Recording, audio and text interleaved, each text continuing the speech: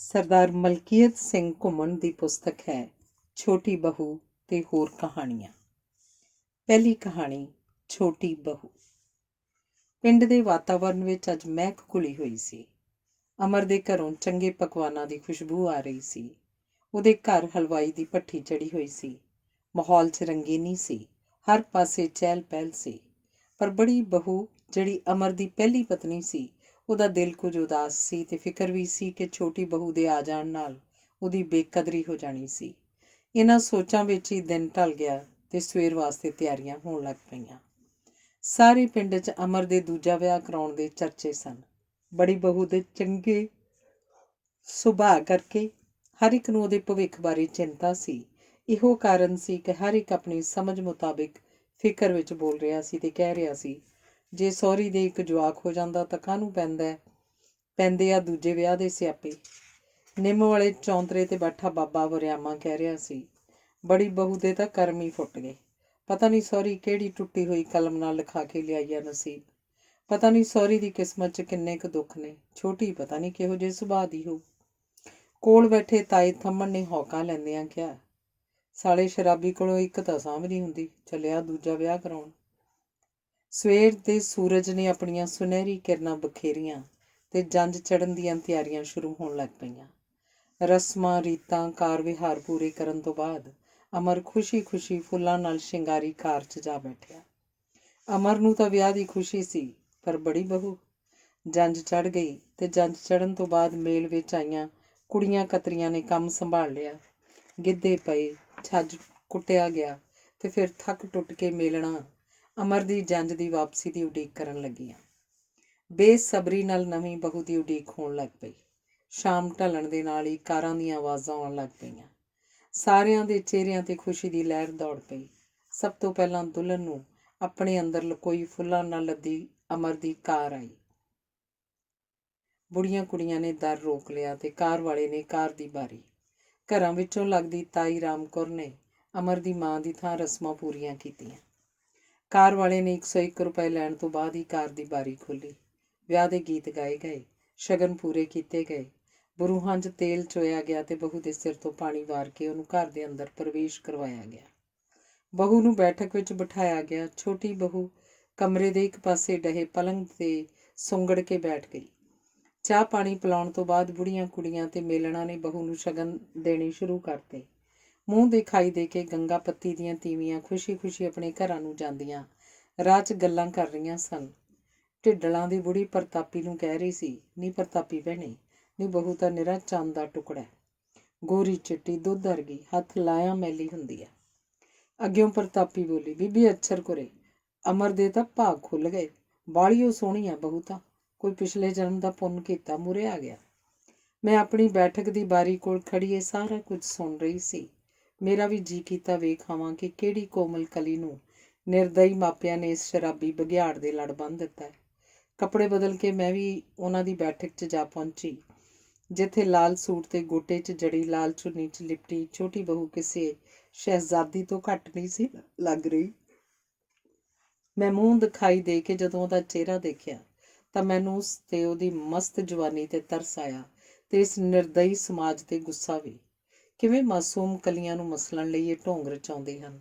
ਕਿਸ ਤਰ੍ਹਾਂ ਸਮਾਜ ਦੇ ਠੇਕੇਦਾਰ ਦਰਿੰਦੇ ਨਾਰੀ ਨੂੰ ਇੱਕ ਮਨੋਰੰਜਨ ਦਾ ਸਾਧਨ ਸਮਝ ਕੇ ਉਹਦੇ ਸਰੀਰ ਤੇ ਜਜ਼ਬਾਤਾਂ ਨਾਲ ਖਿਲਵਾੜ ਕਰਦੇ ਹਨ। ਬੁਝੇ ਹੋਏ ਮਨ ਨਾਲ ਮੈਂ ਆਪਣੇ ਘਰ ਵਾਪਸ ਆ ਗਈ। ਮੈਂ ਕਈ ਦਿਨ ਛੋਟੀ ਬਹੂ ਬਾਰੇ ਹੀ ਸੋਚਦੀ ਰਹੀ ਕਿ ਕਿਵੇਂ ਸ਼ਰਾਬੀ ਕਬਾਬੀ ਤੇ ਦੁਹਾਜੂ ਨਾਲ ਉਹਦੇ ਮਾਪਿਆਂ ਨੇ ਉਹਦਾ ਵਿਆਹ ਕਰ ਦਿੱਤਾ। ਮਾਪਿਆਂ ਨੇ ਛੋਟੀ ਬਹੂ ਨਾਲ ਅਜਿਹਾ ਕਹਿਰ ਕਿਉਂ ਕਮਾਇਆ ਸੀ? ਕੀ ਮਜਬੂਰੀ ਸੀ ਉਹਨਾਂ ਦੀ? ਦਿਨ ਮਹੀਨੇ ਸਾਲ ਬੀਤਦੇ ਗਏ। ਪਹਿਲਾਂ ਤਾਂ ਸਭ ਠੀਕ ਠਾਕ ਚੱਲਦਾ ਰਿਹਾ, ਪਰ ਹੁਣ ਦਾ ਸਮਾਂ ਛੋਟੀ ਬਹੂ ਲਈ ਦੁੱਖਾਂ ਤਕਲੀਫਾਂ ਤੇ ਤੰਗੀਆਂ ਤੁਰਸ਼ੀਆਂ ਦਾ ਸਮਾਂ ਸੀ। ਅਮਰ ਨਿੱਤ ਸ਼ਰਾਬ ਪੀ ਕੇ ਉਹਨੂੰ ਕੁੱਟਦਾ ਮਾਰਦਾ ਰਹਿੰਦਾ। ਜਿਸਮ ਤੇ ਪਏ ਨੀਲ ਦੇ ਨਿਸ਼ਾਨ ਅਜੇ ਮਿਟਦੇ ਨਹੀਂ ਸਨ ਕਿ ਅਮਰ ਦੇ ਢਾਏ ਜ਼ੁਲਮ ਦੇ ਨਵੇਂ ਨਿਸ਼ਾਨ ਉਗੜ ਪੈਂਦੇ। ਅਮਰ ਦੇ ਰਵੱਈਏ ਤੋਂ ਡਰਦਾ ਕੋਈ ਕਹਿੰਦਾ ਕੁਝ ਨਾ। ਇਹ ਮਾਰ ਕੁਟਾਈ, ਚੀਕਾਂ, ਸਿਸਕੀਆਂ ਤਾਂ ਹੁਣ ਹਰ ਰੋਜ਼ ਦਾ ਹੀ ਕੰਮ ਹੋ ਗਿਆ ਸੀ।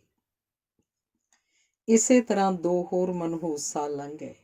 ਇਹ 2 ਸਾਲ ਨਾਰੀ ਦੇ ਸਬਰ ਤੇ ਪਤੀਵਰਤਾ ਧਰਮ ਦੇ ਸਾਲ ਸਨ। ਇਹਨਾਂ ਸਾਲਾਂ ਦੌਰਾਨ ਛੋਟੀ ਬਹੂ ਨੇ ਇੱਕ ਚੰਦ ਵਰਗੇ ਮੁੰਡੇ ਨੂੰ ਜਨਮ ਦਿੱਤਾ। ਸਾਰੀ ਗੰਗਾ ਪੱਤੀ 'ਚ ਲੱਡੂ ਵੰਡੇ ਗਏ। ਸਾਰੇ ਖੁਸ਼ ਸਨ, ਮੈਂ ਵੀ ਖੁਸ਼ ਸੀ, ਇਹ ਸੋਚ ਕੇ ਕਿ ਮੁੰਡੇ ਦੇ ਮੂੰਹ 'ਚ ਪੈ ਕੇ ਸ਼ਾਇਦ ਅਮਰ ਲੀਹ 'ਤੇ ਆ ਜਾਏਗਾ ਤੇ ਛੋਟੀ ਬਹੂ ਦੀ ਜੂਨ ਸੁਧਰ ਜਾਏਗੀ।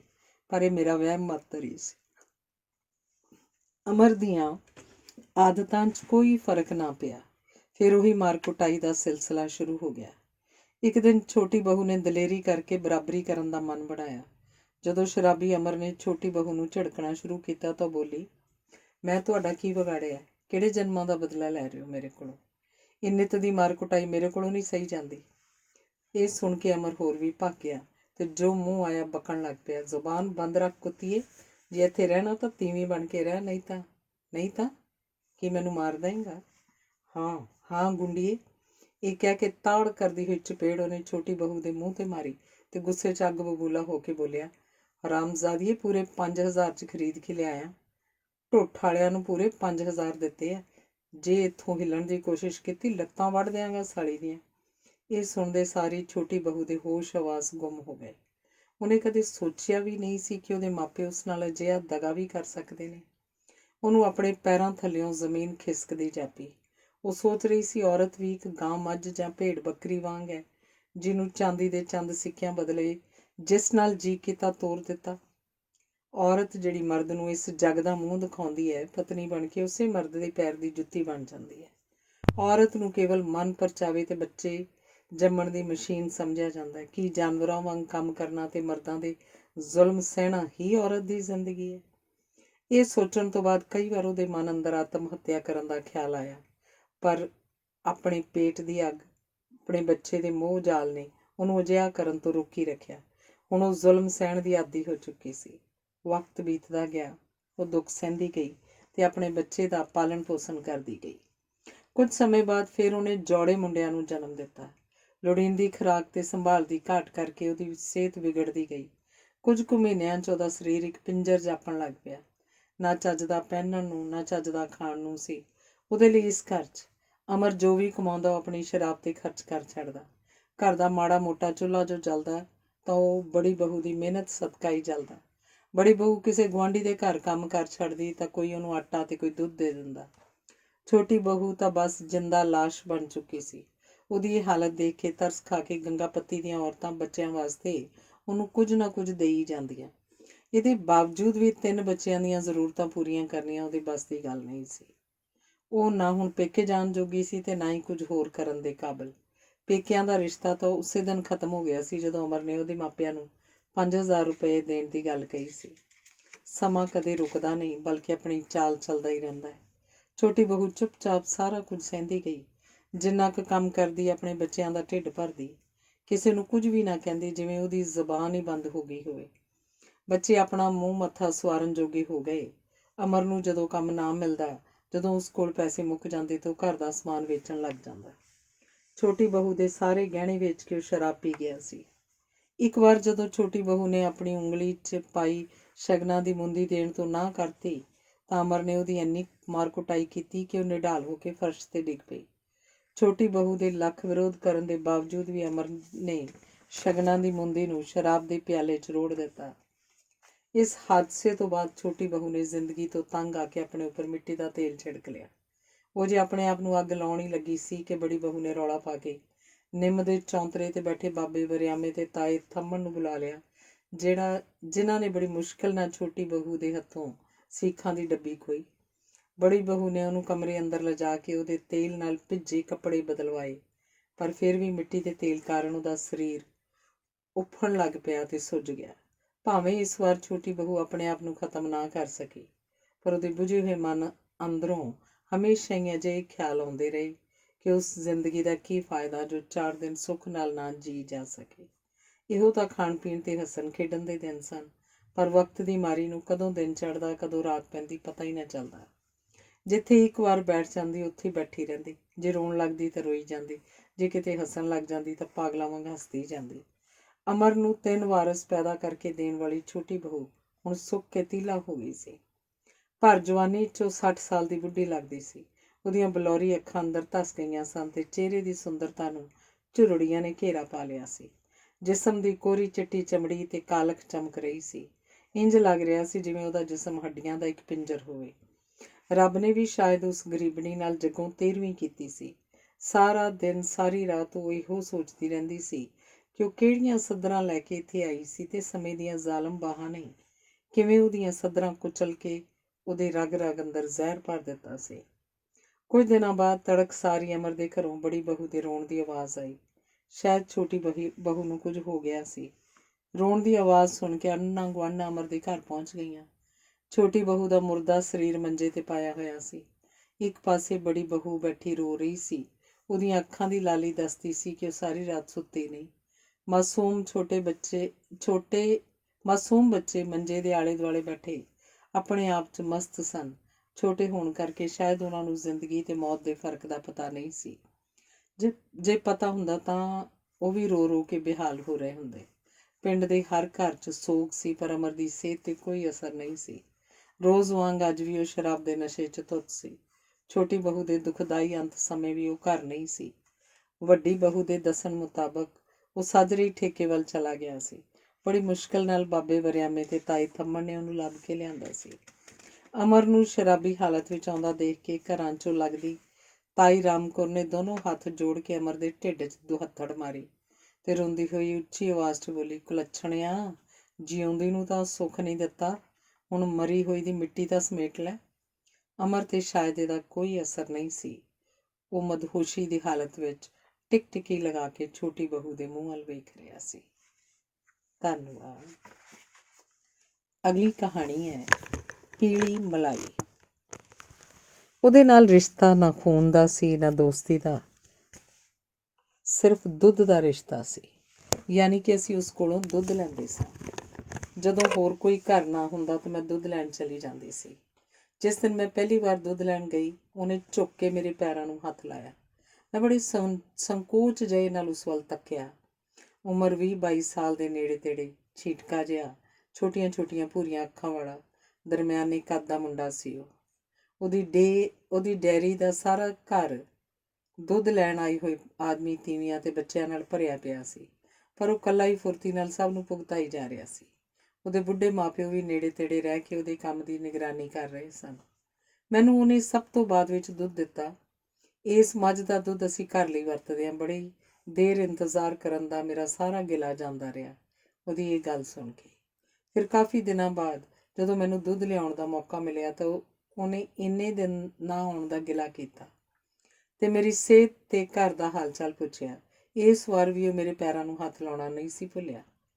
ਵਕਤ ਆਪਣੀ ਚਾਲੇ ਤੁਰੀ ਜਾ ਰਿਹਾ ਸੀ।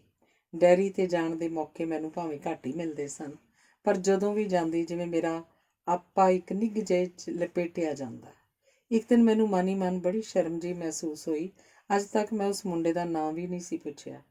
ਪੁੱਛਣ ਤੇ ਉਹਨੇ ਆਪਣੀ ਪ੍ਰਤੀਕਿਰਿਆ ਸਾਫ਼ ਜ਼ਾਹਰ ਕੀਤੀ। ਦੁੱਧ ਵਾਲਿਆਂ ਦੇ ਕਿਹੜਾ ਨਾਂ ਹੁੰਦੇ ਨੇ, ਦੁੱਧ ਵਾਲਾ ਭਾਈ ਹੀ ਕਾਫੀ ਹੈ। ਮੇਰੇ ਦੁਬਾਰਾ ਪੁੱਛਣ ਤੇ ਉਹਨੇ ਦੱਸ ਦਿੱਤਾ, ਉਹਦਾ ਨਾਂ ਸੋਹਣਾ ਸੀ, ਰਣਜੀਤ। ਪਰ ਉਹਦੇ ਪੇਸ਼ੇ ਅਨੁਸਾਰ ਨਾਂ ਨੂੰ ਤੋੜਿਆ ਮਰੋੜਿਆ ਗਿਆ ਸੀ, ਜੀਤਾ, ਜੀਤੂ ਜਾਂ ਜੀਤੀ। ਰਣਜੀਤ ਦਾ ਕੰਮ ਦਿਨ ਪਰ ਦਿਨ ਤਰੱਕੀ ਕਰ ਰਿਹਾ ਸੀ। ਹਰ ਮਹੀਨੇ ਉਹ ਨਵੀਂ ਮੱਝ ਗਾਂ ਆਪਣੀ ਡੈਰੀ 'ਚ ਲਿਆ ਖੜੀ ਕਰਦਾ। ਅਸੀਂ ਵੀ ਹੁਣ ਮਕਾਨ ਬਦਲ ਕੇ ਕਾਫੀ ਦੂਰ ਚਲੇ ਗਏ ਸੀ, ਇਸ ਲਈ ਰਣਜੀਤ ਦੀ ਡੈਰੀ ਤੋਂ ਦੁੱਧ ਲੈਣਾ ਵੀ ਬੰਦ ਕਰਤਾ। ਬਸ ਉਸ ਨਾਲ ਮੁਲਾਕਾਤ ਵੀ ਕਦੀ ਕਦਾਈ ਹੁੰਦੀ ਸੀ। ਜਦੋਂ ਵੀ ਰਣਜੀਤ ਜਾਂ ਉਸਦੇ ਮਾਂ-ਬਾਪ ਮਿਲਦੇ, ਬਹੁਤ ਹੀ ਪਿਆਰ ਨਾਲ ਆਪਣਿਆਂ ਵਾਂਗ ਮਿਲਦੇ ਤੇ ਬਾਰ-ਬਾਰ ਆਪਣੇ ਘਰ ਦਾ ਇਸਰਾਰ ਕਰਦੇ। ਉਸ ਦਿਨ ਸਾਰਾ ਦਿਨ ਬੜਾ ਜ਼ੋਰ ਦਾ ਮੀਂਹ ਪੈਂਦਾ ਰਿਹਾ ਸੀ।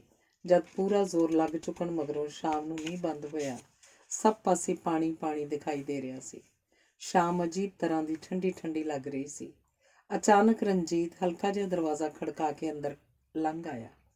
ਉਹਦੇ ਕੱਪੜੇ ਪੂਰੀ ਤਰ੍ਹਾਂ ਭਿੱਜੇ ਹੋਏ ਸਨ ਤੇ ਉਹਦੇ ਵਾਲਾਂ ਵਿੱਚੋਂ ਵੀ ਪਾਣੀ ਦੇ ਕਤਰੇ ਗਿਰ ਰਹੇ ਸਨ। ਜਾਪਦਾ ਸੀ ਬੜੀ ਦੂਰੋਂ ਮੀਂਹ 'ਚ ਤੁਰਦਾ ਤੁਰਦਾ ਇੱਥੇ ਪਹੁੰਚਿਆ ਸੀ। ਮੈਂ ਉਹਦਾ ਹਾਲ ਚਾਲ ਪੁੱਛ ਕੇ ਉਸ ਨਾਲ ਚਾਹ ਜਾਂ ਕਾਫੀ ਬਣਾਉਣ ਲਈ ਉੱਠਣ ਲੱਗੀ ਤਾਂ ਉਹਨੇ ਹੱਥ ਦੇ ਇਸ਼ਾਰੇ ਨਾਲ ਰੋਕ ਦਿੱਤਾ ਤੇ ਮੁੜ ਬੈਠ ਜਾਣ ਲਈ ਕਿਹਾ। ਉਹ ਕੁਝ ਪਲ ਚੁੱਪਚਾਪ ਬੈਠਾ ਰਿਹਾ, ਜਿਵੇਂ ਉਹਦੇ ਅੰਦਰ ਕੋਈ ਸੰਘਰਸ਼ ਚੱਲ ਰਿਹਾ ਹੋਵੇ। ਮੈਂ ਬੜੀ ਮੁਸੀਬਤ ਵਿੱਚ ਫਸ ਗਿਆ। ਅਖੀਰ ਉਹਨੇ ਨਿੰਮੋ ਝੂਣਾ ਜਿਹਾ ਹੋ ਕੇ ਕਿਹਾ, ਮੈਨੂੰ ਜਾਪਿਆ ਉਹਨੂੰ ਜ਼ਰੂਰ ਪੈਸਿਆਂ ਦੀ ਲੋੜ ਹੋਏਗੀ, ਤਾਂ ਹੀ ਉਹ ਮੇਰੇ ਪਾਸ ਆਇਆ, ਕਿਉਂਕਿ ਕੁਝ ਦਿਨ ਪਹਿਲਾਂ ਹੀ ਉਹਨੇ ਟਰੈਕਟਰ ਟਰਾਲੀ ਖਰੀਦੀ ਸੀ। ਉਹਦੀ ਤੁਰੰਤ ਪੇਮੈਂਟ ਕਰਨੀ ਹੋਏਗੀ। ਹੋਰ ਕੋਈ ਇੰਤਜ਼ਾਮ ਨਾ ਹੋਣ ਕਰਕੇ ਮੇਰੇ ਪਾਸ ਆਇਆ ਹੋਵੇਗਾ। ਮੈਂ ਝਟਪਟ ਘਰ ਪਏ ਕੈਸ਼ ਦਾ ਜੋੜ ਤੋੜ ਕਰਨ ਲੱਗ ਪਈ। ਕਈ ਸਾਲ ਪਹਿਲਾਂ ਮੇਰਾ ਵਿਆਹ ਹੋ ਗਿਆ ਸੀ ਤੇ ਇਸ ਵੇਲੇ ਮੈਂ 2 ਬੱਚਿਆਂ ਦਾ ਬਾਪ ਹਾਂ। ਮੈਨੂੰ ਕਾਫੀ ਹੈਰਾਨੀ ਹੋਈ। ਇਹਨਾਂ ਜ਼ਿੰਮੇਵਾਰੀਆਂ ਲਈ ਮੈਨੂੰ ਉਹ ਕਾਫੀ ਛੋਟਾ ਲੱਗਾ, ਪਰ ਉਹ ਆਪਣੇ ਵਿਆਹ ਤੇ ਬੱਚਿਆਂ ਦਾ ਜ਼ਿਕਰ ਕਿਉਂ ਕੁਵੇਲੇ ਲੈ ਬੈਠਾ ਸੀ, ਇਹੀ ਮੈਨੂੰ ਸਮਝ ਨਹੀਂ ਸੀ ਆ ਰਹੀ। ਮੇਰਾ ਵਿਆਹ ਮੇਰੀ ਮਰਜ਼ੀ ਦੇ ਖਿਲਾਫ ਹੋਇਆ ਸੀ। ਮੈਂ ਉਦੋਂ ਸਕੂਲ 'ਚ ਹੀ ਪੜ੍ਹਦਾ ਸੀ। ਮਾਂ ਬਾਪ ਨੇ ਆਪਣੇ ਕਿਸੇ ਹੱਠ ਨੂੰ ਪੂਰਾ ਕਰਨ ਲਈ ਮੈਨੂੰ ਬੰਨ੍ਹ ਧਰਿਆ ਸੀ। ਕੁੜੀ ਵੀ ਅਨਪੜ੍ਹ ਤੇ ਗਵਾਰ ਜਿਹੀ ਸੀ। ਮੈਨੂੰ ਸੁਣ ਕੇ ਤਰਸ ਜਿਹਾ ਆਉਣ ਲੱਗ ਪਿਆ ਤੇ ਉਹਦੇ ਮਾਂ ਬਾਪ 'ਤੇ ਗੁੱਸਾ। ਪਰ ਹਾਲਾਂ ਵੀ ਮੈਂ ਸੋਚ ਰਹੀ ਸੀ ਕਿ ਕਿਹੜੇ ਕੰਮ ਆਇਆ, ਉਸ ਲਈ ਐਵੇਂ ਉਰਲੀਆਂ ਪਰਲੀਆਂ ਮਾਰ ਕੇ ਮੇਰਾ ਵਕਤ ਕਿਉਂ ਖਰਾਬ ਕਰ ਰਿਹਾ, ਸਿੱਧੀ ਗੱਲ ਕਿਉਂ ਨਹੀਂ ਕਰਦਾ।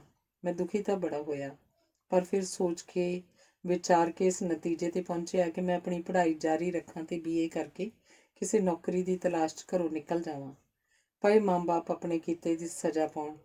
ਪਰ ਜਦ ਮੈਂ ਹਾਲਾਂ BA ਦੇ ਅਖੀਰਲੇ ਸਾਲ ਵਿੱਚ ਹੀ ਸੀ ਕਿ ਮੇਰੇ ਸਾਰੇ ਵੱਡੇ ਭਰਾ ਆਪਣਾ ਆਪਣਾ ਟੱਬਰ ਲੈ ਕੇ ਅਲੱਗ ਜਾ ਬੈਠੇ ਤੇ ਮਾਂ ਬਾਪ ਨੂੰ ਬਿਲਕੁਲ ਇਕੱਲਿਆਂ ਛੱਡ ਦਿੱਤਾ। ਉਦੋਂ ਤੱਕ ਮੈਂ 2 ਬੱਚਿਆਂ ਦਾ ਬਾਪ ਬਣ ਚੁੱਕਿਆ ਸੀ। ਕੰਮਕਾਰ ਕੋਈ ਹੈ ਨਹੀਂ ਸੀ, ਬਸ ਬਾਪ ਦੀ ਥੋੜ੍ਹੀ ਜਿਹੀ ਪੈਨਸ਼ਨ ਆਉਂਦੀ ਸੀ, ਬੜੀ ਔਖੀ ਬਣੀ। ਇੰਨੇ ਜੀਆਂ ਦਾ ਪੇਟ ਕਿਵੇਂ ਭਰੇ। ਅਖੀਰ ਮੈਂ ਪੜ੍ਹਾਈ ਛੱਡ ਕੇ ਇੱਧਰੋਂ ਉੱਧਰੋਂ ਪੈਸੇ ਇਕੱਠੇ ਕਰਕੇ ਛੋਟੀ ਜਿਹੀ ਦੁੱਧ ਦੀ ਡੈਰੀ ਖੋਲ੍ਹ ਲਈ। ਹੁਣ ਤੱਕ ਮੈਨੂੰ ਆਪਣੇ ਬੀਵੀ ਬੱਚਿਆਂ ਨਾਲ ਕੁਝ ਲਗਾਵ ਵੀ ਹੋ ਗਿਆ ਸੀ ਤੇ ਮਾਂ ਬਾਪ ਨੂੰ ਤਾਂ ਕਿਸੇ ਤਰ੍ਹਾਂ ਛੱਡਿਆ ਵੀ ਨਹੀਂ ਸੀ ਜਾ ਸਕਦਾ। ਸੋ ਮੈਂ ਪੂਰਾ ਦੁਨੀਆਦਾਰ ਬਣ ਕੇ ਆਪਣੇ ਘਰ ਸੰਸਾਰ 'ਚ ਮਸਤ ਹੋ ਕੇ ਜੀਣ ਲੱਗ ਪਿਆ। ਉਹ ਕੁਝ ਚਿਰ ਲਈ ਰੁਕ ਗਿਆ, ਜਿਵੇਂ ਸਾਹ ਲੈਣ ਲਈ ਰੁਕਿਆ ਹੋਵੇ। ਇੰਨੇ 'ਚ ਨੌਕਰ ਨੇ ਗਰਮ ਚਾਹ ਦੇ 2 ਪਿਆਲੇ ਸਾਡੇ ਸਾਹਮਣੇ ਮੇਜ਼ 'ਤੇ ਲਿਆ ਰੱਖੇ। ਲਾਅਨ 'ਚ ਖੜ੍ਹੇ ਫੁੱਲਾਂ ਦੇ ਬੂਟਿਆਂ ਦੇ ਪੱਤਿਆਂ 'ਤੇ ਬਿਜਲੀ ਦੀ ਰੌਸ਼ਨੀ ਨਾਲ ਚਮਕ ਆ ਗਈ ਸੀ। ਇਉਂ ਲੱਗਦਾ ਸੀ ਜਿਵੇਂ ਉਹ ਆਪਣੀ ਕਹਾਣੀ 'ਚ ਪੂਰੀ ਤਰ੍ਹਾਂ ਗੁੰਮ ਹੋ ਚੁੱਕਿਆ ਸੀ ਤੇ ਉਹ ਆਪਣੀ ਮੁਸੀਬਤ ਦੀ ਬਾਬਤ ਪੂਰੀ ਤਰ੍ਹਾਂ ਭੁੱਲ ਚੁੱਕਿਆ ਸੀ, ਜਿਹਦਾ ਜ਼ਿਕਰ ਉਹਨੇ ਆਉਣ ਸਾਰ ਹੀ ਕੀਤਾ ਸੀ। ਪਰ ਲਗਭਗ 1.5 ਸਾਲ ਪਹਿਲਾਂ ਮੇਰੀ ਜ਼ਿੰਦਗੀ ਦਾ ਪੂਰਾ ਵਹਾਅ ਬਦਲ ਗਿਆ ਸੀ। ਉਹ ਆਉਂਦੀ ਤਾਂ ਦੁੱਧ ਲੈਣ ਸੀ, ਪਰ ਉਹਦੇ ਹਾਵ ਭਾਵ, ਸੋਹਣੀ ਮੁਹਾਰ ਤੇ ਜਵਾਨ ਦਿੱਖ ਨੇ ਮੇਰਾ ਧਿਆਨ ਆਪਣੇ ਵੱਲ ਖਿੱਚਿਆ ਤੇ ਫਿਰ ਉਹਨੇ ਮੈਨੂੰ ਇੰਨਾ ਪਿਆਰ ਦਿੱਤਾ ਕਿ ਮੈਂ ਪੂਰੀ ਤਰ੍ਹਾਂ ਉਹਦੇ ਵੱਸ 'ਚ ਹੋ ਗਿਆ। ਆਪਣੀ ਬੀਵੀ ਵੱਲੋਂ ਤਾਂ ਪਹਿਲਾਂ ਹੀ ਮੇਰਾ ਮਨ ਖੱਟਾ ਸੀ। ਫਿਰ ਕੀ ਹੋਇਆ? ਅਜੀਬ ਤੌਖਲੇ 'ਚ ਮੇਰਾ ਮਨ ਧੜਕਣ ਲੱਗ ਪਿਆ ਸੀ। ਫਿਰ ਅਸੀਂ ਹਮੇਸ਼ਾ ਇਕੱਠਿਆਂ ਰਹਿਣ ਦੀਆਂ ਵਿਉਂਤਾਂ ਬਣਾਉਣ ਲੱਗ ਪਏ। ਮੈਨੂੰ ਆਪਣੀ ਘਰਵਾਲੀ ਵੱਲੋਂ ਤਾਂ ਕਦੀ ਕੋਈ ਖਤਰਾ ਨਹੀਂ ਸੀ, ਸਿਰਫ ਮਾਂ ਬਾਪ ਦਾ ਡਰ ਸੀ, ਕਿਉਂਕਿ ਉਹ ਕਦੇ ਵੀ ਇਸ ਸਬੰਧ ਲਈ ਰਾਜ਼ੀ ਨਾ ਹੁੰਦੇ, ਕਿਉਂਕਿ ਕੁੜੀ ਦਲਿਤਾਂ ਦੀ ਸੀ। ਇੱਕ ਕਰੇਲਾ ਦੂਜਾ ਨਿੰਮ 'ਤੇ ਚੜ੍ਹਿਆ। ਮੈਂ ਆਪਣੇ ਅੰਦਰ ਹੀ ਅੰਦਰ ਬੋਲੀ, ਪਰ ਬਾਹਰੋਂ ਪੂਰੀ ਰੁਚੀ ਨਾਲ ਕਿ ਅੱਛਾ ਫਿਰ ਕੀ ਵਿਉਂਤ ਬਣਾਈ? ਵਿਉਂਤ ਦਾ ਮੌਕਾ ਹੀ ਕਿੱਥੇ ਮਿਲਿਆ। ਕੁੜੀ ਦੇ ਮਾਂ ਬਾਪ ਹਮੇਸ਼ਾ ਉਹਨੂੰ ਗੁੱਸੇ ਹੁੰਦੇ ਰਹਿੰਦੇ ਸਨ। ਕੱਲ੍ਹ ਉਹਨਾਂ ਨੇ ਇੰਨਾ ਮਾਰਿਆ ਕਿ ਅੱਜ ਉਹ ਆਪਣੇ ਘਰ ਛੱਡ ਕੇ ਮੇਰੇ ਕੋਲ ਦੌੜ ਆਈ ਹੈ। ਦੌੜ ਆਈ ਹੈ? ਮੇਰਾ ਹੈਰਾਨੀ ਨਾਲ ਮੂੰਹ ਖੁੱਲ੍ਹੇ ਦਾ ਖੁੱਲ੍ਹਾ ਰਹਿ ਗਿਆ। ਹਾਂ, ਮੈਂ ਤਾਂ ਬਿਲਕੁਲ ਵੀ ਇਸ ਤਰ੍ਹਾਂ ਦੀ ਸਿਚੁਏਸ਼ਨ ਲਈ ਤਿਆਰ ਨਹੀਂ ਸੀ। ਬੇਸ਼ੱਕ ਮੈਂ ਉਹਨੂੰ ਪੂਰੀ ਤਰ੍ਹਾਂ ਅਪਣਾਉਣ ਲਈ ਤਿਆਰ ਹਾਂ, ਵਿਆਹ ਵੀ ਕਰਵਾ ਲਾਂਗਾ, ਆਪਣਾ ਧਰਮ ਵੀ ਛੱਡ ਕੇ ਦੂਜਾ ਧਰਮ ਅਪਣਾ ਲਾਂਗਾ, ਜਿਹੜਾ ਕਿ 1 ਤੋਂ ਵੱਧ ਸ਼ਾਦੀਆਂ ਦੀ ਹਾਮੀ ਭਰਦਾ ਹੈ। ਪਰ ਸਵਾਲ ਤਾਂ ਇਹ ਹੈ ਕਿ ਇਸ ਐਡੇ ਵੱਡੇ ਕੰਮ ਲਈ ਸਮਾਂ ਚਾਹੀਦਾ। ਹੁਣ ਇੱਕਦਮ ਮੈਂ ਉਹਨੂੰ ਕਿੱਥੇ ਲੈ ਜਾਵਾਂ? ਉਹਦੇ ਮਾਂ ਬਾਪ ਨੇ ਸਿੱਧਾ ਮੈਨੂੰ ਪੁਲਿਸ ਦੇ ਹਵਾਲੇ ਕਰ ਦੇਣਾ। ਸੋ ਇਸ ਸੂਰਤ ਵਿੱਚ ਮੈਨੂੰ ਹਰ ਹਾਲਤ ਵਿੱਚ ਆਪਣੇ ਘਰ ਹੋਣਾ ਚਾਹੀਦਾ। ਤੇ ਕੁੜੀ ਮੈਂ ਸਿੱਧਾ ਸਵਾਲ ਕੀਤਾ। ਬਸ ਮੁਸ਼ਕਿਲ ਇਹੀ ਹੈ, ਅਗਰ ਅੱਜ ਦੀ ਰਾਤ ਉਹਦਾ ਕੋਈ ਪ੍ਰਬੰਧ ਹੋ ਸਕਦਾ ਹੈ, ਇਸੇ ਲਈ ਤੁਹਾਡੇ ਕੋਲ ਆਇਆ। ਤੁਸੀਂ ਅੱਜ ਦੀ ਰਾਤ ਉਹਨੂੰ ਆਪਣੇ ਕੋਲ ਸਵਾ ਲਓ। ਸਵੇਰੇ ਤੜਕੇ ਮੈਂ ਉਹਨੂੰ ਲੈ ਜਾਵਾਂਗਾ ਤੇ ਕਿਸੇ ਮੰਦਰ ਜਾਂ ਗੁਰਦੁਆਰੇ 'ਚ ਵਿਆਹ ਕਰਵਾ ਕੇ ਉਹਨੂੰ ਆਪਣੇ ਘਰ ਲੈ ਜਾਵਾਂਗਾ। ਸੁਣ ਕੇ ਜਿਵੇਂ ਮੇਰਾ ਸਿਰ ਚਕਰਾ ਗਿਆ। ਮੈਂ ਇੱਕ ਜਵਾਨ ਕੁੜੀ ਦੇ ਉਧਾੜਨ ਵਿੱਚ ਸਹਾਇਕ ਹੋਵਾਂਗੀ, ਇੱਕ ਵਿਆਹੇ ਵਰੇ ਹੋਏ ਆਦਮੀ ਦੀ ਘਰੇਲੂ ਜ਼ਿੰਦਗੀ 'ਚ ਜ਼ਹਿਰ ਘੋਲਾਂਗੀ। ਬੁੱਢੇ ਮਾਂ ਬਾਪ ਦੇ ਘਰ ਛੋਟੀ ਜਾਤ ਦੀ ਕੁੜੀ ਨੂੰ ਲਿਆ ਕੇ ਉਹਨਾਂ ਦੇ ਮਨਾਂ ਨੂੰ ਠੇਸ ਪਹੁੰਚਾਵਾਂਗੀ। ਇਸ ਆਦਮੀ ਦਾ ਕੀ ਹੈ? ਇਹਨੂੰ ਪੁਲਿਸ ਨੇ 4 ਡੰਡੇ ਮਾਰੇ ਤਾਂ ਇਹਨੇ ਬਕ ਦੇਣਾ ਕਿ ਕੁੜੀ ਉਹਨੇ ਕਿੱਥੇ ਛੁਪਾਈ ਹੈ ਤੇ ਫਿਰ ਪੁਲਿਸ ਮੇਰੇ ਘਰੋਂ ਬਰਾਮਦ ਕਰੇਗੀ। ਕੱਲ੍ਹ ਦੇ ਅਖਬਾਰ ਦੀਆਂ ਸੁਰਖੀਆਂ 'ਚ ਮੇਰਾ ਨਾਮ ਹੋਏਗਾ। ਉਫ, ਕੀ ਇਹ ਸਾਰਾ ਕੁਝ ਵਾਪਰਨ ਤੋਂ ਬਾਅਦ ਮੈਂ ਇਸ ਸ਼ਹਿਰ 'ਚ ਰਹਿ ਸਕਾਂਗੀ? ਮੇਰਾ ਘਰ, ਮੇਰੀ ਨੌਕਰੀ, ਮੇਰਾ ਪਤੀ, ਮੇਰੇ ਬੱਚੇ, ਮੇਰੇ ਲਈ ਤਾਂ ਜ਼ਿੰਦਗੀ ਇੱਕ ਅੰਨੀ ਗਲੀ ਬਣ ਜਾਏਗੀ। ਮੈਨੂੰ ਅਚਾਨਕ ਬੇਹੱਦ ਗੁੱਸਾ ਆਇਆ। ਮੇਰਾ ਮੂੰਹ ਲਾਲ ਸੁਰਖ ਹੋ ਗਿਆ। ਇਹ ਆਦਮੀ ਸਮਝਦਾ ਕੀ ਹੈ? ਆਪਣੀ ਸਹੇੜੀ ਹੋਈ ਮੁਸੀਬਤ ਵਿੱਚ ਇੱਕ ਚੰਗੇ ਭਲੇ ਖੁਸ਼ ਵਸਦੇ ਪਰਿਵਾਰ ਨੂੰ ਲਪੇਟ ਕੇ ਖੁਦ ਆਪਣਾ ਇਸ਼ਕ ਪੁਗਾਉਣਾ ਚਾਹੁੰਦਾ। ਨਹੀਂ, ਮੈਂ ਹੁਣੇ ਇਹਨੂੰ ਧੱਕੇ ਦੇ ਕੇ ਆਪਣੇ ਘਰੋਂ ਬਾਹਰ ਕੱਢ ਦਿਆਂਗੀ। ਪਰ ਬੋਲਣ ਲੱਗਿਆ ਮੇਰੀ ਆਵਾਜ਼ ਬੇਹੱਦ ਕਮਜ਼ੋਰ ਹੋ ਗਈ, ਜਿਵੇਂ ਮਹੀਨਿਆਂ ਦੀ ਬਿਮਾਰੀ ਮਗਰੋਂ ਕੋਈ ਬੜੀ ਮੁਸ਼ਕਿਲ ਨਾਲ ਬੋਲ ਸਕੇ। ਨਹੀਂ, ਇਹ ਚੰਗਾ ਨਹੀਂ ਹੋਇਆ। ਇਹਦੇ ਨਤੀਜੇ ਬਹੁਤ ਭਿਆਨਕ ਨਿਕਲਣਗੇ। ਤੂੰ ਜਿਸ ਤਰ੍ਹਾਂ ਵੀ ਹੋ ਸਕੇ ਸਮਝਾ ਬੁਝਾ ਕੇ ਉਹਨੂੰ ਘਰ ਭੇਜ ਦੇ। ਘਰ ਭੇਜਦਿਆਂ ਉਹਨੂੰ, ਜਿਹੜੀ ਮੇਰੇ ਲਈ ਆਪਣਾ ਸਾਰਾ ਕੁਝ ਛੱਡ ਕੇ ਆਈ ਹੈ, ਸਿਰਫ ਇਸ ਲਈ ਕਿ ਉਹਨੂੰ ਇੱਕ ਰਾਤ ਲਈ ਆਸਰਾ ਨਹੀਂ ਦੇ ਸਕਦਾ। ਸਵਾਲ ਇੱਕ ਰਾਤ ਦਾ ਨਹੀਂ, ਪੂਰੀ ਉਮਰ ਦਾ ਹੈ ਤੇ ਕਈ ਜ਼ਿੰਦਗੀਆਂ ਦਾ। ਤੇਰੀ ਬੀਵੀ, ਤੇਰੇ 2 ਮਾਸੂਮ ਬੱਚੇ ਤੇ ਤੇਰੇ ਬੁੱਢੇ ਨਿਰਦੋਸ਼ ਮਾਂ-ਬਾਪ ਇੱਕ ਅਲੜ ਜਜ਼ਬਾਤੀ ਕੁੜੀ ਦੀ ਅਮੋੜ ਹਰਕਤ ਕਰਕੇ ਇਹਨਾਂ ਨੂੰ ਸਜ਼ਾ ਦੇਏਗਾ। ਕਿਸ ਕਸੂਰ ਬਦਲੇ? ਜਾਂ ਹਾਲਾਂ ਵੀ ਵੇਲਾ ਹੈ, ਕੁਝ ਨਹੀਂ ਵਿਗੜਿਆ ਡੁੱਲੇ ਬੇਰਾਂ ਦਾ। ਨਹੀਂ, ਇਹ ਨਹੀਂ ਹੋਣਾ ਮੇਰੇ ਕੋਲੋਂ। ਮੈਂ ਜਿਉਂਦਾ ਨਹੀਂ ਰਹਿ ਸਕਾਂਗਾ। ਅਸੀਂ ਦੋਵੇਂ ਮਰ ਜਾਵਾਂਗੇ ਕੁਝ ਖਾ ਕੇ। ਉਹ ਆਵੇਸ਼ ਵਿੱਚ ਉੱਠ ਖੜਾ ਹੋਇਆ। ਬਾਹਰ ਫਿਰ ਬਾਰਿਸ਼ ਹੋਣ ਲੱਗ ਪਈ ਸੀ। ਹਵਾ ਦਾ ਰੁੱਖ ਇੱਧਰ ਦਾ ਹੋਣ ਕਰਕੇ ਵਾਛੜ ਬਰਾਂਡੇ ਵਿੱਚੋਂ ਦੀ ਲੰਘ ਕੇ ਕਮਰੇ ਤੱਕ ਪਹੁੰਚ ਰਹੀ ਸੀ। ਨਾਲ ਲੱਗਦੇ ਹੀ ਲਾਈਟ ਵੀ ਚਲੀ ਗਈ। ਜਦ ਤੱਕ ਮੈਂ ਮਾਚਿਸ ਲੱਭ ਕੇ ਮੋਮਬੱਤੀ ਜਗਾਈ, ਉਹ ਜਾ ਚੁੱਕਿਆ ਸੀ। ਵਰਾਂਡਾ ਤੇ ਵਿਹੜਾ ਸੁੰਨਾ ਪਿਆ ਸੀ। ਸਾਰੀ ਰਾਤ ਮੈਨੂੰ ਨੀਂਦ ਨਹੀਂ ਆਈ। ਅਜੀਬ ਭਿਆਨਕ ਵਿਚਾਰ ਮੇਰੇ ਜ਼ਿਹਨ 'ਚ ਚੱਕਰ ਕੱਟਦੇ ਰਹੇ। ਕਦੀ ਮੈਨੂੰ ਲੱਗੇ ਪੁਲਿਸ ਨੇ ਦੋਹਾਂ ਨੂੰ ਫੜ ਲਿਆ ਹੈ, ਪੁਲਿਸ ਨੇ ਉਹਨੂੰ ਮਾਰ ਕੇ ਅੱਧ ਮਰਿਆ ਕਰ ਦਿੱਤਾ ਹੈ। ਕਦੇ ਕਿ ਲੋਕਾਂ ਨੇ ਇੱਕ ਵੱਡਾ ਸਾਰਾ ਜਲੂਸ ਕੱਢ ਕੇ ਪੱਥਰ ਮਾਰ ਕੇ ਉਹਦੇ ਘਰ ਵਾਲਿਆਂ ਨੂੰ ਲਹੂ ਲੁਹਾਨ ਕਰ ਦਿੱਤਾ ਹੈ ਤੇ ਉਹਦੇ ਘਰ ਨੂੰ ਅੱਗ ਲਾ ਦਿੱਤੀ ਹੈ। ਕਦੀ ਲਾਸ਼ਾਂ ਮੇਰੇ ਸਾਹਮਣੇ ਜ਼ਮੀਨ 'ਤੇ ਪਈਆਂ ਮੈਨੂੰ ਨਜ਼ਰ ਆਉਂਦੀਆਂ। ਰਾਤ ਬੇਹੱਦ ਲੰਬੀ ਹੋ ਗਈ ਸੀ, ਮੁੱਕਣ 'ਚ ਹੀ ਨਹੀਂ ਸੀ ਆ ਰਹੀ। ਦਿਨ ਚੜ੍ਹਦੇ ਹੀ ਮੈਂ ਸਭ ਤੋਂ ਪਹਿਲਾਂ ਦੁੱਧ ਲੈਣ ਦੇ ਬਹਾਨੇ ਡੈਰੀ 'ਤੇ ਪਹੁੰਚੀ ਤਾਂ ਕਿ ਉਹਦੀ ਕੋਈ ਖਬਰ ਮਿਲ ਸਕੇ। ਰਸਤੇ 'ਚ ਹੱਡੀਆਂ ਦੇ ਡਾਕਟਰ ਦਾ ਇੱਕ ਪ੍ਰਾਈਵੇਟ ਹਸਪਤਾਲ ਸੀ। ਮੰਜੇ 'ਤੇ ਪਾ ਕੇ ਕਿਸੇ ਘਾਇਲ ਨੂੰ ਕੁਝ ਲੋਕ ਹਸਪਤਾਲ ਵੱਲ ਲਈ ਆ ਰਹੇ ਸਨ। ਦੇਖ ਕੇ ਮੇਰਾ ਦਿਲ ਇੱਕਦਮ ਧੜਕ ਗਿਆ। ਮੈਂ ਭੱਜ ਕੇ ਉਸ ਕੋਲ ਪਹੁੰਚੀ। ਕੋਲ ਜਾ ਕੇ ਪਤਾ ਲੱਗਾ ਇਹ ਕੋਈ ਹੋਰ ਹੀ ਬੰਦਾ ਸੀ। ਫਿਰ ਮੈਂ ਉੱਥੋਂ ਕਾਹਲੀ ਡੈਰੀ ਵੱਲ ਭੱਜ ਤੁਰੀ। ਮੇਰਾ ਅੰਦਰਲਾ ਮਨ ਆਪਣੇ ਆਪ ਨੂੰ ਦੋਸ਼ੀ ਸਮਝ ਕੇ ਫਟਕਾਰ ਰਿਹਾ ਸੀ। ਕੁਝ ਵੀ ਭੈੜਾ ਵਾਪਰ ਜਾਣ ਦੀ ਜ਼ਿੰਮੇਵਾਰੀ ਆਪਣੇ ਉੱਪਰ ਲਈ ਜਾ ਰਿਹਾ ਸੀ। ਡੈਰੀ 'ਚ ਹਾਲਾਂਕਿ ਕੋਈ ਬੰਦਾ ਦੁੱਧ ਲੈਣ ਨਹੀਂ ਸੀ ਆਇਆ। ਜ਼ਾਹਰ ਸੀ ਮੈਂ ਕੁਝ ਜਲਦੀ ਪਹੁੰਚ ਗਈ ਸੀ। ਮੇਰੀ ਉਮੀਦ ਤੋਂ ਉਲਟ ਉਹ ਡੈਰੀ ਵਿੱਚ ਮੌਜੂਦ ਸੀ। ਚੰਗਾ ਭਲਾ ਆਪਣੇ ਪੈਰਾਂ ਨਾਲ ਤੁਰ ਕੇ ਧਾਰ ਕੱਢਣ ਲਈ ਮੱਝ ਵੱਲ ਜਾ ਰਿਹਾ ਸੀ। ਪਲ ਦੇ ਪਲ ਲਈ ਤਸੱਲੀ 'ਚ ਮੇਰੀਆਂ ਅੱਖਾਂ ਬੰਦ ਹੋ ਗਈਆਂ। ਮੈਨੂੰ ਦੇਖ ਕੇ ਮੁੜ ਕੇ ਮੇਰੇ ਕੋਲ ਆ ਗਿਆ। ਉਹਦੇ ਚਿਹਰੇ 'ਤੇ ਦੁੱਖ ਭਰੀ ਇੱਕ ਉਮਰ ਭੋਗਣ ਦੀ ਪੀੜ ਸੀ ਤੇ ਅੱਖਾਂ 'ਚ ਜ਼ਖਮੀ ਦਰਿੰਦੇ ਵਰਗੀ ਬੇਬਸੀ। ਉਹਨੇ ਬੇਹੱਦ ਰੁੱਖੀ ਆਵਾਜ਼ 'ਚ ਕਿਹਾ। ਮੈਂ ਉਹਨੂੰ ਉਹਦੇ ਘਰ ਪਹੁੰਚਾ ਦਿੱਤਾ ਸੀ ਰਾਤੀ। ਬਿਨਾਂ ਮੇਰਾ ਜਵਾਬ ਉਡੀਕਿਆਂ ਦੁੱਧ ਚੋਣ ਲਈ ਚਲਾ ਗਿਆ। ਹੁਣ ਤੱਕ ਦੁੱਧ ਲੈਣ ਲਈ ਬਹੁਤ ਸਾਰੇ ਲੋਕ ਆ ਗਏ ਸਨ। ਦੁੱਧ ਚੋ ਕੇ ਉਹਨੇ ਬਾਕੀ ਲੋਕਾਂ ਨਾਲ ਮੈਨੂੰ ਵੀ ਦੁੱਧ ਪਾ ਦਿੱਤਾ। ਮੈਂ ਹਾਲਾਂ ਵੀ ਉਹਦੇ ਮਨ ਦੀ ਥਾਹ ਪਾਉਣ ਦੀ ਕੋਸ਼ਿਸ਼ ਕਰ ਰਹੀ ਸੀ, ਪਰ ਉਹ ਡੋਲ ਆਪਣੇ ਕੰਮ 'ਚ ਰੁੱਝਿਆ ਹੋਇਆ ਸੀ। ਉਸ ਦਿਨ ਪਹਿਲੀ ਵਾਰੀ ਦੁੱਧ ਤੇ ਪੀਲੇ ਰੰਗ ਦੀ ਮਲਾਈ ਆਈ ਸੀ। ਜ਼ਾਹਰ ਸੀ ਕਿ ਉਹਨੇ ਗਾਂ ਦਾ ਦੁੱਧ ਮਿਲਾ ਕੇ ਦਿੱਤਾ ਸੀ, ਜਿਵੇਂ ਕਿ ਉਹ ਆਮ ਦੁੱਧ ਵਾਲੇ ਕਰਦੇ ਹਨ। ਡੈਰੀ 'ਚ ਹੁਣ ਵੀ ਉਸੇ ਤਰ੍ਹਾਂ ਲੋਕਾਂ ਦੀ ਭੀੜ ਲੱਗਦੀ ਹੈ, ਪਰ ਮੇਰੇ ਉੱਥੇ ਜਾਣ 'ਤੇ ਹੁਣ ਉਹਦੇ ਹਾਵ ਭਾਵ 'ਚ ਕੋਈ ਫਰਕ ਨਹੀਂ ਪੈਂਦਾ। ਨਾ ਹੀ ਉਹਨੇ ਹੁਣ ਮੇਰੇ ਪੈਰ ਛੂਹੇ ਸਨ। ਹੁਣ ਅਕਸਰ ਹੀ ਨੌਕਰ ਦੁੱਧ ਤੋਂ ਪੀਲੀ ਮਲਾਈ ਆਉਣ ਦੀ ਸ਼ਿਕਾਇਤ ਕਰਦਾ ਰਹਿੰਦਾ ਹੈ। ਧੰਨਵਾਦ। ਅਗਲੀ ਕਹਾਣੀ ਹੈ ਅੰਗਾਰ। ਰੁਕੋ ਮਹਿੰਦਰ, ਭੈਣ ਜੀ ਨੇ ਬੜੀ ਉੱਚੀ ਆਵਾਜ਼ 'ਚ ਕਹਿੰਦਿਆਂ ਆਪਣੇ ਪਤੀ ਵੱਲ ਘੂਰ ਕੇ ਵੇਖਿਆ ਸੀ। ਮੇਰਾ ਅੱਗੇ ਵਧਿਆ ਹੋਇਆ ਹੱਥ ਕੰਬ ਕੇ ਉੱਥੇ ਹੀ ਰੁਕ ਗਿਆ ਸੀ। ਮੈਂ ਝੋਸੇ ਜਿਹੇ ਮੂੰਹ ਨਾਲ ਭੈਣ ਜੀ ਵੱਲ ਤੱਕਿਆ ਤੇ ਬੈੱਡ ਦੇ ਪਰਲੇ ਪਾਸਿਓਂ ਗੋਡਿਆਂ ਭਾਰ ਉੱਪਰ ਹੋ ਕੇ ਮੇਰੇ ਕੋਲੋਂ ਬਿਸਤਰ ਦੇ ਮੇਰੇ ਵਾਲੇ ਕੋਨੇ ਤੋਂ ਸਿਗਰਟ ਦੀ ਡੱਬੀ ਚੁੱਕਦਿਆਂ ਭੈਣ ਜੀ ਆਪਣੇ ਤਹਿਸੀਲਦਾਰ ਪਤੀ ਨੂੰ ਘੂਰੀ ਪਾ ਕੇ ਕਹਿ ਰਹੀ ਸੀ। आपको कितनी बार बोला है, घर आए किसी बच्चे को काम मत कहा करो। आपको क्या पता है किस बच्चे को क्या कहना है। ये लड़की सरदारों की है, इससे सिगरेट पकड़ाने को कह रहे हो। मेरी छोटी उम्र ते छोटी समझ ये ना जान सकी कि अगों तहसीलदार साहब ने की किया सी। मैनू तो इन्ना चेते है कि भैन जी ने मैनू अपने पर्स विचों अठैनी कढ़ के दित्ती ते मैं नेड़े गली दी एक दुकान वल दौड़ पई सी। जरूर मैं 5वीं विच दी होवांगी।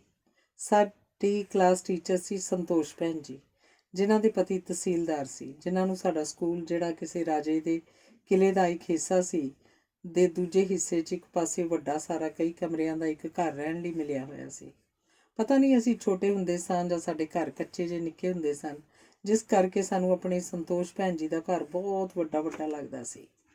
ਪੱਕੇ ਫਰਸ਼, ਉੱਚੀਆਂ ਛੱਤਾਂ, ਸੋਹਣਾ ਵੀ ਬੜਾ ਲੱਗਦਾ ਸੀ। ਐਵੇਂ ਹੀ ਘਰ 'ਚ ਨੌਕਰ ਚਾਕਰ ਜੋ ਸਨ ਸਵਾਰਨ ਵਾਲੇ।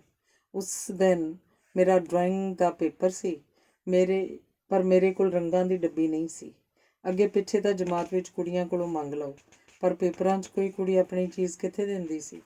ਮੈਂ ਬੀਜੀ ਦੇ ਅੱਗੇ ਪਿੱਛੇ ਕਿੰਨੀ ਦੇਰ ਰੋਂਦੀ ਰਹੀ ਤੇ ਮੈਨੂੰ ਰੰਗ ਲੈ ਕੇ ਦੇਵੋ, ਮੇਰਾ ਇਮਤਿਹਾਨ ਹੈ, ਨਹੀਂ ਤਾਂ ਮੈਂ ਫੇਲ ਹੋ ਜਾਣਾ ਵਗੈਰਾ ਵਗੈਰਾ। ਪਰ ਬੀਜੀ ਕੋਲ ਪੈਸੇ ਹੋਣ ਤਾਂ ਦੇਵਣ। ਉਹਨਾਂ ਬਥੇਰਾ ਡਰਾਇਆ, ਧਮਕਾਇਆ ਤੇ ਵਰਾਇਆ ਵੀ, ਪਰ ਮੈਂ ਜਿੱਦ ਫੜ ਲਈ ਸੀ ਰੰਗ ਵਾਲੀ ਪੈਨਸਲਾਂ ਦੀ ਡੱਬੀ ਲੈਣ ਲਈ। ਆਖਿਰ ਹਾਰ ਕੇ ਮਸਾਂ ਬੀਜੀ ਨੂੰ ਮੈਂ ਮਨਾਇਆ ਕਿ ਆਪਣੀ ਭੈਣ ਜੀ ਕੋਲੋਂ ਅੱਜ ਪੈਸੇ ਉਧਾਰ ਲੈ ਕੇ ਰੰਗਾਂ ਵਾਲੀ ਪੈਨਸਲਾਂ ਦੀ ਡੱਬੀ ਬਾਜ਼ਾਰੋਂ ਲੈ ਆਉਂਦੀ ਹਾਂ, ਅਤੇ ਜਦੋਂ ਪਾਪਾ ਜੀ ਵੱਲੋਂ ਭੇਜਿਆ ਮਨੀ ਆਰਡਰ ਆਏਗਾ ਤੁਸੀਂ ਪੈਸੇ ਦੇ ਦੇਣਾ, ਮੈਂ ਭੈਣ ਜੀ ਨੂੰ ਮੋੜ ਦੇਵਾਂਗੀ। ਸੋ ਅੱਜ ਇੰਨੀ ਠੰਡ ਵਿੱਚ ਹੀ ਸਵੇਰੇ 7 ਵਜੇ ਮੈਂ ਭੈਣ ਜੀ ਦੇ ਘਰ ਆ ਗਈ ਸੀ ਅਤੇ ਬੜੇ ਸੋਚ ਕੇ ਗੱਲ ਬਣਾ ਕੇ ਭੈਣ ਜੀ ਨੂੰ ਕਿਹਾ ਸੀ ਕਿ ਮੇਰੇ ਮਾਤਾ ਜੀ ਕੋਲ ਖੁੱਲ੍ਹੇ ਪੈਸੇ ਨਹੀਂ ਹਨ, ਸੋ ਤੁਸੀਂ ਮੈਨੂੰ ਉਧਾਰ ਦੇ ਦੇਵੋ ਅਤੇ ਮੈਂ ਇਮਤਿਹਾਨ ਲਈ ਰੰਗ ਖਰੀਦ ਲਿਆਵਾਂ। ਪਤਾ ਨਹੀਂ ਕਿਉਂ ਮੈਨੂੰ ਆਪਣੀ ਭੈਣ ਜੀ ਬਹੁਤ ਹੀ ਚੰਗੀ ਲੱਗਦੀ ਸੀ। ਉੱਚੀ ਲੰਮੀ ਪਤਲੀ ਨਿਛੋ ਜਿਹੀ, ਵੱਡੇ ਵੱਡੇ ਫੁੱਲਾਂ ਵਾਲੀ ਸਾੜੀ, ਉੱਚਾ ਜਿਹਾ ਜੂੜਾ ਅਤੇ ਉੱਚੀ ਅੱਡੀ ਦੀ ਗੁਰਗੱਪੀ। ਹਾਈ ਕਿੰਨੀ ਲੰਮੀ ਪਤਲੀ ਮੇਮ ਜੀ ਲੱਗਦੀ ਸੀ। ਉਹ ਐਨ ਸਕੂਲ ਦੇ ਪੂਰੇ ਟਾਈਮ 'ਤੇ ਨੇੜੇ ਹੀ ਕਮਰੇ 'ਚੋਂ ਨਿਕਲ ਸਕੂਲ ਆ ਵੜਦੀ, ਨਾ ਕਦੀ ਲੇਟ ਨਾ ਪਹਿਲੋਂ। ਬੱਚਿਆਂ ਨੂੰ ਪਿਆਰ ਵੀ ਬਹੁਤ ਕਰਦੀ ਸੀ, ਪੜ੍ਹਾਉਂਦੀ ਵੀ ਡਾਂਟ ਕੇ, ਪਰ ਗਰੀਬ ਬੱਚਿਆਂ ਦੀ ਮਦਦ ਪੈਸੇ ਨਾਲ ਵੀ ਕਰਦੀ ਅਤੇ ਕਿਤਾਬਾਂ ਵਗੈਰਾ ਵੀ ਲੈ ਦਿੰਦੀ। ਪੜ੍ਹਾਉਂਦਿਆਂ ਮਜ਼ਾਲ ਜੀ ਪੀਰੀਅਡ ਵਿੱਚ ਛੱਡ ਕੇ ਕਿਸੇ ਦੂਜੀ ਟੀਚਰ ਨਾਲ ਗੱਲਾਂ ਕਰੇ, ਭਾਵੇਂ ਅੱਧੀ ਛੁੱਟੀ ਦੇ ਗੱਪ-ਸ਼ੱਪ ਵੇਲੇ ਉਹਦੀ ਆਵਾਜ਼ ਸਾਰਿਆਂ ਤੋਂ ਉੱਚੀ ਹੁੰਦੀ ਸੀ। ਮੈਨੂੰ ਆਪਣਾ ਨਾਮ ਮੋਹਿੰਦਰ ਉਹਨੇ ਹੀ ਲਿਖਣਾ ਸਿਖਾਇਆ ਸੀ, ਨਹੀਂ ਤਾਂ ਮੈਂ ਆਪਣਾ ਨਾਮ ਮਹਿੰਦਰ ਲਿਖਦੀ ਸੀ। ਹਾਂ, ਉਸ ਦਿਨ ਉਹਦਾ ਉੱਚੀ ਆਵਾਜ਼ 'ਚ ਕਿਹਾ, ਰੁਕੋ ਮੋਹਿੰਦਰ, ਅੱਜ ਵੀ ਮੇਰੇ ਕੰਨਾਂ 'ਚ ਗੂੰਜਦਾ ਪਿਆ ਹੈ। ਅੱਜ ਵੀ ਮੈਂ ਇੱਕ ਸਕੂਲ ਦੇ ਵਰਾਂਡੇ 'ਚ ਥੰਮੇ ਨਾਲ ਸਿਰ ਲਾਈ ਬੈਠੀ ਹਾਂ। ਅੰਦਰ ਕਮਰੇ 'ਚ ਸਨੀ ਮੇਰਾ ਬੇਟਾ ਸੁੱਤਾ ਪਿਆ। ਗਰਮੀਆਂ ਦੀਆਂ ਛੁੱਟੀਆਂ ਕਰਕੇ ਸਕੂਲ ਬੰਦ ਹਨ। ਇਸ ਸਕੂਲ 'ਚ 15 ਦਿਨਾਂ ਲਈ ਨਸ਼ਾ ਛੁਡਾਉਣ ਦਾ ਕੈਂਪ ਲਗਾਇਆ ਗਿਆ ਅਤੇ ਮੈਂ ਪਿਛਲੇ 10 ਦਿਨਾਂ ਤੋਂ ਸਨੀ ਨੂੰ ਲੈ ਕੇ ਇੱਥੇ ਆਈ ਹੋਈ ਹਾਂ। ਉਸ ਦਿਨ ਵੀ ਮੇਰਾ ਹੱਥ ਬੜੀ ਜ਼ੋਰ ਨਾਲ ਕੰਬਿਆ ਸੀ। ਜਿਸ ਦਿਨ ਸਵੇਰੇ ਜਦੋਂ ਮੈਂ ਛੱਤ ਤੋਂ ਉੱਠ ਕੇ ਥੱਲੇ ਕਮਰੇ 'ਚ ਆਈ, ਸਨੀ ਦੇ ਸਿਰਹਾਣੇ ਉਹਦੀ ਹੱਥ ਕੋਲ ਪਿਆ ਇੱਕ ਲਿਫਾਫਾ ਚੁੱਕ ਕੇ ਵੇਖਿਆ, ਵਿੱਚ ਸਿਗਰਟ। ਮੇਰਾ ਹੱਥ ਜ਼ੋਰ ਨਾਲ ਕੰਬਿਆ ਅਤੇ ਲਿਫਾਫਾ ਥੱਲੇ ਜਾ ਡਿੱਗਾ। ਸਨੀ ਅਡੋਲ ਸੁੱਤਾ ਪਿਆ ਸੀ। ਹੇ ਮੇਰਿਆ ਰੱਬਾ, ਇਹ ਕੀ? ਮੈਨੂੰ ਸਨੀ ਦੇ ਚਿਹਰੇ 'ਚੋਂ ਪਿਛਲੇ 15 ਸਾਲ ਲੰਘਦੇ ਹੋਏ ਦਿਸੇ। ਸਨੀ ਸਿਰਫ 5 ਸਾਲਾਂ ਦਾ ਸੀ ਅਤੇ ਪਿੰਕੂ ਮਸਾਂ ਸਾਲ ਕੁ ਦਾ ਸੀ ਜਦ ਉਹਦੇ ਪਾਪਾ ਨੂੰ ਆਪਣਾ ਸਾਰਾ ਗਹਿਣਾ ਗੱਟਾ ਵੇਚ ਕੇ ਦੁਬਈ ਜਾਣ ਵਾਲੇ ਜਹਾਜ਼ 'ਤੇ ਚੜ੍ਹਾਇਆ ਸੀ। ਬਸ ਸ਼ੁਰੂ 'ਚ ਅਜੇ ਕੰਮ ਨਾ ਮਿਲ ਸਕਣ ਬਾਰੇ ਚਿੱਠੀਆਂ 'ਚ ਜ਼ਿਕਰ ਹੁੰਦਾ ਸੀ, ਪਰ ਫਿਰ ਕੰਮ ਤਾਂ ਮਿਲ ਗਿਆ ਸੀ। 1-2 ਵਾਰ ਪੈਸੇ ਵੀ ਆਏ, ਪਰ ਹੌਲੀ ਹੌਲੀ ਚਿੱਠੀਆਂ ਨੇ ਵੀ ਮੇਰੇ ਦਰਦ ਦਾ ਰਾਹ ਭੁਲਾ ਦਿੱਤਾ। ਫਿਰ ਮੈਨੂੰ ਉਡੀਕਣ ਲੱਗੀਆਂ ਫੈਕਟਰੀਆਂ, ਕਦੀ ਦੂਜੀ। ਇੱਕ ਦਿਨ ਫੈਕਟਰੀ ਤੋਂ ਵਾਪਸ ਮੁੜੀ, ਵੇਖਿਆ 3-4 ਸਾਲ ਦਾ ਪਿੰਕੂ ਬੁਖਾਰ 'ਚ ਬੇਹਾਲ ਬੇਸੁੱਧ ਬਿਸਤਰ 'ਤੇ ਪਿਆ ਸੀ। ਸਨੀ ਬਾਹਰ ਗਲੀ 'ਚ ਮੁੰਡਿਆਂ ਨਾਲ ਕੰਚੇ ਖੇਡਣ 'ਚ ਮਸ਼ਰੂਫ ਤੇ ਬੂਹੇ ਚੌੜ ਚਪੱਟ ਖੁੱਲ੍ਹੇ ਹੋਏ ਸਨ। ਤਰਕਾਲਾਂ ਵੇਲਾ ਸਨੀ ਨੂੰ ਲੱਭਣ ਜਾਵਾਂ ਜਾਂ ਪਿੰਕੂ ਨੂੰ ਡਾਕਟਰ ਕੋਲ ਲੈ ਜਾਵਾਂ। ਬਿਨਾਂ ਪਾਣੀ ਦਾ ਘੁੱਟ ਪੀਤਿਆਂ ਪਿੰਕੂ ਨੂੰ ਸਾਈਕਲ ਦੇ ਪਿੱਛੇ ਬਿਠਾ ਕੇ ਡਾਕਟਰ ਵੱਲ ਭੱਜੀ ਸੀ। ਡਾਕਟਰ ਨੇ ਵੇਖਿਆ ਬੁਖਾਰ ਬਹੁਤ ਸੀ। ਵਾਪਸੀ 'ਤੇ ਪਿੰਕੂ ਦਾ ਸਾਈਕਲ 'ਤੇ ਮੇਰੇ ਪਿੱਛੇ ਬੈਠਣਾ ਔਖਾ ਹੋਇਆ ਪਿਆ ਸੀ। ਅੱਖਾਂ ਬੰਦ ਤੇ ਗਿੱਚੀ ਥੱਲੇ ਨੂੰ ਡਿੱਗ ਰਹੀ ਸੀ। ਮੈਂ ਉਹਨੂੰ ਝੋਲੀ ਚੁੱਕਾਂ ਤੇ ਸਾਈਕਲ ਦਾ ਕੀ ਕਰਾਂ? ਰਾਹ ਵਿੱਚ ਸਾਈਕਲ ਫੜ ਕੇ ਖੜ ਗਈ। ਇੱਕ ਹੱਥ ਨਾਲ ਪਿੰਕੂ ਨੂੰ ਫੜੀ, ਦੂਜੇ ਹੱਥ ਨਾਲ ਸਾਈਕਲ ਦਾ ਹੈਂਡਲ ਫੜੀ, ਭਰੀਆਂ ਅੱਖਾਂ ਨਾਲ ਇੱਧਰ ਉੱਧਰ ਵੇਖ ਰਹੀ ਸਾਂ ਕਿ ਕੀ ਕਰਾਂ। ਘਰ ਵੀ ਅਜੇ ਦੂਰ ਸੀ। ਕੋਲੋਂ ਲੰਘਦੀ ਇੱਕ ਕੁੜੀ ਨੇ ਵੇਖਿਆ ਤੇ ਰੁਕ ਗਈ। ਮੇਰੀਆਂ ਲਬਾਲਬ ਭਰੀਆਂ ਅੱਖਾਂ ਵੇਖ ਕੇ ਉਹਨੇ ਸਾਈਕਲ ਫੜ ਲਈ। ਮੈਂ ਪਿੰਕੂ ਨੂੰ ਮੋਢੇ ਨਾਲ ਲਾਇਆ ਤੇ ਕੁੜੀ ਵਿਚਾਰੀ ਇੰਨੀ ਦੂਰ ਮੇਰੀ ਸਾਈਕਲ ਫੜੀ ਮੈਨੂੰ ਘਰ ਤੱਕ ਛੱਡਣ ਆਈ ਸੀ। ਸਾਰੇ ਰਾਹ ਉਸ ਕੁੜੀ ਨਾਲ ਗੱਲਾਂ ਕਰਦਿਆਂ ਦਿਲ ਵਿੱਚ ਇਹੋ ਸੋਚਦੀ ਰਹੀ ਕਿ ਰਾਤੀ ਡਾਕਟਰ ਦੀ ਖੁਰਾਕ ਨਾਲ ਪਿੰਕੂ ਟਿਕ ਜਾਵੇ, ਸਵੇਰੇ ਨੂੰ ਹਸਪਤਾਲ ਲੈ ਕੇ ਜਾਵਾਂਗੀ। ਜਾਂਦੀ ਹੋਈ ਕੁੜੀ ਨੂੰ ਧੰਨਵਾਦ ਦੇ ਲਫ਼ਜ਼ ਵੀ ਨਾ ਕਹਿ ਸਕੀ, ਯਾਦ ਹੀ ਨਹੀਂ ਰਿਹਾ। ਪਰ ਉਸੇ ਰਾਤ ਪਿੰਕੂ ਲੈ ਦੇ ਕੇ ਇੱਕੋ ਸਨੀ ਤਾਂ ਰਹਿ ਗਿਆ ਸੀ। 3-4 ਸਾਲ ਪਹਿਲਾਂ ਇਹਨੇ ਕੇਸ ਕਟਵਾ ਲਏ ਸੀ। ਬਥੇਰਾ ਤਦ ਵੀ ਰੋਈ ਕਲਪੀ ਸੀ। ਸਨੀ ਪੁੱਤਰ, ਤੂੰ ਇਹ ਕੀ ਕੀਤਾ? ਪੁੱਤਰ, ਆਪਾਂ ਤਾਂ ਗੁਰੂ ਸਾਹਿਬ ਦੇ ਸਜੇ ਹੋਏ ਸਿੰਘ ਹਾਂ। ਪੁੱਤਰ ਚੱਲ ਛੱਡ, ਜੇ ਤੂੰ ਗਲਤੀ ਕਰ ਲਈ ਏ। ਬੱਚਿਆ, ਗਲਤੀ ਸੁਧਾਰ ਲੈ, ਹੁਣ ਨਾ ਮੁੜ ਕੇ ਸਾਨੂੰ ਹੱਥ ਲਾਈ। ਪਰ ਜਵਾਨੀ ਦੀ ਦਹਿਲੀਜ਼ 'ਤੇ ਪੈਰ ਰੱਖਦੇ ਬੱਚੇ ਕਿੱਥੇ ਸੁਣਦੇ ਨੇ? ਪਿਓਆਂ ਦੀ ਵੀ ਨਹੀਂ ਸੁਣਦੇ। ਮਾਵਾਂ ਤਾਂ ਐਵੇਂ ਹੀ ਮਮਤਾ ਮਾਰੀਆਂ ਹੁੰਦੀਆਂ ਨੇ।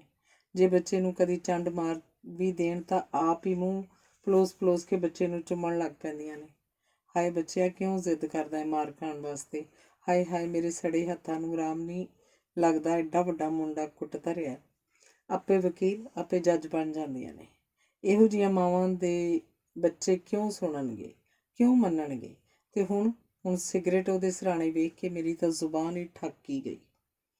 ਕਈ ਦਿਨ ਮੇਰੇ ਮੂੰਹੋਂ ਗੱਲ ਨਹੀਂ ਨਿਕਲੀ ਤੇ ਵਹਿੰਦਿਆਂ ਸਿਗਰਟਾਂ ਤੋਂ ਅੱਗੇ ਵੀ ਪਤਾ ਨਹੀਂ ਕੀ ਕੁਝ। ਹੁਣ ਵੀ ਬੜੀਆਂ ਮਿੰਨਤਾਂ ਤਰਲਿਆਂ ਨਾਲ ਇਸ ਕੈਂਪ 'ਚ ਦਾਖਲ ਕੀਤਾ ਹੈ। ਪਤਾ ਨਹੀਂ ਕਿਹੜੇ ਵਾਸਤੇ ਪਾਏ ਹਨ, ਪਰ ਹੁਣ ਵੀ ਜਦੋਂ ਉਹਨੂੰ ਤਲਬ ਹੁੰਦੀ ਹੈ ਤੇ ਉਹਦਾ ਚਿਹਰਾ ਹੀ ਬਦਲ ਜਾਂਦਾ ਹੈ। ਫਿਰ ਕੁੱਟੀ ਕੱਸੀ ਜਾਂਦੀ ਹੈ, ਉਹਦੀ ਬੁੱਲ ਫਰਕਣ ਲੱਗ ਜਾਂਦੇ ਨੇ, ਅੱਖਾਂ ਉਹਦੀਆਂ ਜਿਵੇਂ ਕਿ ਅੱਗ ਸੁੱਟ ਰਹੀਆਂ ਹੋਣ ਮੇਰੇ ਤੇ ਮੈਨੂੰ ਭਸਮ ਕਰਨ ਲਈ। ਮੈਂ ਕਿਉਂ ਇਹਨੂੰ ਇੱਥੇ ਲਿਆਈ? ਅੱਖਾਂ ਜਿਹੀਆਂ ਤਰੇੜ ਕੇ ਕਹੇਗਾ, ਲਿਆ ਆ ਜਾ ਵੀ ਹੁਣ, ਲਿਆ ਸਿਗਰਟ। ਡਾਕਟਰ ਨੇ ਉਹਦੀ ਇੱਕ ਦਿਨ 'ਚ ਇੱਕ ਸਿਗਰਟ ਮਿੱਥ ਰੱਖੀ ਹੈ। ਹਰ ਰੋਜ਼ ਟਾਈਮ ਅੱਧਾ ਘੰਟਾ ਅੱਗੇ ਪਾ ਦਿੰਦਾ ਹੈ। ਜੇ ਅੱਜ ਸ਼ਾਮੀ 3 ਵਜੇ ਉਹਨੂੰ ਸਿਗਰਟ ਦਿੱਤੀ ਗਈ ਤਾਂ ਕੱਲ੍ਹ ਉਹਨੂੰ 4 ਪੌਣੇ 4 ਦੇਵੇਗਾ। ਪਰ ਉਹ ਅੱਧਾ ਘੰਟਾ ਮੇਰੇ ਵਾਸਤੇ ਆਫਤ ਹੁੰਦਾ ਹੈ।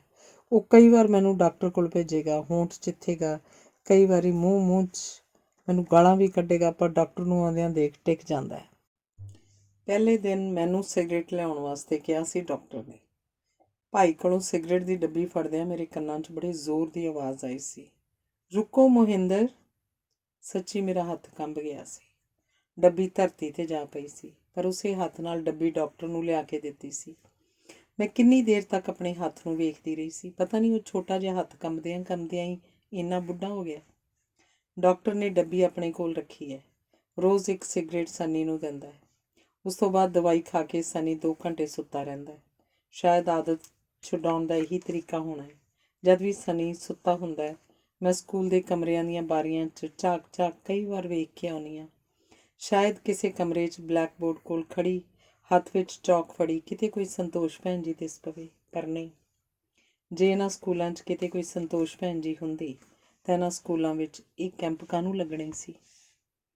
ਇਸ ਕੈਂਪ ਵਿੱਚ ਦਾਖਲ ਮਰੀਜ਼ਾਂ ਵਿੱਚੋਂ ਅੱਧੇ ਤੋਂ ਵੀ ਜ਼ਿਆਦਾ ਨੌਜਵਾਨ ਬੱਚੇ ਵੇਖ ਕੇ ਦਿਲ ਨੂੰ ਹੌਲ ਪੈਂਦਾ ਹੈ। ਯਾ ਰੱਬਾ, ਇਹ ਨਾਜ਼ੁਕ ਮਲੂਕ ਜਿਹੇ ਵੱਧਦੇ ਹੋਏ ਬੱਚੇ ਕਿਹੇ ਅੰਗਾਰ ਪੇ ਫੱਕਦੇ ਨੇ। ਕੀ ਇਹ ਪਿਓਆਂ ਦਾ 8-10 ਸਾਲ ਤੱਕ ਘਰ ਵੱਲ ਮੂੰਹ ਨਾ ਕਰਨ ਦਾ ਨਤੀਜਾ ਹੈ? ਕੀ ਇਹ ਮਾਵਾਂ ਦਾ 8-10 ਘੰਟੇ ਘਰੋਂ ਬਾਹਰ ਰਹਿਣ ਦਾ ਨਤੀਜਾ ਹੈ? ਜਾਂ ਇਹ ਅਧਿਆਪਕਾਂ ਦਾ ਸਿਰਫ ਪੈਸੇ ਲਈ ਨਾਲ ਮਤਲਬ ਤੇ ਨੈਤਿਕ ਜ਼ਿੰਮੇਵਾਰੀਆਂ ਵੱਲੋਂ ਲਾਪਰਵਾਹੀਆਂ ਦਾ ਨਤੀਜਾ ਹੈ? ਸੋਚਦਿਆਂ ਅਕਸਰ ਮੈਨੂੰ ਪੰਜਾਬੀ ਦੇ ਇੱਕ ਕਵੀ ਦੀਆਂ 2 ਸਤਰਾਂ ਚੇਤੇ ਆਉਂਦੀਆਂ ਹਨ ਤੇ ਸ਼ਾਇਦ ਇਹੀ ਅੱਜ ਦੀ ਸੱਚਾਈ ਹਨ।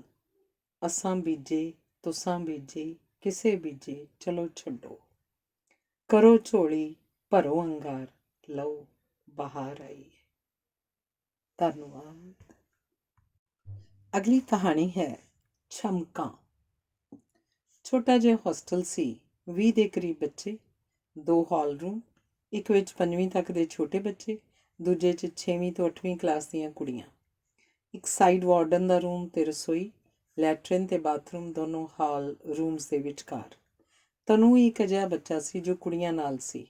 ਪਹਿਲਾਂ ਤੋਂ ਕੁੜੀਆਂ ਨਾਲ ਹੋਣ ਕਰਕੇ ਨਵੀਂ ਵਾਰਡਨ ਨੇ ਇਸ ਵਿੱਚ ਦਖਲ ਅੰਦਾਜ਼ੀ ਨਾ ਕੀਤੀ। ਤਨੂ ਦੀ ਵੱਡੀ ਭੈਣ ਕਮਲ 8ਵੀਂ ਕਲਾਸ 'ਚ ਪੜ੍ਹਦੀ ਸੀ ਤੇ ਤਨਵੀਰ 4ਥੀ ਕਲਾਸ ਵਿੱਚ। ਤਨਵੀਰ ਨੂੰ ਸਾਰੇ ਬੱਚੇ ਤਨੂ ਕਹਿ ਕੇ ਬੁਲਾਉਂਦੇ। ਤਨੂ ਭੋਲਾ ਭਾਲਾ ਬੱਚਾ, ਮਾਸੂਮ ਜਿਹਾ, ਤੇ ਕਮਲ ਤੇਜ਼ ਤਰਾਰ, ਲੜਨ ਨੂੰ ਤਿਆਰ ਰਹਿੰਦੀ। ਲੜਦੀ ਸਿਰਫ ਤਨੂ ਲਈ ਹੀ ਸੀ। ਹੁਣ ਜੋ ਉਹਦੇ ਲਫ਼ਜ਼ਾਂ ਵਿੱਚੋਂ ਮਾਸੂਮੀਅਤ ਆਪ ਮੁਹਾਰੇ ਵਹਿੰਦੀ ਸੀ। ਕਈ ਵਾਰ ਇਸ ਪਿਆਰ 'ਚ ਝਿੜਕਾਂ ਤੇ ਧੌਲ ਧੱਫਾ ਵੀ ਸ਼ਾਮਲ ਹੁੰਦਾ। ਹਰ ਰੋਜ਼ ਸਵੇਰੇ ਜਦੋਂ ਤਨੂ ਦੀ ਕੰਘੀ ਕਰ ਰਹੀ ਹੁੰਦੀ ਤਾਂ ਝਿੜਕਾਂ ਜ਼ਰੂਰ ਮਾਰਦੀ। ਵਾਰਡਨ ਜਦੋਂ ਤਨੂ ਤੋਂ ਕੋਈ ਸਵਾਲ ਪੁੱਛਦੀ, ਤਨੂ ਤੋਂ ਜ਼ਿਆਦਾ ਡਰ ਕਮਲ ਦੀਆਂ ਅੱਖਾਂ 'ਚ ਹੁੰਦਾ। ਜੇ ਉਹ ਉੱਤਰ ਨਾ ਦੇ ਸਕਿਆ, ਇਸ ਫਿਕਰ 'ਚ ਉਹ ਆਪਣੀ ਪੜ੍ਹਨਾ ਭੁੱਲ ਜਾਂਦੀ। ਉੱਤਰ ਦੇਣ ਲਈ ਜਿੰਨੀ ਦਿਮਾਗੀ ਕਸਰਤ ਤਨੂ ਕਰਦਾ, ਉਨੀ ਕਮਲ ਦੀ ਹੋ ਰਹੀ ਹੁੰਦੀ। ਸਟੱਡੀ ਪੀਰੀਅਡ ਵਿੱਚ ਜਦੋਂ ਆਪਣਾ ਪੜ੍ਹਨ ਦੀ ਥਾਂ ਤਨੂ ਨੂੰ ਪੜ੍ਹਾਉਂਦੀ ਤਾਂ ਵਾਰਡਨ ਡਾਂਟਦੀ, ਕਮਲ ਆਪਣਾ ਨਹੀਂ ਪੜ੍ਹਿਆ ਜਾਂਦਾ ਤੇਰੇ ਤੋਂ, ਚੱਲ ਤੂੰ ਆਪਣਾ ਪੜ੍ਹ, ਇਹ ਆਪਣਾ ਪੜ੍ਹੇਗਾ, ਜੇ ਕੁਝ ਪੁੱਛਣਾ ਤਾਂ ਮੇਰੇ ਤੋਂ ਪੁੱਛ ਲੈ। ਨਹੀਂ ਮੈਡਮ, ਮੈਂ ਇਹਨੂੰ ਸਮਝਾ ਰਹੀ ਸੀ। ਆਪਣੇ ਆਪ ਗੁਣਗਾਨ ਕਰਦੀ ਕਮਲ ਚੁੱਪ ਕਰਕੇ ਪੜ੍ਹਨ ਲੱਗ ਜਾਂਦੀ। ਤਨੂ ਕਮਲ ਵੱਲ ਵੇਖ ਮੁਸਕਰਾਉਂਦਾ, ਜਿਵੇਂ ਉਸ ਤੋਂ ਮਾਫ਼ੀ ਮੰਗ ਰਿਹਾ ਹੋਵੇ। ਆਪਣੇ ਕਾਰਨ ਪਈ ਡਾਂਟਦੀ। ਜਦੋਂ ਤਨੂ ਆਪਣੇ ਹਾਣ ਦੇ ਬੱਚਿਆਂ ਨਾਲ ਖੇਡ ਰਿਹਾ ਹੁੰਦਾ ਤੇ ਖੇਡ ਵਿੱਚ ਕਿਤੇ ਰੌਲਾ ਪੈਂਦਾ, ਕਮਲ ਦੇ ਕੰਨ ਖੜੇ ਹੋ ਜਾਂਦੇ। ਕਿਤੇ ਗੱਲ ਤਨੂ 'ਤੇ ਨਾ ਆ ਜਾਏ। ਜੇ ਆ ਜਾਂਦੀ ਤਾਂ ਉਸੇ ਵਕਤ ਬੋਲਦੀ, ਚੱਲ ਤਨੂ, ਨਹੀਂ ਖੇਡਣਾ ਇਹਨਾਂ ਨਾਲ। ਜੇ ਨਹੀਂ ਬੋਲਦਾ ਤਾਂ ਹੀ ਉਹ ਇਉਂ ਕਰਦੇ ਹੋ ਇਸ ਨਾਲ। ਤਨੂ ਨੂੰ ਬੈੱਡ ਤੈਨੂੰ ਤੂੰ ਬੈੱਡ ਹਟਾਏ ਤੂੰ, ਬੱਚਿਆਂ ਕੋਲ ਚੱਲ। ਤੁਸੀਂ ਆਪਣਾ ਆਪਣਾ ਕਿਉਂ ਨਹੀਂ ਪੜ੍ਹਦੇ? ਆਵਾਜ਼ ਆਉਂਦੀ ਹੈ ਤੁਹਾਡੀ, ਕਮਲ ਨੂੰ ਪੜ੍ਹਾਉਂਦੇ ਹੋਏ ਵਾਰਡਨ ਨੇ ਡਰਾਵਾ ਦਿੰਦਿਆਂ ਕਿਹਾ। ਤੈਨੂੰ ਨੇ ਭੋਲੀਆਂ ਜਿਹੀਆਂ ਅੱਖਾਂ ਨਾਲ ਤਰਲਾ ਕੀਤਾ। ਨਹੀਂ ਮੈਡਮ, ਮੈਨੂੰ ਇੱਥੇ ਹੀ ਰਹਿਣ ਦਿਓ। ਪੜ੍ਹਨ ਦੇ ਟਾਈਮ ਤੂੰ ਆਪਣਾ ਨਹੀਂ ਪੜ੍ਹਦੀ। ਤੁਸੀਂ ਬੋਲਦੇ ਹੋ ਤਾਂ ਸਾਰੇ ਬੱਚੇ ਡਿਸਟਰਬ ਹੁੰਦੇ ਆ। ਉੱਥੇ ਇਹਨੂੰ ਕੀ ਤਕਲੀਫ ਹੈ?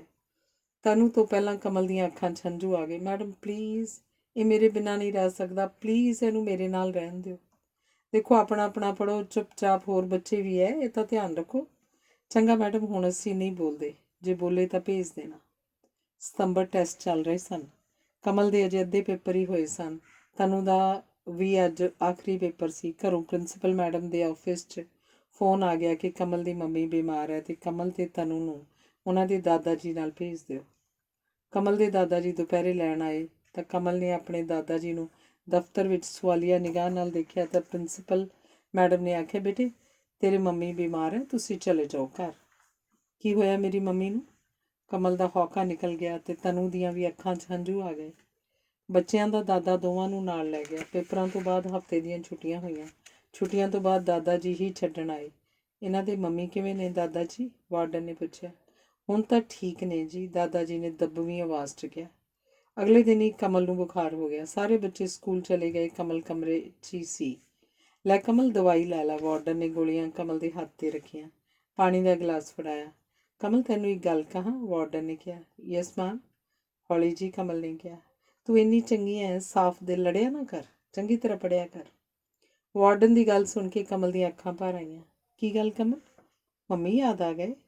ਕਮਲ ਦੇ ਸਿਰ 'ਤੇ ਪਿਆਰ ਨਾਲ ਹੱਥ ਫੇਰਦੇ ਵਾਰਡਨ ਨੇ ਕਿਹਾ। ਨਹੀਂ ਮੈਮ, ਮੇਰੀ ਮੰਮੀ ਬਿਮਾਰ ਨਹੀਂ ਸੀ। ਕਮਲ ਦੀਆਂ ਅੱਖਾਂ 'ਚੋਂ ਹੰਝੂ ਡੁੱਲ ਪਏ। ਹੋਰ ਕੀ ਹੋਇਆ ਸੀ ਫਿਰ? ਕਮਲ ਦੀ ਗੱਲ 'ਤੇ ਹੈਰਾਨ ਹੋ ਕੇ ਵਾਰਡਨ ਨੇ ਕਿਹਾ।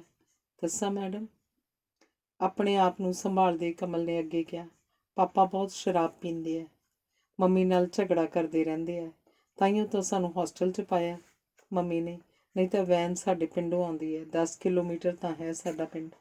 ਫਿਰ ਤੁਹਾਨੂੰ ਕਿਉਂ ਬੁਲਾਇਆ ਸੀ ਘਰ? ਮੇਰੇ ਪਾਪਾ, ਕਮਲ ਦਾ ਗਲਾ ਭਰ ਆਇਆ। ਕੀ ਹੋਇਆ ਕਮਲ? ਵਾਰਡਨ ਨੇ ਕਮਲ ਦੇ ਹੰਝੂ ਪੂੰਝਦਿਆਂ ਕਿਹਾ। ਮੇਰੇ ਪਾਪਾ ਮੰਮੀ ਨੂੰ ਮਾਰਦੇ ਆ। ਮੰਮੀ ਕਹਿੰਦੇ ਤੁਸੀਂ ਆਪਣੀ ਜ਼ਿੰਦਗੀ ਨਾ ਖਰਾਬ ਕਰੋ, ਹੋਸਟਲ 'ਚ ਰਹੋ, ਉੱਥੇ ਪੜ੍ਹ ਤਾਂ ਲਓਗੇ, ਇੱਥੇ ਰਹਿ ਤਾਂ ਕੁਝ ਨਹੀਂ ਹੋਣਾ। ਪਰ ਮੈਮ, ਇੱਥੇ ਸਾਡਾ ਦਿਲ ਨਹੀਂ ਲੱਗਦਾ। ਕਮਲ ਦੀਆਂ ਅੱਖਾਂ 'ਚੋਂ ਹੰਝੂ ਵਹਿੰਦੇ ਰਹੇ। ਐਤਕੀ ਮੰਮੀ ਦੇ ਸਿਰ 'ਤੇ ਸੱਟ ਲੱਗ ਗਈ ਸੀ। ਉਹ ਗੁੱਸੇ 'ਚ ਸਾਨੂੰ ਲੈ ਕੇ ਨਾਨਕੀ ਚਲੇ ਗਏ ਸੀ। ਫਿਰ ਪਰਸੋਂ ਪਾਪਾ ਲੈ ਆਏ ਸਾਨੂੰ, ਕਹਿ ਕੇ ਕਮਲ ਹੌਕੇ ਲੈ ਲੈ ਕੇ ਰੋਣ ਲੱਗ ਪਈ। ਧੰਨਵਾਦ। ਅਗਲੀ ਕਹਾਣੀ ਹੈ ਹੱਕ ਤਲਫੀ। ਕੁੜੀ ਦੀਆਂ ਉਂਗਲਾਂ ਕੈਨਵਸ 'ਤੇ ਕਿਸੇ ਜਾਦੂ ਦੀ ਛੜੀ ਵਾਂਗ ਚੱਲ ਰਹੀਆਂ ਸਨ। ਉਹਦੇ ਚਿਹਰੇ 'ਤੇ ਵੱਖਰੇ ਵੱਖਰੇ ਭਾਵ ਆ ਜਾ ਰਹੇ ਸਨ। ਖੁੱਲ੍ਹੇ ਨੀਲੇ ਅੰਬਰ ਦੀ ਛੱਤ ਹੇਠਾਂ ਹਰੇ ਕਚੂਰ ਰੁੱਖਾਂ ਦੇ ਝੁਰਮਟ ਦੇ ਨੇੜੇ ਉਹਨੇ ਆਪਣਾ ਕੈਨਵਸ ਸਟੈਂਡ ਲਗਾ ਰੱਖਿਆ ਸੀ।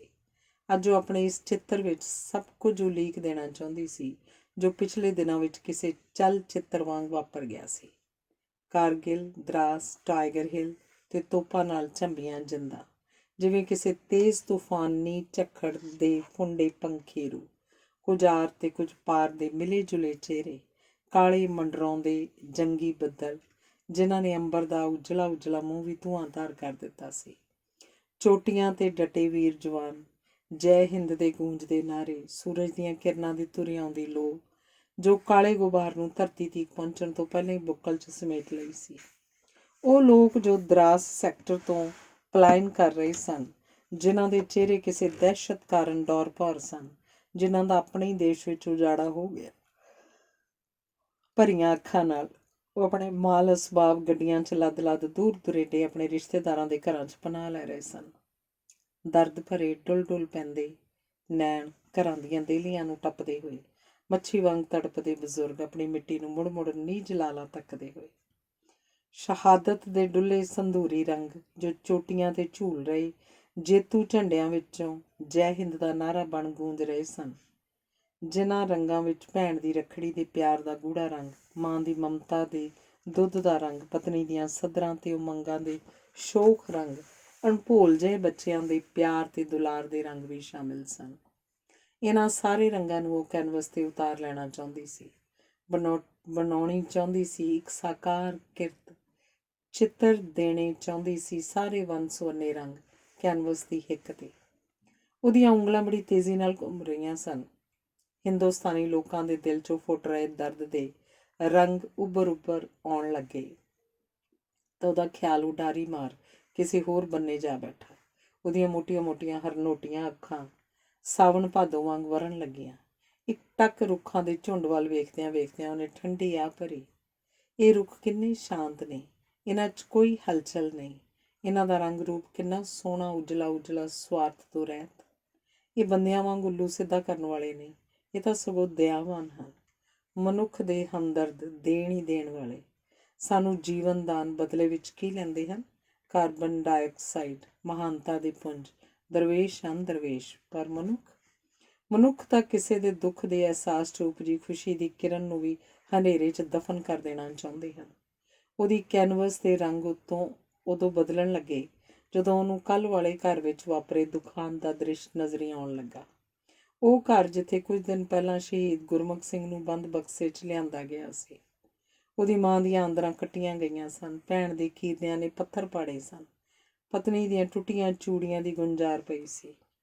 ਉਹਦੇ ਵਿਰਲਾਪ ਸੁਣ ਕੇ ਕੰਧਾਂ ਰੋਈਆਂ ਸਨ। 1 ਸਾਲ ਦੇ ਬੱਚੇ ਨੂੰ ਮਾਂ ਦੀ ਗੋਦ 'ਚ ਵੇਖ ਪੱਥਰ ਰੋਏ ਸਨ, ਰੁੱਖ ਰੋਏ ਸਨ, ਵੇਲ ਬੂਟੇ ਰੋਏ ਸਨ।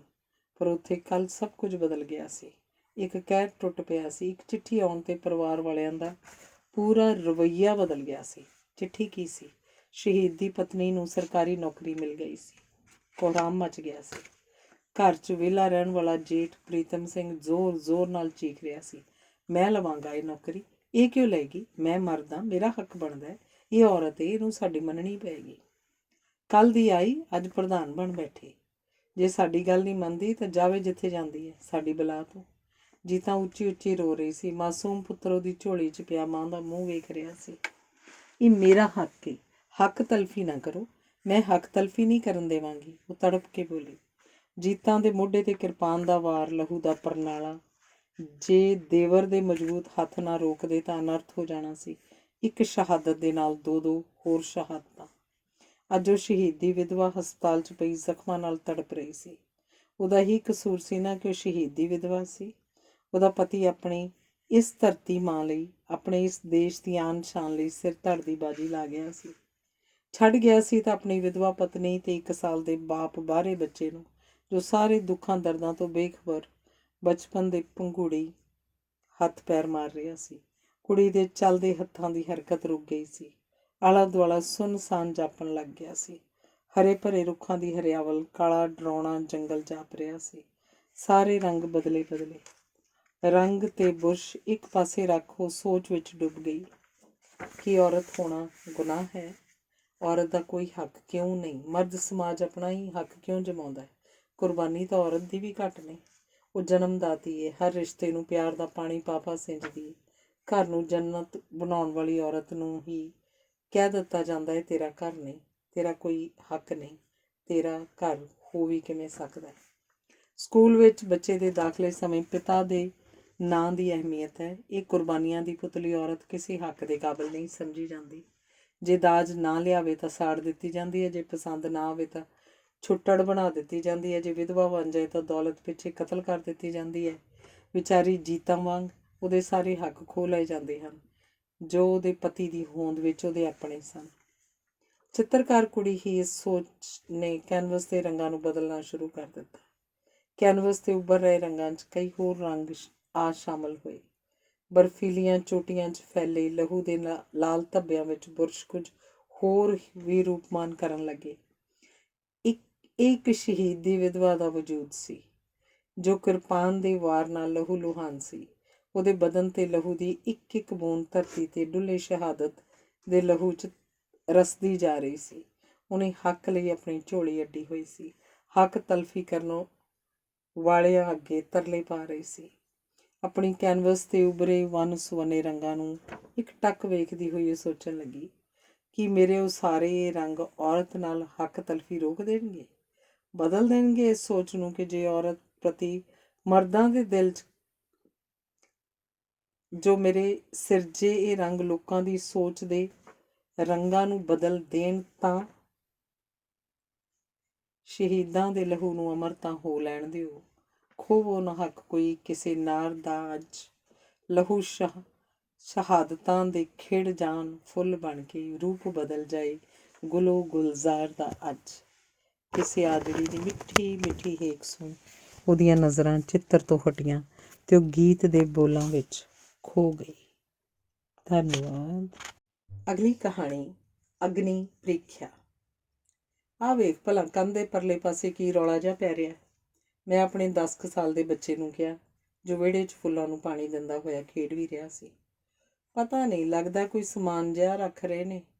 ਉਹਨੇ ਕੰਧ ਉੱਤੇ ਹੱਥ ਲਾ ਕੇ ਛਲਾਂਗ ਲਾਈ ਤੇ ਫਿਰ ਛੇਤੀ ਨੀਚੇ ਉਤਰ ਆਇਆ। ਕੰਧ ਉੱਚੀ ਸੀ, ਪਰ ਉਹਦਾ ਕੱਦ ਛੋਟਾ ਹੋਣ ਕਰਕੇ ਉੱਥੇ ਉਹ ਬਹੁਤਾ ਚਿਰ ਖੜ ਕੇ ਨਹੀਂ ਸੀ ਵੇਖ ਸਕਦਾ। ਦੂਸਰਿਆਂ ਨੂੰ ਆਪਣੇ ਕੰਮ 'ਚ ਦਿਲਚਸਪੀ ਜ਼ਿਆਦਾ ਸੀ, ਇਸ ਕਰਕੇ ਉਹਨੂੰ ਪੱਕਾ ਪਤਾ ਨਹੀਂ ਲੱਗਿਆ ਕਿ ਕੀ ਹੋ ਰਿਹਾ ਸੀ। ਉਹਦੀ ਬਹੁਤੀ ਦਿਲਚਸਪੀ ਨਾ ਵੇਖ ਕੇ ਮੈਂ ਵਿਹੜੇ ਵਿਚਲੀ ਕੰਧ ਕੋਲ ਖਲੋ ਕੇ ਉਤਾਂਹ ਦੀ ਵੇਖਿਆ ਤਾਂ ਮੈਨੂੰ ਜਾਪਿਆ ਕੋਈ ਡੱਬੇ ਪੀਪੀਆਂ ਜਿਹੀਆਂ ਚੁੱਕ ਕੇ ਸ਼ੋਰ ਸ਼ਰਾਬਾ ਕਰਦੇ ਫਿਰ ਰਹੇ ਸਨ। ਮੇਰੇ ਘਰ ਦੇ ਨਾਲ ਹੀ ਕਿਸੇ ਦਾ 2 ਕਨਾਲ ਦਾ ਖਾਲੀ ਪਲਾਟ ਪਿਆ ਸੀ, ਜਿਸ 'ਚ ਇੱਕ ਛੋਟਾ ਜਿਹਾ ਕਮਰਾ ਸੀ। ਕੋਲ ਹੀ ਪਾਣੀ ਦੀ ਮੋਟਰ ਲੱਗੀ ਸੀ। ਉਹ ਪਲਾਟ ਲਗਭਗ ਖਾਲੀ ਪਿਆ ਰਹਿੰਦਾ। ਕਦੀ ਕਦਾਈ ਉੱਥੇ ਕੋਈ ਮਾਲੀ, ਕੋਈ ਭਈਆ ਕੁਝ ਮਹੀਨੇ ਠਹਿਰਦਾ ਤਾਂ ਉਸ ਸੁੰਨੇ ਪਏ ਥਾਂ 'ਚ ਰੌਣਕ ਲੱਗ ਜਾਂਦੀ। ਪਾਣੀ ਦੀ ਮੋਟਰ ਚੱਲਦੀ ਰਹਿੰਦੀ। ਉਸ ਪਲਾਟ 'ਚ ਸਬਜ਼ੀਆਂ ਲੱਗ ਜਾਂਦੀਆਂ, ਫੁੱਲਾਂ ਦੀ ਖੁਸ਼ਬੂ ਆਉਂਦੀ, ਹਰਿਆਲੀ ਅੱਖਾਂ ਨੂੰ ਸੋਹਣੀ ਲੱਗਦੀ ਤੇ ਸਭ ਤੋਂ ਵੱਧ ਬੋਲਣ ਚੱਲਣ ਦੀਆਂ ਆਵਾਜ਼ਾਂ ਆਉਂਦੀਆਂ ਤੇ ਰੌਣਕ ਲੱਗ ਜਾਂਦੀ। ਫਿਰ ਕੁਝ ਮਹੀਨਿਆਂ ਬਾਅਦ ਹੀ ਪਰਿਵਾਰ ਉੱਠ ਜਾਂਦਾ।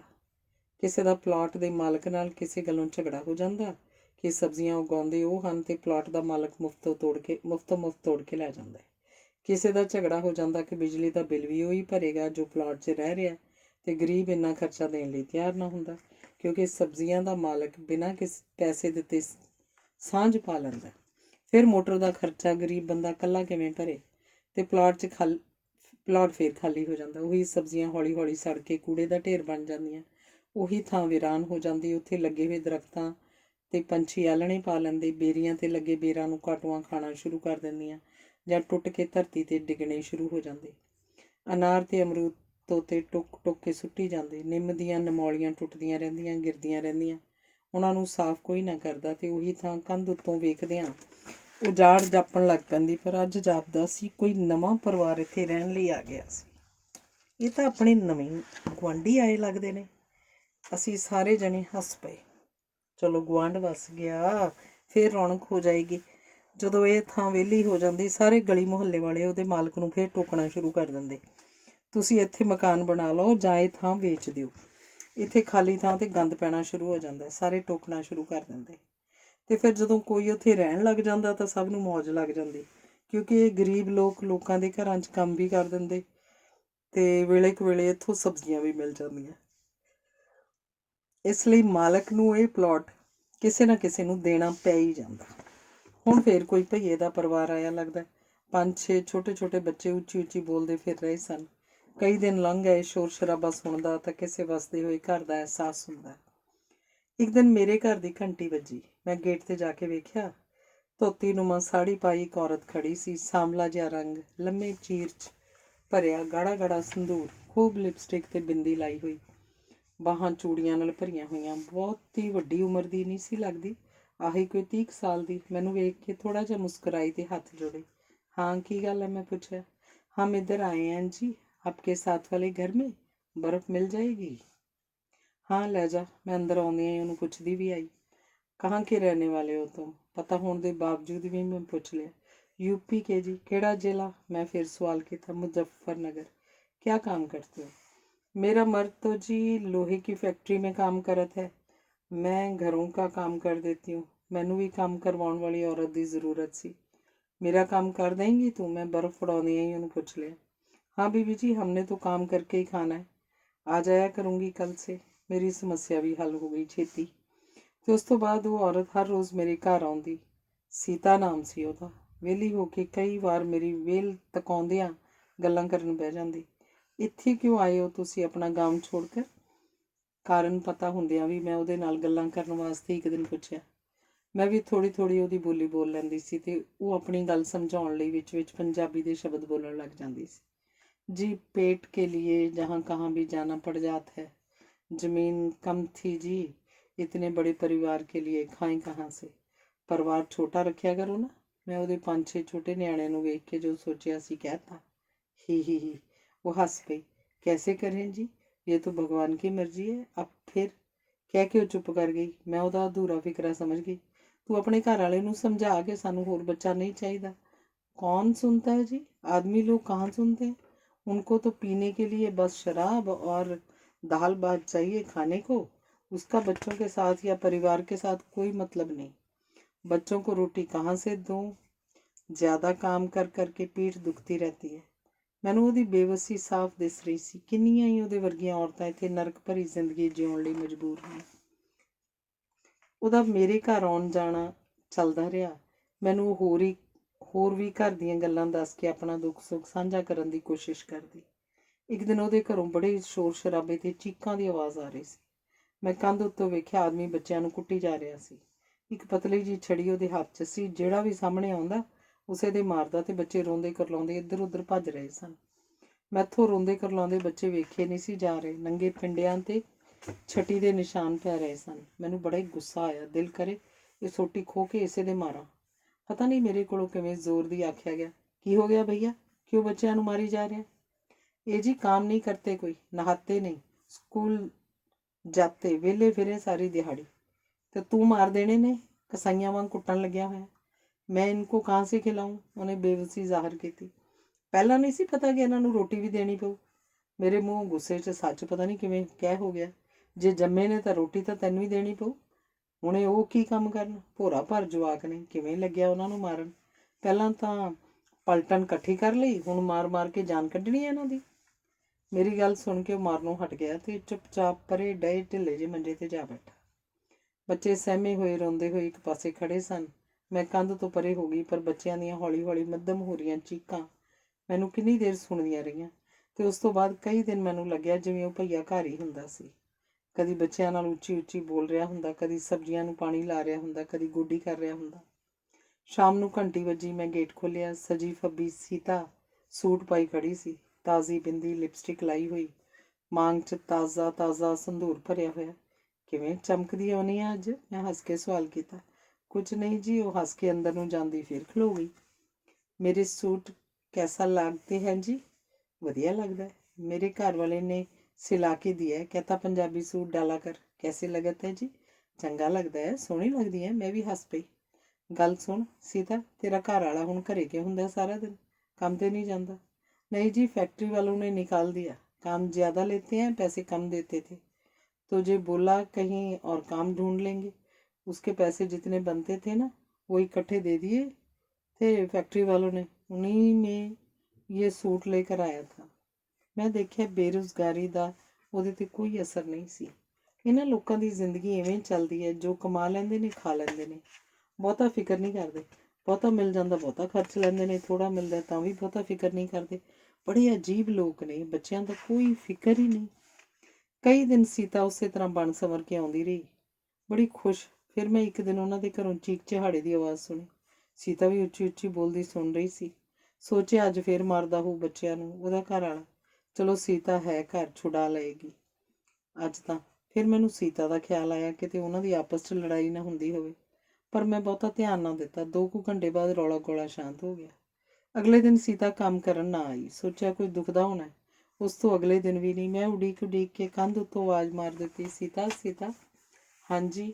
ਅੰਦਰੋਂ ਮੱਧਮ ਜੀ ਆਵਾਜ਼ 'ਚ ਸੀਤਾ ਬੋਲਦੀ ਆਈ। ਨੰਗੇ ਪੈਰ, ਵਾਲ ਵੀ ਖਿਲਰੇ ਹੋਏ, ਬਿਮਾਰਾਂ ਵਰਗੀ ਸ਼ਕਲ, ਮਸਾਂ ਹੀ ਤੁਰਦੀ ਜਾਂਦੀ ਸੀ। ਕੀ ਹੋ ਗਿਆ ਤੈਨੂੰ, ਆਉਂਦੀ ਨਹੀਂ ਕੰਮ ਕਰਨ। ਅਭੀ ਆਈ ਕਹਿ ਕੇ ਉਹ ਅੰਦਰ ਚਲੀ ਗਈ ਤੇ ਪੈਰੀਂ ਚੱਪਲਾਂ ਜੀਆਂ ਪਾ ਕੇ ਫੇਰ ਮੁੜ ਆਈ। ਉਹਦੀ ਹਾਲਤ ਬੜੀ ਤਰਸਯੋਗ ਜਾਪਦੀ ਸੀ। ਪੁਰਾਣੇ ਜਿਹੇ ਕੱਪੜੇ, ਉਤਰਿਆ ਜੇ ਮੂੰਹ, ਖਿਲਰੇ ਜੇ ਵਾਲ। ਕੀ ਹੋ ਗਿਆ ਤੈਨੂੰ। ਕਿਆ ਬਤਾऊं, ਮਾਰਤਾ ਹੈ ਜੀ ਹਰ ਰੋਜ਼। ਕਹਿੰਦਿਆਂ ਉਹਦੀ ਭੁੱਬ ਨਿਕਲ ਗਈ। ਕਿਉਂ। मैं शराब पीने को कहाँ से दूँ पैसे। आप तो काम कोई करता नहीं, मैं इस हाल में कहाँ से ज़्यादा कमाऊँ बेबी जी। अच्छा तां ही कल परसों रात को मेरा फिक्रा अधूरा ही रह गया। सीता फुट फुट के रो पई। हाँ जी, मुझे मारता था, डंडे के साथ बच्चों को भी पीटा। कौन रोज़ मार खाए। 1-2 दिन पहला फुल वांग खिड़ी सीता अज तरस दी मूरत बनी खड़ी सी। मैनूं ਉਹਦੇ ਤੇ ਬੜਾ ਹੀ ਤਰਸ ਆਇਆ। ਇਹ ਆਪਣੇ ਆਦਮੀ ਦੇ ਰਹਿਮ ਦੀ ਪਾਤਰ ਹੀ ਤਾਂ ਹੈ। ਇਹਦਾ ਦੇਵਤਾ ਚਾਹੇ ਤਾਂ ਖੁਸ਼, ਚਾਹੇ ਤਾਂ ਉਦਾਸ, ਜੇ ਹੋਰ ਵੀ ਚਾਹੇ ਤਾਂ ਕਰੁਣਾ ਭਰੀ ਜ਼ਿੰਦਗੀ ਤੋਂ ਸਿਵਾ ਇਹਦੇ ਕੋਲ ਕੁਝ ਨਹੀਂ ਹੋਣਾ। ਤਾਂ ਹੀ ਸ਼ਾਇਦ ਸਮਾਜ 'ਚ ਔਰਤ ਦੇ ਪਤੀ ਨੂੰ ਪਰਮੇਸ਼ਰ ਮੰਨ ਲਿਆ ਹੋਏਗਾ। ਸੀਤਾ ਦਾ ਘਰ ਵਾਲਾ ਜਦੋਂ ਵੀ ਖੁਸ਼ ਹੁੰਦਾ ਹੈ ਫੁੱਲ ਵਾਂਗ ਖਿੜੀ ਆਉਂਦੀ, ਭੱਜ ਭੱਜ ਕੇ ਕੰਮ ਕਰਦੀ। ਇਹਦਾ ਪੈਰ ਧਰਤੀ 'ਤੇ ਨਾ ਲੱਗਦਾ, ਜਿਵੇਂ ਘਰ ਦਾ ਸਾਰਾ ਬੋਝ ਚੁੱਕ ਲੈਣ ਲਈ ਤਿਆਰ ਹੁੰਦੀ ਹੈ। ਪਰ ਜਿਸ ਦਿਨ ਇਹਦੇ ਦੇਵਤੇ ਦੀਆਂ ਨਜ਼ਰਾਂ ਸਵੱਲੀਆਂ ਨਾ ਹੁੰਦੀਆਂ, ਉਦਣ ਮੁਰਝਾ ਜਾਂਦੀ, ਕੰਮ ਵੀ ਨਾ ਕਰਨ ਆਉਂਦੀ। ਮੂੰਹ ਤੋਂ ਮੱਖੀਆਂ ਨਾ ਉੱਡਦੀਆਂ, ਜਿਵੇਂ ਮੰਜੇ ਨਾਲ ਜੁੜ ਜਾਂਦੀ, ਪਈ ਰਹਿੰਦੀ, ਰੋਂਦੀ ਰਹਿੰਦੀ। ਇੱਕ ਕਿਸ ਤਰ੍ਹਾਂ ਦੀ ਸੀ ਉਹਦੀ ਹੋਣੀ। ਤੂੰ ਕਹਿ ਕਿਉਂ ਨਹੀਂ ਦਿੰਦੀ ਕਿ ਮੇਰੇ ਤੋਂ ਇੰਨਾ ਕੰਮ ਨਹੀਂ ਹੁੰਦਾ? ਕੰਮ ਦੀ ਗੱਲ ਨਹੀਂ ਬੀਬੀ ਜੀ, ਕੰਮ ਤਾਂ ਕਰ ਲੂੰ, इससे भी ज़्यादा कर लूँ, बात तो और है। ਕੁਝ ਦਿਨ ਪਹਿਲਾਂ ਤਾਂ ਬੜੇ ਵਧੀਆ ਨਵੇਂ ਸੂਟ ਲਿਆ ਕੇ ਦਿੱਤੇ ਸਨ, ਹੁਣ ਉਹਨੂੰ ਕੀ ਹੋ ਗਿਆ? भरम में डालता था मुझे, क्या बताऊँ, मुझे नहीं चाहिए नए सूट।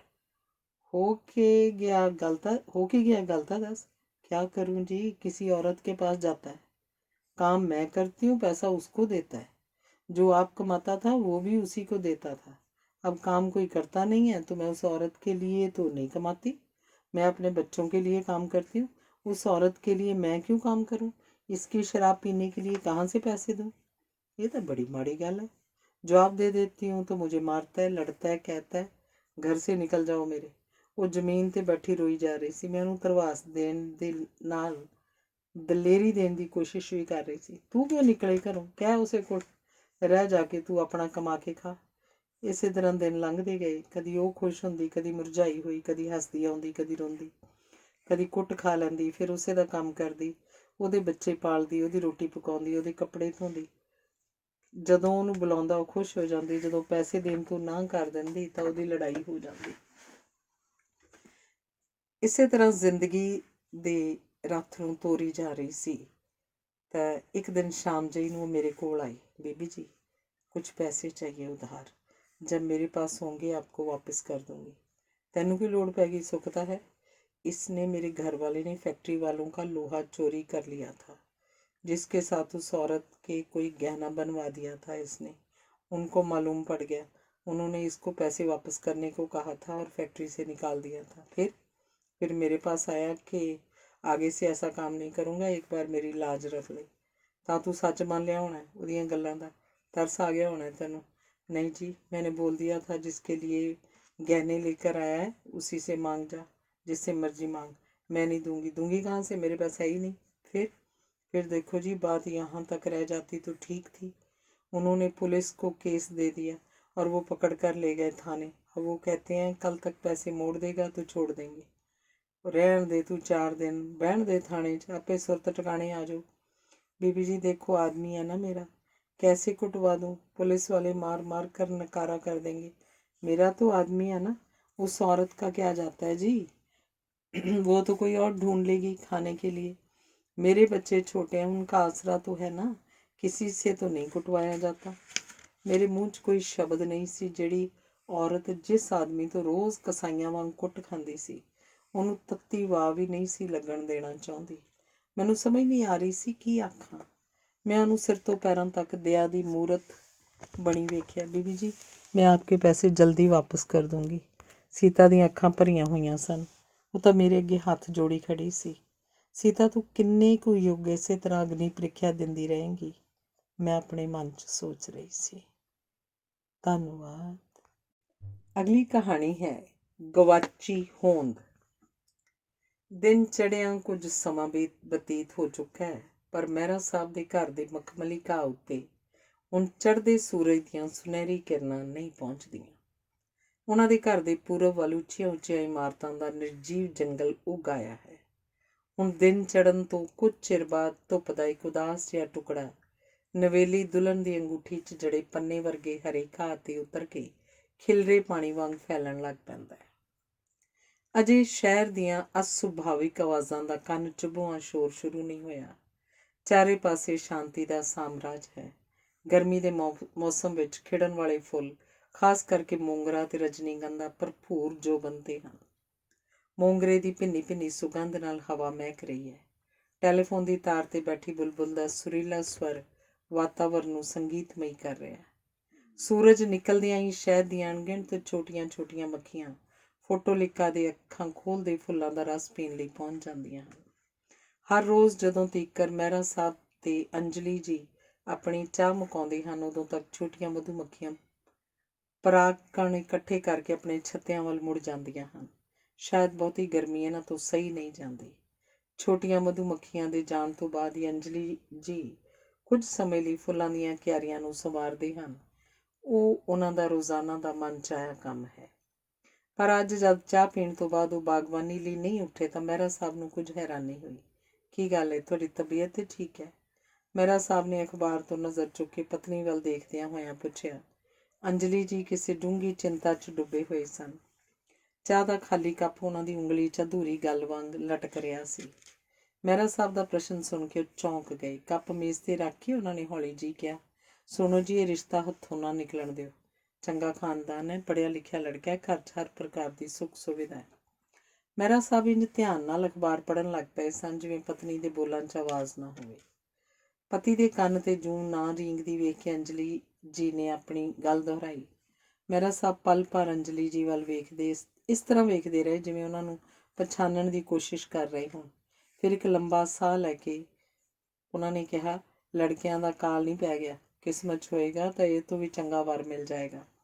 ਮੈਂ ਪਿਤਾ ਹਾਂ, ਮੈਨੂੰ ਵੀ ਬੇਟੀ ਦੀ ਸ਼ਾਦੀ ਦੀ ਚਿੰਤਾ ਹੈ, ਪਰ ਉਹਨੂੰ ਖਾਲੀ ਹੱਥ 'ਤੇ ਵਿਦਾ ਨਹੀਂ ਕੀਤਾ ਜਾ ਸਕਦਾ। ਅੰਜਲੀ ਜੀ ਨੇ ਅਖੀਰੀ ਕੋਸ਼ਿਸ਼ ਕਰਦਿਆਂ ਹੋਇਆਂ ਮਹਿਰਾ ਸਾਹਿਬ ਦੇ ਹੱਥ 'ਤੇ ਆਪਣਾ ਠੰਡਾ ਹੱਥ ਰੱਖ ਦਿੱਤਾ। ਤੁਸੀਂ ਕਿਤੋਂ ਕਰਜ਼ਾ ਕਿਉਂ ਨਹੀਂ ਲੈ ਲੈਂਦੇ? ਲੜਕੀ 22 ਵਰ੍ਹਿਆਂ ਦੀ ਹੋ ਗਈ ਹੈ।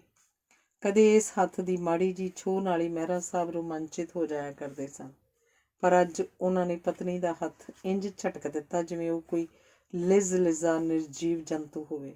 ਫਿਰ ਉਹ ਮੇਜ਼ 'ਤੇ ਰੱਖੇ ਅਖਬਾਰ 'ਤੇ ਹੌਲੀ ਹੌਲੀ ਹੱਥ ਫੇਰਨ ਲੱਗ ਪਏ, ਜਿਵੇਂ ਕਿਸੇ ਪੁਰਾਣੇ ਜ਼ਖਮ ਨੂੰ ਸਹਿਲਾ ਰਹੇ ਹੋਣ। ਦਰਅਸਲ ਉਹ ਆਪਣੇ ਗੁੱਸੇ 'ਤੇ ਕਾਬੂ ਪਾਉਣ ਦੀ ਕੋਸ਼ਿਸ਼ ਕਰ ਰਹੇ ਸਨ, ਪਰ ਨਾ ਚਾਹੁੰਦਿਆਂ ਹੋਇਆਂ ਵੀ ਉਹਨਾਂ ਦੀ ਗੁੱਸੇ ਨਾਲ ਭਰੀ ਆਵਾਜ਼ ਜ਼ਰੂਰਤ ਤੋਂ ਵੱਧ ਉੱਚੀ ਹੋ ਗਈ। ਕਰਜ਼ਾ ਲੈਣ ਦੀ ਗੱਲ ਕਰ ਰਹੀ ਹਾਂ ਤੂੰ? ਪਹਿਲਾਂ ਕਿਹੜੀਆਂ ਘੱਟ ਚਿੰਤਾਵਾਂ ਨੇ, ਹੁਣ ਕਰਜ਼ਾ ਲੈ ਕੇ ਬੁਢਾਪੇ 'ਚ ਇੱਕ ਹੋਰ ਰੋਗ ਨਹੀਂ ਪਾਲ ਸਕਦਾ। ਅੰਜਲੀ ਜੀ ਦੇ ਮਨ ਨੂੰ ਕੁਰੇਦ ਦੀ ਗਹਿਰੀ ਚਿੰਤਾ ਉਹਨਾਂ ਦੇ ਮੂੰਹ 'ਤੇ ਪੀੜ ਬਣ ਕੇ ਉੱਭਰ ਆਈ, ਜਿਹਨੂੰ ਵੇਖ ਕੇ ਮਹਿਰਾ ਸਾਹਿਬ ਨੇ ਪਲ ਭਰ ਲਈ ਆਪਣੇ ਗੁੱਸੇ 'ਤੇ ਕਾਬੂ ਪਾ ਲਿਆ। ਪਰ ਫਿਰ ਅੰਜਲੀ ਜੀ ਦੀਆਂ ਅੱਖਾਂ 'ਚ ਆਏ ਅੱਥਰੂਆਂ ਨੇ ਅੱਗ ਵਿੱਚ ਤੇਲ ਦਾ ਕੰਮ ਕੀਤਾ। ਮਹਿਰਾ ਸਾਹਿਬ ਦਾ ਮੂੰਹ ਗੁੱਸੇ ਨਾਲ ਲਾਲ ਹੋ ਗਿਆ। ਹਮੇਸ਼ਾ ਗੰਭੀਰ ਤੇ ਧੀਮੀ ਰਹਿਣ ਵਾਲੀ ਆਵਾਜ਼ ਹੁਣ ਗੁੱਸੇ ਨਾਲ ਕੰਬ ਗਈ। ਸਾਰਾ ਦੋਸ਼ ਤੇਰਾ ਹੀ ਹੈ। ਰੱਬ ਨੇ 2 ਬੇਟੀਆਂ ਦਿੱਤੀਆਂ ਸਨ, ਉਹਨਾਂ ਦਾ ਵਿਆਹ ਕਰਕੇ ਗੰਗਾ ਨਹਾ ਲਏ ਹੁੰਦੇ, ਪਰ ਤੈਨੂੰ ਇੱਕ ਸਪੂਤ ਚਾਹੀਦਾ ਸੀ। ਨਾ ਤੂੰ ਦਿਨ ਰਾਤ ਬੇਟਾ ਬੇਟਾ ਦਾ ਮੰਤਰ ਲਾਪਦੀ, ਨਾ ਇਹ ਮੁਸੀਬਤ ਗਲ ਪੈਂਦੀ। ਨਿਸ਼ਾ ਦਰਵਾਜ਼ੇ ਦੇ ਪਿੱਛੇ ਖੜੀ ਆਪਣੇ ਮਾਤਾ ਪਿਤਾ ਵਿਚਕਾਰ ਚੱਲ ਰਹੀ ਗੱਲਬਾਤ ਸੁਣ ਰਹੀ ਸੀ। ਪਿਤਾ ਦੀ ਕਹੀ ਗੱਲ ਸੁਣ ਕੇ ਉਹਦਾ ਦਿਲ ਨਿਰਦਈ ਸ਼ਿਕਾਰੀ ਦੀ ਗੋਲੀ ਨਾਲ ਘਾਇਲ ਹੋਏ ਪੰਛੀ ਵਾਂਗ ਫੜਫੜਾ ਕੇ ਤੇਜ਼ੀ ਨਾਲ ਧੜਕਣ ਲੱਗ ਪਿਆ। ਉਹਦੇ ਪੈਰ ਇਸ ਤਰ੍ਹਾਂ ਜੜ ਹੋ ਗਏ ਜਿਵੇਂ ਉਹਨਾਂ ਵਿੱਚ ਲੋਹੇ ਦੀਆਂ ਬੇੜੀਆਂ ਪੈ ਗਈਆਂ ਹੋਣ। ਅਣਵੱਗੇ ਅੱਥਰੂ ਅੱਖਾਂ ਵਿੱਚ ਚੁਭਣ ਲੱਗ ਪਏ। ਬੜੀ ਮੁਸ਼ਕਿਲ ਨਾਲ ਪੈਰ ਘੜੀਸਦੀ ਉਹ ਦਰਵਾਜ਼ੇ ਪਿੱਛੋਂ ਪਰੇ ਹਟ ਗਈ।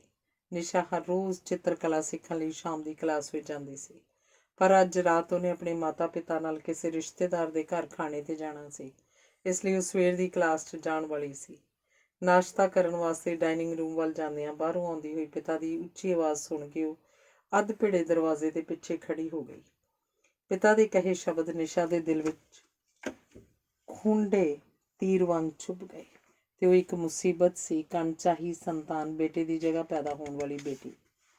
ਮਹਿਰਾ ਸਾਹਿਬ ਦਾ ਵਪਾਰ ਪਿਛਲੇ ਕੁਝ ਸਮੇਂ ਤੋਂ ਘਾਟੇ 'ਚ ਚੱਲ ਰਿਹਾ ਸੀ। ਉਹ ਜਾਣਦੇ ਸਨ ਕਿ ਜੇਕਰ ਪਤਨੀ ਨੂੰ ਦੱਸਣਗੇ ਤਾਂ ਐਵੇਂ ਚਿੰਤਾ ਕਰੇਗੀ, ਪਰ ਅੱਜ ਉਹਨਾਂ ਨੇ ਚਿੰਤਾਤਰ ਮਨ ਦੀਆਂ ਦੱਬੀਆਂ ਭਾਵਨਾਵਾਂ ਨੂੰ ਜਿਵੇਂ ਦਿਸ਼ਾ ਮਿਲ ਗਈ। ਜਿਵੇਂ ਠਹਿਰੇ ਹੋਏ ਜਲ ਸਰੋਤ ਦੇ ਸਾਹਮਣੇ ਪਿਆ ਹੋਇਆ ਪੱਥਰ ਹਟਾ ਦੇਣ ਨਾਲ ਜਲ ਧਾਰਾ ਪ੍ਰਵਾਹ ਵਗਣ ਲੱਗ ਪੈਂਦਾ, ਉਸੇ ਤਰ੍ਹਾਂ ਹੀ ਉਹਨਾਂ ਦਾ ਗੁੱਸਾ ਫੁੱਟ ਪਿਆ। ਪਤੀ ਦਾ ਸਰੂਪ ਅੰਜਲੀ ਜੀ ਲਈ ਬਿਲਕੁਲ ਨਵਾਂ ਸੀ। ਇੰਨੇ ਸਾਲਾਂ ਦੇ ਵਿਆਹਤਾ ਜੀਵਨ 'ਚ ਪਹਿਲੀ ਵਾਰ ਉਹਨਾਂ ਨੇ ਮਹਿਰਾ ਸਾਹਿਬ ਨੂੰ ਆਪੇ ਤੋਂ ਬਾਹਰ ਹੁੰਦਿਆਂ ਵੇਖਿਆ ਸੀ। ਉਹ ਸਹਿਮ ਗਏ ਤੇ ਲੰਬਾ ਹੌਕਾ ਲੈ ਕੇ ਬੋਲੇ, ਕਿਉਂ ਬੇਟੀ ਨੂੰ ਮੁਸੀਬਤ ਕਹਿੰਦੇ ਹੋ? ਤੇ ਫਿਰ ਚੁੱਪ ਰਹੋ ਤੇ ਜਾ ਕੇ ਨਾਸ਼ਤਾ ਬਣਾਓ। ਮਹਿਰਾ ਸਾਹਿਬ ਨੇ ਆਪਣੀ ਘੜੀ ਵੱਲ ਦੇਖਦਿਆਂ ਹੋਇਆਂ ਕਿਹਾ। ਅੰਜਲੀ ਜੀ ਜਦੋਂ ਪਤੀ ਦੀ ਗੱਲ ਸੁਣ ਕੇ ਨਿਰਾਸ਼ ਹੋ ਨਾਸ਼ਤਾ ਬਣਾਉਣ ਦੇ ਲਈ ਉੱਠੇ ਤਾਂ ਉਹਨਾਂ ਨੂੰ ਦਰਵਾਜ਼ੇ ਦੇ ਪਿੱਛੇ ਹਟੀ ਬੇਟੀ ਦਾ ਸਰਕਦਾ ਦੁਪੱਟਾ ਦਿਖਾਈ ਦੇ ਗਿਆ। ਹੇ ਈਸ਼ਵਰ, ਕਿਤੇ ਛੋਟੂ ਨੇ ਉਹਨਾਂ ਦੀ ਸਾਰੀ ਗੱਲਬਾਤ ਸੁਣ ਤਾਂ ਨਹੀਂ ਲਈ। ਅੰਜਲੀ ਜੀ ਦਾ ਕਲੇਜਾ ਮੂੰਹ ਨੂੰ ਆ ਗਿਆ। ਧੜਕਦਾ ਦਿਲ ਲੈ ਕੇ ਉਹ ਨਿਸ਼ਾ ਦੇ ਕਮਰੇ 'ਚ ਗਏ। ਨਿਸ਼ਾ ਪੇਂਟਿੰਗ ਕਲਾਸ ਨੂੰ ਜਾਣ ਲਈ ਤਿਆਰ ਖੜੀ ਸੀ। ਉਹ ਆਪਣਾ ਰੰਗ ਤੇ ਬ੍ਰਸ਼ ਰੱਖਣ ਵਾਲੇ ਡੱਬੇ ਵਿੱਚੋਂ ਕੁਝ ਲੱਭ ਰਹੀ ਸੀ। ਮਾਂ ਦੇ ਪੈਰਾਂ ਦੀ ਆਵਾਜ਼ ਸੁਣ ਕੇ ਉਹਨੇ ਮੁੜ ਕੇ ਦੇਖਿਆ। ਜਦੋਂ ਅੰਜਲੀ ਜੀ ਦੀ ਨਜ਼ਰ ਨਿਸ਼ਾ ਦੀ ਨਜ਼ਰ ਨਾਲ ਮਿਲੀ ਤਾਂ ਉਹਨਾਂ ਦੇ ਦਿਲ 'ਚ ਸੂਲ ਜਿਹੀ ਚੁੱਭ ਗਈ। ਨਿਸ਼ਾ ਦੀਆਂ ਲਾਲ ਹੋਈਆਂ ਅੱਖਾਂ ਸਭ ਅਣਕਿਹਾ ਕਹਿ ਰਹੀਆਂ ਸਨ। ਅੰਜਲੀ ਜੀ ਦੀਆਂ ਅੱਖਾਂ ਵਿੱਚ ਵੀ ਪੀੜ, ਬੇਵਸੀ, ਦਇਆ, ਮਮਤਾ ਸਭ ਹੰਝੂਆਂ ਵਿੱਚ ਘੁਲ ਕੇ ਇਕੱਠੇ ਉੱਭਰ ਆਏ। ਪਰ ਨਾਲ ਹੀ ਉਹਨਾਂ ਅੱਖਾਂ ਵਿੱਚ ਅਪਰਾਧ ਬੋਧ ਦੀ ਦੱਬੀ ਭਾਵਨਾ ਦਾ ਅਕਸ ਵੀ ਸੀ, ਜਿਸ ਨੂੰ ਉਹਨਾਂ ਨੇ ਨਿਗਾਹ ਝੁਕਾ ਕੇ ਬੇਟੀ ਤੋਂ ਲੁਕਾਉਣਾ ਚਾਹਿਆ ਤੇ ਅਣਜਾਣੇ ਹੀ ਆਪਣਾ ਅਪਰਾਧ ਸਵੀਕਾਰ ਕਰ ਲਿਆ। ਛੋਟੂ ਬੇਟਾ, ਅੱਜ ਸਵੇਰ ਦੀ ਕਲਾਸ 'ਚ ਜਾਣਾ ਹੈ? ਅੰਜਲੀ ਜੀ ਨੇ ਫਾਲਤੂ ਜਿਹਾ ਪ੍ਰਸ਼ਨ ਕੀਤਾ, ਕਿਉਂਕਿ ਉਹਨਾਂ ਆਪ ਹੀ ਨਿਸ਼ਾ ਨੂੰ ਸਵੇਰ ਦੀ ਕਲਾਸ 'ਚ ਜਾਣ ਲਈ ਕਿਹਾ ਸੀ। ਪ੍ਰਸ਼ਨ ਦਾ ਉੱਤਰ ਨਾ ਦੇ ਕੇ ਨਿਸ਼ਾ ਨੇ ਆਪਣਾ ਬੈਗ ਚੁੱਕਿਆ ਤੇ ਦਰਵਾਜ਼ੇ ਵਿੱਚ ਘਰ ਖੜੀ ਮਾਂ ਦੇ ਕੋਲੋਂ ਇਸ ਤਰ੍ਹਾਂ ਬਚ ਕੇ ਨਿਕਲ ਗਈ, ਜਿਸ ਤਰ੍ਹਾਂ ਉਹਦਾ ਦੁਪੱਟਾ ਮਾਂ ਦੇ ਕੱਪੜਿਆਂ ਨੂੰ ਛੂਹ ਜਾਏਗਾ ਤੇ ਉਹਨੂੰ ਅੱਗ ਲੱਗ ਜਾਏਗੀ। ਸੁਣ ਤਾਂ ਸਹੀ ਬੇਟਾ, ਬੜੀ ਗਰਮੀ ਹੈ, ਖਾਲੀ ਪੇਟ ਨਾ ਜਾ, ਕੁਝ ਖਾ ਲੈ, ਨਹੀਂ ਤਾਂ ਦੁੱਧ ਦਾ ਠੰਡਾ ਗਲਾਸ ਹੀ ਪੀ ਲੈ। ਜਲਦੀ ਨਾਲ ਬਾਹਰ ਨਿਕਲਦੀ ਨਿਸ਼ਾ ਦੇ ਪਿੱਛੇ ਦੌੜਦੀ ਅੰਜਲੀ ਜੀ ਦੀ ਆਵਾਜ਼ ਹੌਲੀ ਹੁੰਦੀ ਹੋਈ ਹਵਾ 'ਚ ਰਲ ਗਈ। ਬਚਪਨ ਤੋਂ ਹੀ ਨਿਸ਼ਾ ਦਾ ਮਨ ਕਿਸੇ ਇੱਕ ਕੰਮ 'ਚ ਜ਼ਿਆਦਾ ਦੇਰ ਨਹੀਂ ਸੀ ਟਿਕਦਾ। ਪੜ੍ਹਨ ਲਿਖਣ ਵਿੱਚ ਵੀ ਆਪਣੀਆਂ ਦੋਵੇਂ ਵੱਡੀਆਂ ਭੈਣਾਂ ਵਾਂਗ ਤੇਜ਼ ਨਹੀਂ ਸੀ। ਬੜੀ ਮੁਸ਼ਕਿਲ ਨਾਲ ਤੀਜੇ ਦਰਜੇ 'ਚ BA ਪਾਸ ਕਰਨ ਤੋਂ ਬਾਅਦ ਉਹਨੇ ਮਾਂ ਨੂੰ ਸਾਫ਼ ਕਹਿ ਦਿੱਤਾ ਸੀ ਕਿ ਮੇਰੇ ਤੋਂ ਹੋਰ ਪੜ੍ਹਾਈ ਨਹੀਂ ਹੋ ਸਕਦੀ। ਸਾਰਾ ਦਿਨ ਘਰ ਬੈਠੀ ਐਵੇਂ ਸਮਾਂ ਗਵਾਏਂਗੀ।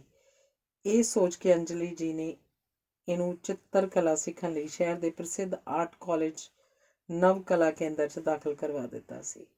ਅੰਜਲੀ ਜੀ ਦੀ ਵੱਡੀ ਬੇਟੀ ਆਸ਼ਾ ਨੇ 5 ਸਾਲ ਭਾਰਤ ਨਾਟਿਅਮ ਦੀ ਸਿੱਖਿਆ ਲਈ ਸੀ। ਉਹਨੂੰ ਸਕੂਲ ਤੇ ਕਾਲਜ ਦੀਆਂ ਪ੍ਰਤੀਯੋਗਤਾਵਾਂ ਵਿੱਚ ਕਈ ਇਨਾਮ ਮਿਲ ਚੁੱਕੇ ਸਨ। ਵਿਚਕਾਰਲੀ ਬੇਟੀ ਊਸ਼ਾ ਦਾ ਸੁਰੀਲਾ ਕੰਠ ਸਵਰ ਸਾਧਨਾ ਨਾਲ ਹੋਰ ਕੋਇਲਕੰਠੀ ਹੋ ਗਿਆ ਸੀ। ਅੰਮ੍ਰਿਤ ਵੇਲੇ ਜਦੋਂ ਘਰ ਦੇ ਛੋਟੇ ਜਿਹੇ ਮੰਦਰ ਵਿੱਚ ਭਗਵਾਨ ਕ੍ਰਿਸ਼ਨ ਦੀ ਮੂਰਤ ਦੇ ਸਾਹਮਣੇ ਬੈਠ ਕੇ ਸੂਰਦਾਸ ਤੇ ਮੀਰਾ ਦੇ ਭਜਨ ਗਾਉਂਦੀ ਤਾਂ ਇੰਝ ਲੱਗਦਾ ਜਿਵੇਂ ਸਵਰਾਂ ਦੀ ਅੰਮ੍ਰਿਤ ਵਰਖਾ ਹੋ ਰਹੀ ਹੋਵੇ। ਓਮ ਜੈ ਜਗਦੀਸ਼ ਹਰੇ ਦੀ ਮਧੁਰ ਧੁਨ ਘਰ ਦੇ ਵਾਤਾਵਰਨ 'ਚ ਸੁੱਖ, ਸ਼ਾਂਤੀ ਤੇ ਸਨੇਹ ਦੀ ਸਰਿਤਾ ਬਣ ਵਗਦੀ ਰਹਿੰਦੀ। ਅੰਜਲੀ ਜੀ ਚਾਹੁੰਦੇ ਸਨ ਦੋਵੇਂ ਵੱਡੀਆਂ ਬੇਟੀਆਂ ਵਾਂਗ ਨਿਸ਼ਾ ਵੀ ਕਿਸੇ ਕਲਾ 'ਚ ਨਿਪੁੰਨ ਹੋ ਜਾਏ, ਤਾਂ ਕਿ ਉਹਨੂੰ ਇਹ ਨਾ ਲੱਗੇ ਕਿ ਉਹ ਆਪਣੀਆਂ ਭੈਣਾਂ ਤੋਂ ਕਿਸੇ ਗੱਲ ਨਾਲੋਂ ਘੱਟ ਹੈ। ਕਿਸੇ ਤਰ੍ਹਾਂ ਦੀ ਹੀਨ ਭਾਵਨਾ ਉਹਦੇ ਦਿਲ 'ਚ ਘਰ ਨਾ ਕਰ ਜਾਏ। ਪਰ ਬਚਪਨ ਤੋਂ ਹੀ ਸਰੀਰ ਭਾਰਾ ਹੋਣ ਕਰਕੇ ਉਹ ਨ੍ਰਿਤ ਨਾ ਸਿੱਖ ਸਕੀ। ਸੰਗੀਤ ਦੇ ਗੁਰੂ ਜੀ ਨੇ ਵੀ ਕੁਝ ਦੇਰ ਸਿਖਾਉਣ ਤੋਂ ਬਾਅਦ ਅੰਜਲੀ ਜੀ ਨੂੰ ਕਹਿ ਦਿੱਤਾ ਸੀ ਕਿ ਉਹਨਾਂ ਦੀ ਬੇਟੀ ਦਾ ਰੁਝਾਨ ਸੰਗੀਤ ਵੱਲ ਨਹੀਂ ਹੈ। ਪਹਿਲੇ ਦਿਨ ਕਲਾ ਕੇਂਦਰ 'ਚ ਜਾ ਕੇ ਨਿਸ਼ਾ ਦਾ ਮਨ ਖਿੜ ਉੱਠਿਆ। ਵੱਡੇ ਹਾਲ ਦੀਆਂ ਦੀਵਾਰਾਂ 'ਤੇ ਕਈ ਮਨਮੋਹਕ ਤੇਲ ਚਿੱਤਰ ਟੰਗੇ ਸਨ। ਕਿਤੇ ਪਰਬਤਾਂ ਦੇ ਦਿਲਾਂ 'ਚੋਂ ਨਿਕਲਦੀ ਅਟਖੇਲੀਆਂ ਖਾਂਦੀ ਨਦੀ ਸਮੁੰਦਰ ਦੀ ਵਿਸ਼ਾਲਤਾ 'ਚ ਲੀਨ ਹੋਣ ਲਈ ਉਤਾਵਲੀ ਰਸਤੇ ਦੀਆਂ ਸਾਰੀਆਂ ਅੜਿੱਚਣਾਂ ਨੂੰ ਲੰਘਦੀ ਪਿੰਡ ਦੀ ਅਲੜ ਕੁੜੀ ਵਾਂਗ ਛਾਲਾਂ ਮਾਰਦੀ ਵਗਦੀ ਜਾ ਰਹੀ ਸੀ। ਕਿਤੇ ਡੁੱਬਦੇ ਸੂਰਜ ਦਾ ਖਿਲ ਰਿਹਾ ਸੋਨਾ ਵਾਤਾਵਰਨ ਨੂੰ ਸੁਨਹਿਰੀ ਆਭਾ ਪ੍ਰਦਾਨ ਕਰ ਰਿਹਾ ਸੀ ਤੇ ਕਿਤੇ ਚੜ੍ਹਦੇ ਸੂਰਜ ਦੀ ਲਾਲੀ ਵਿੱਚ ਕਿਸੇ ਚਿੱਤਰ ਵਿੱਚ ਸ਼ਰਮਾਈ ਜਿਹੀ ਅਰਧਨਗਨ ਸੁੰਦਰੀ ਸ਼ੀਸ਼ੇ 'ਚ ਆਪਣਾ ਹੀ ਅਕਸ ਵੇਖ ਕੇ ਵਿਭੋਰ ਹੋ ਰਹੀ ਸੀ। ਇੱਕ ਹੋਰ ਚਿੱਤਰ ਵਿੱਚ ਵਣਜਾਰਣਾ ਮੇਲੇ ਤੋਂ ਚੂੜੀਆਂ ਝੂਮਰ ਖਰੀਦ ਕੇ ਖੁਸ਼ੀ ਨਾਲ ਝੂਮ ਰਹੀਆਂ ਸਨ। ਇੱਕ ਚਿੱਤਰ ਵਿੱਚ ਲਗਭਗ 80 ਸਾਲਾਂ ਦਾ ਇੱਕ ਬਜ਼ੁਰਗ ਅੱਖਾਂ ਬੰਦ ਕਰੀ ਬੰਸਰੀ ਵਜਾ ਰਿਹਾ ਸੀ। ਇਹ ਤੇਲ ਚਿੱਤਰ ਇੰਨਾ ਸਜੀਵ ਸੀ ਕਿ ਬਜ਼ੁਰਗ ਦੇ ਹੱਥਾਂ ਵਿੱਚ ਫੜੀ ਰੰਗੀਲੀ ਬੰਸਰੀ ਦੇ ਛੇਕਾਂ ਵਿੱਚੋਂ ਹੁਣੇ ਸਵਰ ਨਿਕਲਣ ਲੱਗ ਪੈਣਗੇ। ਬਜ਼ੁਰਗ ਦੇ ਮੁੱਖ ਤੇ ਸਮੇਂ ਦੀ ਤੁਲਿਕਾ ਨੇ ਇੰਨੀਆਂ ਕਹਾਣੀਆਂ ਲਿਖ ਦਿੱਤੀਆਂ ਸਨ ਕਿ ਉੱਥੇ ਹੋਰ ਕੁਝ ਲਿਖਣ ਦੀ ਜਗ੍ਹਾ ਹੀ ਨਹੀਂ ਸੀ ਰਹਿ ਗਈ। ਨਿਸ਼ਾ ਦੇ ਮਨ 'ਚ ਸਵੇਰ ਤੋਂ ਇੱਕ ਹੀ ਸ਼ਬਦ ਬਾਰ-ਬਾਰ ਘੁੰਮ ਰਿਹਾ ਸੀ, ਮੁਸੀਬਤ। ਕੀ ਉਹ ਮਾਤਾ ਪਿਤਾ ਲਈ ਸਿਰਫ ਇੱਕ ਮੁਸੀਬਤ ਸੀ? ਅੱਜ ਉਹਨੂੰ ਆਪਣੇ ਤੇਲ ਚਿੱਤਰ 'ਤੇ ਲੱਗੇ ਖਿੜੇ-ਖਿੜੇ ਰੰਗ ਬੁਝੇ ਹੋਏ ਜਾਂ ਨਿਰਜੀਵ ਲੱਗ ਰਹੇ ਸਨ। ਉਹ ਦੇਰ ਤੱਕ ਆਪਣੇ ਕੈਨਵਸ 'ਤੇ ਉੱਭਰਦੇ ਲੈਂਡਸਕੇਪ ਨੂੰ ਧਿਆਨ ਨਾਲ ਦੇਖਦੀ ਰਹੀ, ਜਿਵੇਂ ਦੂਰ ਜੰਗਲ ਦੇ ਬਿਰਖਾਂ 'ਚ ਆਪਣੀ ਗੁਆਚੀ ਹੋਂਦ ਲੱਭ ਰਹੀ ਹੋਵੇ। ਉਹਨੇ ਕੰਬਦੀਆਂ ਉਂਗਲੀਆਂ ਨਾਲ ਬੁਰਸ਼ ਚੁੱਕ ਕੇ ਕਾਲਾ ਰੰਗ ਆਪਣੇ ਪੈਲੇਟ 'ਤੇ ਲਗਾਇਆ, ਫਿਰ ਕੈਨਵਸ 'ਤੇ ਲਿਖਣਾ ਸ਼ੁਰੂ ਕੀਤਾ, ਮੁਸੀਬਤ, ਮੁਸੀਬਤ, ਮੁਸੀਬਤ। ਜਿਵੇਂ ਬਾਰ-ਬਾਰ ਇੱਕ ਹੀ ਸ਼ਬਦ ਲਿਖਣ ਨਾਲ ਉਹਦਾ ਅਰਥ ਬਦਲ ਜਾਏਗਾ। ਤਾਈਓ ਨਿਸ਼ਾ ਨੂੰ ਆਪਣੇ ਅਧਿਆਪਕਾ ਸ਼ੈਲਜਾ ਜੀ ਆਪਣੇ ਵੱਲ ਆਉਂਦੇ ਦਿਖੇ, ਪਰ ਜਦੋਂ ਤੱਕ ਉਹ ਨਿਸ਼ਾ ਦੇ ਕੋਲ ਪਹੁੰਚੇ ਮੁਸੀਬਤ ਗੂੜੇ ਬੈਂਗਣੀ ਰੰਗ ਦੇ ਭਾਰੇ ਸਟ੍ਰੋਕ ਵਿੱਚ ਗੁੰਮ ਹੋ ਚੁੱਕੀ ਸੀ। ਕਾਸ਼ ਕੋਈ ਇਸ ਤਰ੍ਹਾਂ ਦਾ ਵੀ ਸਟ੍ਰੋਕ ਹੁੰਦਾ ਜਿਹੜਾ ਕਿਸਮਤ ਦੇ ਪੁੱਠੇ ਲੇਖੇ ਲੇਖ ਮਿਟਾ ਸਕਦਾ। ਨਿਸ਼ਾ, ਇੱਥੇ ਇੰਨਾ ਕਾਲਾ ਤੇ ਬੈਂਗਣੀ ਰੰਗ ਕਿਉਂ ਲਗਾਇਆ? ਸ਼ੈਲਜਾ ਜੀ ਹੈਰਾਨ ਹੋਏ ਨਿਸ਼ਾ ਦੇ ਲੈਂਡਸਕੇਪ ਵੱਲ ਦੇਖ ਰਹੇ ਸਨ, ਜਿੱਥੇ ਗਾੜਾ ਬੈਂਗਣੀ ਰੰਗ ਕਾਲੇ ਨਾਲ ਮਿਲ ਕੇ ਆਪਣਾ ਆਭਾ ਗਵਾ ਚੁੱਕਾ ਸੀ। ਨਿਸ਼ਾ ਦੇ ਹੱਥ 'ਚ ਫੜਿਆ ਲੰਬਾ ਬੁਰਸ਼ ਉਹਦੇ ਦਿਲ ਦੀ ਧੜਕਣ ਦੇ ਨਾਲ ਕੰਬ ਰਿਹਾ ਸੀ। ਬੁਰਸ਼ ਉੱਪਰ ਲੱਗੇ ਗੂੜੇ ਬੈਂਗਣੀ ਰੰਗ ਦੀਆਂ ਕੁਝ ਬੂੰਦਾਂ ਉਹਦੇ ਸਫੈਦ ਦੁਪੱਟੇ ਤੋਂ ਡਿੱਗ ਕੇ ਧੱਬਾ ਬਣ ਗਈਆਂ ਸਨ। ਬੇਟਾ, ਧਿਆਨ ਨਾਲ ਕੰਮ ਕਰਨਾ ਚਾਹੀਦਾ ਹੈ। ਤੁਹਾਨੂੰ ਸਾਲ ਤੋਂ ਉੱਪਰ ਹੋ ਚੁੱਕਾ ਸਿੱਖਦਿਆਂ। ਹੁਣ ਤਾਂ ਐਡੀ ਭਾਰੀ ਗਲਤੀ ਨਹੀਂ ਹੋਣੀ ਚਾਹੀਦੀ। ਇਹ ਰੰਗ ਮਿਟਾ ਕੇ ਲੈਂਡਸਕੇਪ ਠੀਕ ਕਰੋ, ਕਹਿੰਦੇ ਹੋਏ ਸ਼ੈਲਜਾ ਜੀ ਨਿਸ਼ਾ ਦਾ ਮੋਢਾ ਥਪਥਪਾ ਕੇ ਦੂਸਰੀ ਵਿਦਿਆਰਥਣ ਵੱਲ ਚਲੇ ਗਏ। ਕੁਝ ਰੰਗ ਕੱਢ ਦੇਣ ਨਾਲ ਜਾਂ ਕੁਝ ਰੰਗਾਂ ਦੇ ਸਟ੍ਰੋਕ ਲਗਾ ਦੇਣ ਨਾਲ ਚਿੱਤਰ ਬਣਦੇ ਜਾਂ ਵਿਗੜਦੇ ਨਹੀਂ, ਕਿਸਮਤ ਨਹੀਂ। ਬੇਟਾ, ਹੁਣ ਸ਼ੈਲਜਾ ਜੀ ਦਾ ਕਿਹਾ ਇਹ ਸ਼ਬਦ ਮੁਸੀਬਤ ਦੀ ਥਾਂ ਨਿਸ਼ਾ ਦੇ ਕੰਨਾਂ 'ਚ ਗੂੰਜ ਰਿਹਾ ਸੀ। ਕਿਉਂ ਲੜਕੀਆਂ ਨੂੰ ਹੀ ਬੇਟਾ ਕਹਿੰਦੇ ਨੇ, ਲੜਕੇ ਨੂੰ ਤਾਂ ਕੋਈ ਬੇਟੀ ਨਹੀਂ ਕਹਿੰਦਾ। ਕਾਲੇ ਬੈਂਗਣੀ ਰੰਗ ਨਾਲ ਗੰਦਲਾਏ ਬੁਰਸ਼ ਨਾਲ ਉਹਨੇ ਫੇਰ ਆਪਣੇ ਕੈਨਵਸ 'ਤੇ ਬੇਟਾ ਲਿਖਣਾ ਸ਼ੁਰੂ ਕਰ ਦਿੱਤਾ। ਇਹ ਚੰਗਾ ਹੋਇਆ ਕਿ ਸ਼ੈਲਜਾ ਜੀ ਨੂੰ ਦੁਬਾਰਾ ਉਸ ਵੱਲ ਆਉਣ ਦਾ ਸਮਾਂ ਨਾ ਮਿਲਿਆ। ਚਿੱਤਰ ਬਣਾਉਣ 'ਚ ਅੱਜ ਉਹਦਾ ਮਨ ਨਹੀਂ ਸੀ ਲੱਗ ਰਿਹਾ। ਸ਼ੈਲਜਾ ਜੀ ਨੂੰ ਵਿਖਾਉਣ ਵਾਸਤੇ ਉਹ ਬੁਰਸ਼ ਦੇ ਰੰਗ ਲਾ ਕੇ ਵਿੰਗ ਤੜਿੰਗੇ ਸਟ੍ਰੋਕ ਲਗਾ ਰਹੀ ਸੀ। ਸਾਹਮਣੀ ਦੀਵਾਰ 'ਤੇ ਕਿੰਨਾ ਸਜੀਵ ਤੇਲ ਚਿੱਤਰ ਟੰਗਿਆ ਹੋਇਆ ਸੀ, ਇੰਜ ਚਮਕਦਾ ਸ਼ਾਮ ਰੰਗ ਜਿਵੇਂ ਸ਼ੇਸ਼ਨਾਗ ਦੇ ਰੰਗ ਵਿੱਚ ਥੋੜ੍ਹਾ ਜਿਹਾ ਦੁੱਧ ਤੇ ਲਾਲ ਗੁਲਾਬ ਦਾ ਬਚਪਨ ਨਿਚੋੜ ਕੇ ਪਾ ਦਿੱਤਾ ਹੋਵੇ। ਬੁੱਲ ਇੰਨੇ ਸੁਰਖ ਜਿਵੇਂ ਅਨਾਰ ਦੇ ਫੁੱਲਾਂ ਨੂੰ ਘੰਟਿਆਂ ਬੱਧੀ ਚੁੰਮ ਕੇ ਆਈ ਹੋਵੇ ਉਹ ਭੀਲਣੀ। ਬੱਚਿਆਂ ਵਰਗੀ ਭੋਲੀ ਮੁਸਕਰਾਹਟ, ਪਰ ਪ੍ਰੇਮਿਕਾ ਜਿਹਾ ਬਾਂਕਾ ਚਿੱਤਰਨ ਕਿ ਹੁਣ ਦੱਸ ਦੇਗੀ ਪ੍ਰੀਤਮ ਦਾ ਨਾਂ। ਉਸ ਲੜਕੀ ਨੂੰ ਇੰਝ ਮੁਸਕਰਾਉਂਦਿਆਂ ਵੇਖ ਕੇ ਨਿਸ਼ਾ ਦੇ ਮਨ 'ਚ ਕ੍ਰੋਧ ਹੌਲੀ ਹੌਲੀ ਬੈਰੋਮੀਟਰ ਦੇ ਪਾਰੇ ਵਾਂਗ ਵਧਣ ਲੱਗ ਪਿਆ ਸੀ। ਕਿਹਨੇ ਬਣਾਇਆ ਸੀ ਅਨੁਪਮ ਚਿੱਤਰ? ਕਿੰਨੇ ਦਿਨ ਲੱਗੇ ਹੋਣਗੇ ਇਹਨੂੰ ਪੂਰਾ ਕਰਨ ਲਈ? ਉਸ ਭੀਲਣੀ ਦੇ ਇੱਕ ਇੱਕ ਅੰਗ 'ਤੇ ਨਿਸ਼ਾ ਦੀ ਕ੍ਰੋਧ ਭਰੀ ਦ੍ਰਿਸ਼ਟੀ ਠਹਿਰ ਰਹੀ ਸੀ। ਉਹਦੀ ਲੰਮੀ ਗਰਦਨ ਵਿੱਚ ਪਾਈਆਂ ਅਣਗਿਣਤ ਮੋਤੀਆਂ ਦੀਆਂ ਮਾਲਾਵਾਂ ਸੋਡੋਲ ਸੀਨੇ 'ਤੇ ਆ ਕੇ ਜਿਵੇਂ ਖਿੱਲਰ ਜੀਆਂ ਗਈਆਂ ਸਨ। ਗੋਡਿਆਂ ਤੋਂ ਉੱਪਰ ਬੰਨੀ ਸਫੈਦ ਰੰਗ ਦੀ ਲਾਲ ਬਾਰਡਰ ਵਾਲੀ ਸਾੜੀ ਦਾ ਝੀਨਾ ਪੱਲੂ ਭੀਲਣੀ ਦੇ ਉੱਭਰਦੇ ਜੋਬਨ ਨੂੰ ਪੂਰੀ ਤਰ੍ਹਾਂ ਢੱਕਣ 'ਚ ਅਸਮਰਥ ਸੀ। ਸਵੇਰ ਦੀ ਕਲਾਸ 'ਚ ਲੜਕੀਆਂ ਘੱਟ ਸਨ। ਹੌਲੀ ਹੌਲੀ ਕਮਰਾ ਖਾਲੀ ਹੋਣ ਲੱਗ ਪਿਆ। ਹੁਣ ਨਿਸ਼ਾ ਦੇ ਇਲਾਵਾ ਸਿਰਫ 2 ਹੀ ਲੜਕੀਆਂ ਰਹਿ ਗਈਆਂ। ਉਹ ਵੀ ਆਪਣਾ ਸਮਾਨ ਸਮੇਟ ਰਹੀਆਂ ਸਨ।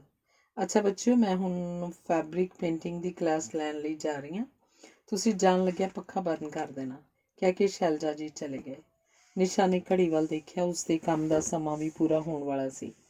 ਉਹਨੇ ਜਦ ਤੱਕ ਆਪਣੇ ਬੁਰਸ਼ ਸਾਫ਼ ਕੀਤੇ ਤਦ ਤੱਕ ਦੂਸਰੀਆਂ ਦੋਵੇਂ ਲੜਕੀਆਂ ਵੀ ਚਲੀਆਂ ਗਈਆਂ। ਨਿਸ਼ਾ ਨੇ ਸਾਫ਼ ਕੀਤੇ ਹੋਏ ਬੁਰਸ਼ ਡੱਬੇ 'ਚ ਰੱਖੇ, ਆਪਣਾ ਤੇਲ ਚਿੱਤਰ ਦੀਵਾਰ 'ਤੇ ਲੱਗੇ ਕਿੱਲ ਨਾਲ ਲਟਕਾਇਆ। ਜਿਸ ਚਿੱਤਰ ਵਿੱਚ ਵੇਖ ਕੇ ਉਹ ਲੈਂਡਸਕੇਪ ਬਣਾ ਰਹੀ ਸੀ, ਉਹਨੂੰ ਮੇਜ਼ ਦੇ ਦਰਾਜ਼ 'ਚ ਸੰਭਾਲਿਆ। ਪੈਲੇਟ ਚੁੱਕ ਕੇ ਕੋਨੇ 'ਚ ਪਈ ਛੋਟੀ ਅਲਮਾਰੀ ਦੇ ਉੱਤੇ ਰੱਖੇ ਦੂਸਰੇ ਪੈਲੇਟ ਨਾਲ ਰੱਖ ਦਿੱਤਾ। ਵਿੱਚ ਰੰਗ ਤੇ ਬੁਰਸ਼ ਵਾਲੇ ਡੱਬਾ ਬੈਗ 'ਚ ਪਾ ਕੇ ਇਸ ਤਰ੍ਹਾਂ ਹੌਲੀ ਹੌਲੀ ਪੌੜੀਆਂ ਚੜ੍ਹਨ ਲੱਗੀ ਜਿਵੇਂ ਸਤਯੁਗ ਦਾ ਕੋਈ ਯੋਧਾ ਸੂਰਜ ਡੁੱਬਣ ਤੋਂ ਬਾਅਦ ਜ਼ਖਮੀ ਥੱਕਿਆ ਹੋਇਆ ਆਪਣੇ ਜ਼ਖਮਾਂ ਦੀ ਪੀੜ ਨੂੰ ਸਮੇਟਦਾ ਰਣ ਭੂਮੀ ਵੱਲੋਂ ਆਪਣੇ ਖੇਮੇ ਵੱਲ ਪਰਤਦਾ ਹੈ।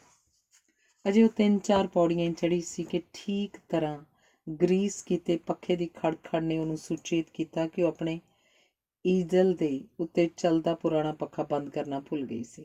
ਉਹਨੇ ਮੁੜ ਕੇ ਵੇਖਿਆ, ਸਾਹਮਣੇ ਦੀਵਾਰ 'ਤੇ ਪੱਖੇ ਦੇ ਸਵਿੱਚ ਸਨ। ਉਸੇ ਦੀਵਾਰ 'ਤੇ ਨਵੀਂ ਨਵੇਲੀ ਦੁਲਹਨ ਦਾ ਲਗਭਗ ਪੂਰਾ ਬਣਿਆ ਤੇਲ ਚਿੱਤਰ ਲੱਗਿਆ ਹੋਇਆ ਸੀ। ਦੁਲਹਨ ਦੀਆਂ ਗੋਰੀਆਂ ਕੋਮਲ ਕਲਾਈਆਂ 'ਚ ਸੁਹਾਗ ਦੀਆਂ ਲਾਲ ਸਫੈਦ ਚੂੜੀਆਂ ਪੂਣੀਆਂ ਤੀਕਰ ਭਰੀਆਂ ਹੋਈਆਂ ਸਨ। ਅੱਧੇ ਘੁੰਡ ਵਿੱਚੋਂ ਦਿਖਾਈ ਦਿੰਦੇ ਤਿੱਖੀ ਨੱਕ ਵਿੱਚ ਝੂਲਦੀ ਨੱਥ ਦਾ ਲਾਲ ਨਗ ਕਿਰਨਾਂ ਬਖੇਰ ਰਿਹਾ ਸੀ। ਪਾਰਦਰਸ਼ੀ ਰੇਸ਼ਮੀ ਘੁੰਡ ਕਮਲ ਦੀਆਂ ਪੰਖੜੀਆਂ ਵਰਗੇ ਨੈਣਾਂ 'ਚ ਸੰਜੋਏ ਨਵੇਂ ਸੁਪਨੇ ਲੁਕਾਉਣ 'ਚ ਅਸਮਰਥ ਸੀ। ਨਿਸ਼ਾ ਉਸ ਚਿੱਤਰ ਨੂੰ ਪਲ ਭਰ ਅਪਲਕ ਦੇਖਦੀ ਰਹੀ। ਉਹਦੇ ਕ੍ਰੋਧ ਦਾ ਪਾਰਾ ਫਿਰ ਚੜ੍ਹਨ ਲੱਗ ਪਿਆ।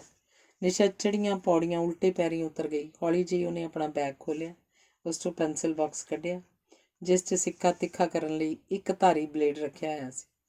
ਉਹਨੇ ਬੜੇ ਧਿਆਨ ਨਾਲ ਬਲੇਡ ਨੂੰ ਆਪਣੀਆਂ ਪਤਲੀਆਂ ਕੰਬਦੀਆਂ ਉਂਗਲੀਆਂ 'ਚ ਫੜ ਲਿਆ।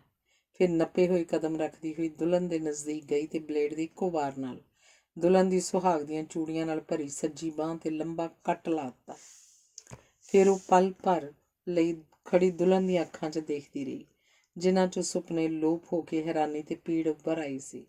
ਸਵੇਰੇ ਮਾਂ ਦੀਆਂ ਅੱਖਾਂ ਵਿੱਚ ਵੀ ਕੁਝ ਇਸ ਤਰ੍ਹਾਂ ਦੇ ਭਾਵ ਸਨ ਜਿਨ੍ਹਾਂ ਨੂੰ ਉਹ ਜਾਣ ਬੁੱਝ ਕੇ ਅਣਡਿੱਠ ਕਰ ਆਈ ਸੀ। ਦੁਲਹਨ ਦੀਆਂ ਅੱਖਾਂ ਵਿੱਚੋਂ ਹੰਝੂਆਂ ਦੀ ਧਾਰ ਵਗ ਨਿਕਲੀ। ਜਦੋਂ ਨਮਕੀਨੇ ਹੰਝੂ ਗੱਲਾਂ ਤੋਂ ਉਹਦੀ ਹੁੰਦੇ ਹੋਏ ਬੁੱਲ੍ਹਾਂ ਤੱਕ ਆਏ ਤਾਂ ਨਿਸ਼ਾ ਨੂੰ ਪਤਾ ਲੱਗਾ ਕਿ ਦੁਲਹਨ ਨਹੀਂ, ਉਹ ਆਪ ਰੋ ਰਹੀ ਸੀ।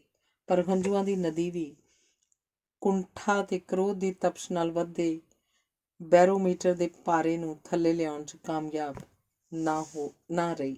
ਅਥਰੂਆਂ ਨਾਲ ਧੁੰਦਲਾਈ ਨਜ਼ਰ ਦੁਲਹਨ ਤੋਂ ਹਟ ਕੇ ਨਾਲ ਹੀ ਟੰਗੇ ਭੀਲਣੀ ਦੇ ਚਿੱਤਰ 'ਤੇ ਰੁਕ ਗਈ। ਚਿੱਤਰ ਦੇ ਚਮਕੀਲੇ ਰੰਗ ਨਿਸ਼ਾ ਦੇ ਹੰਝੂਆਂ ਨਾਲ ਭਰੇ ਨੈਣਾਂ ਦੇ ਸਾਹਮਣੇ ਧੱਬੇ ਬਣ ਕੇ ਨੱਚਣ ਲੱਗ ਪਏ ਸਨ। ਉਹਨੇ ਹੰਝੂ ਆਪਣੀ ਹਥੇਲੀ ਨਾਲ ਪੂੰਝ ਲਏ।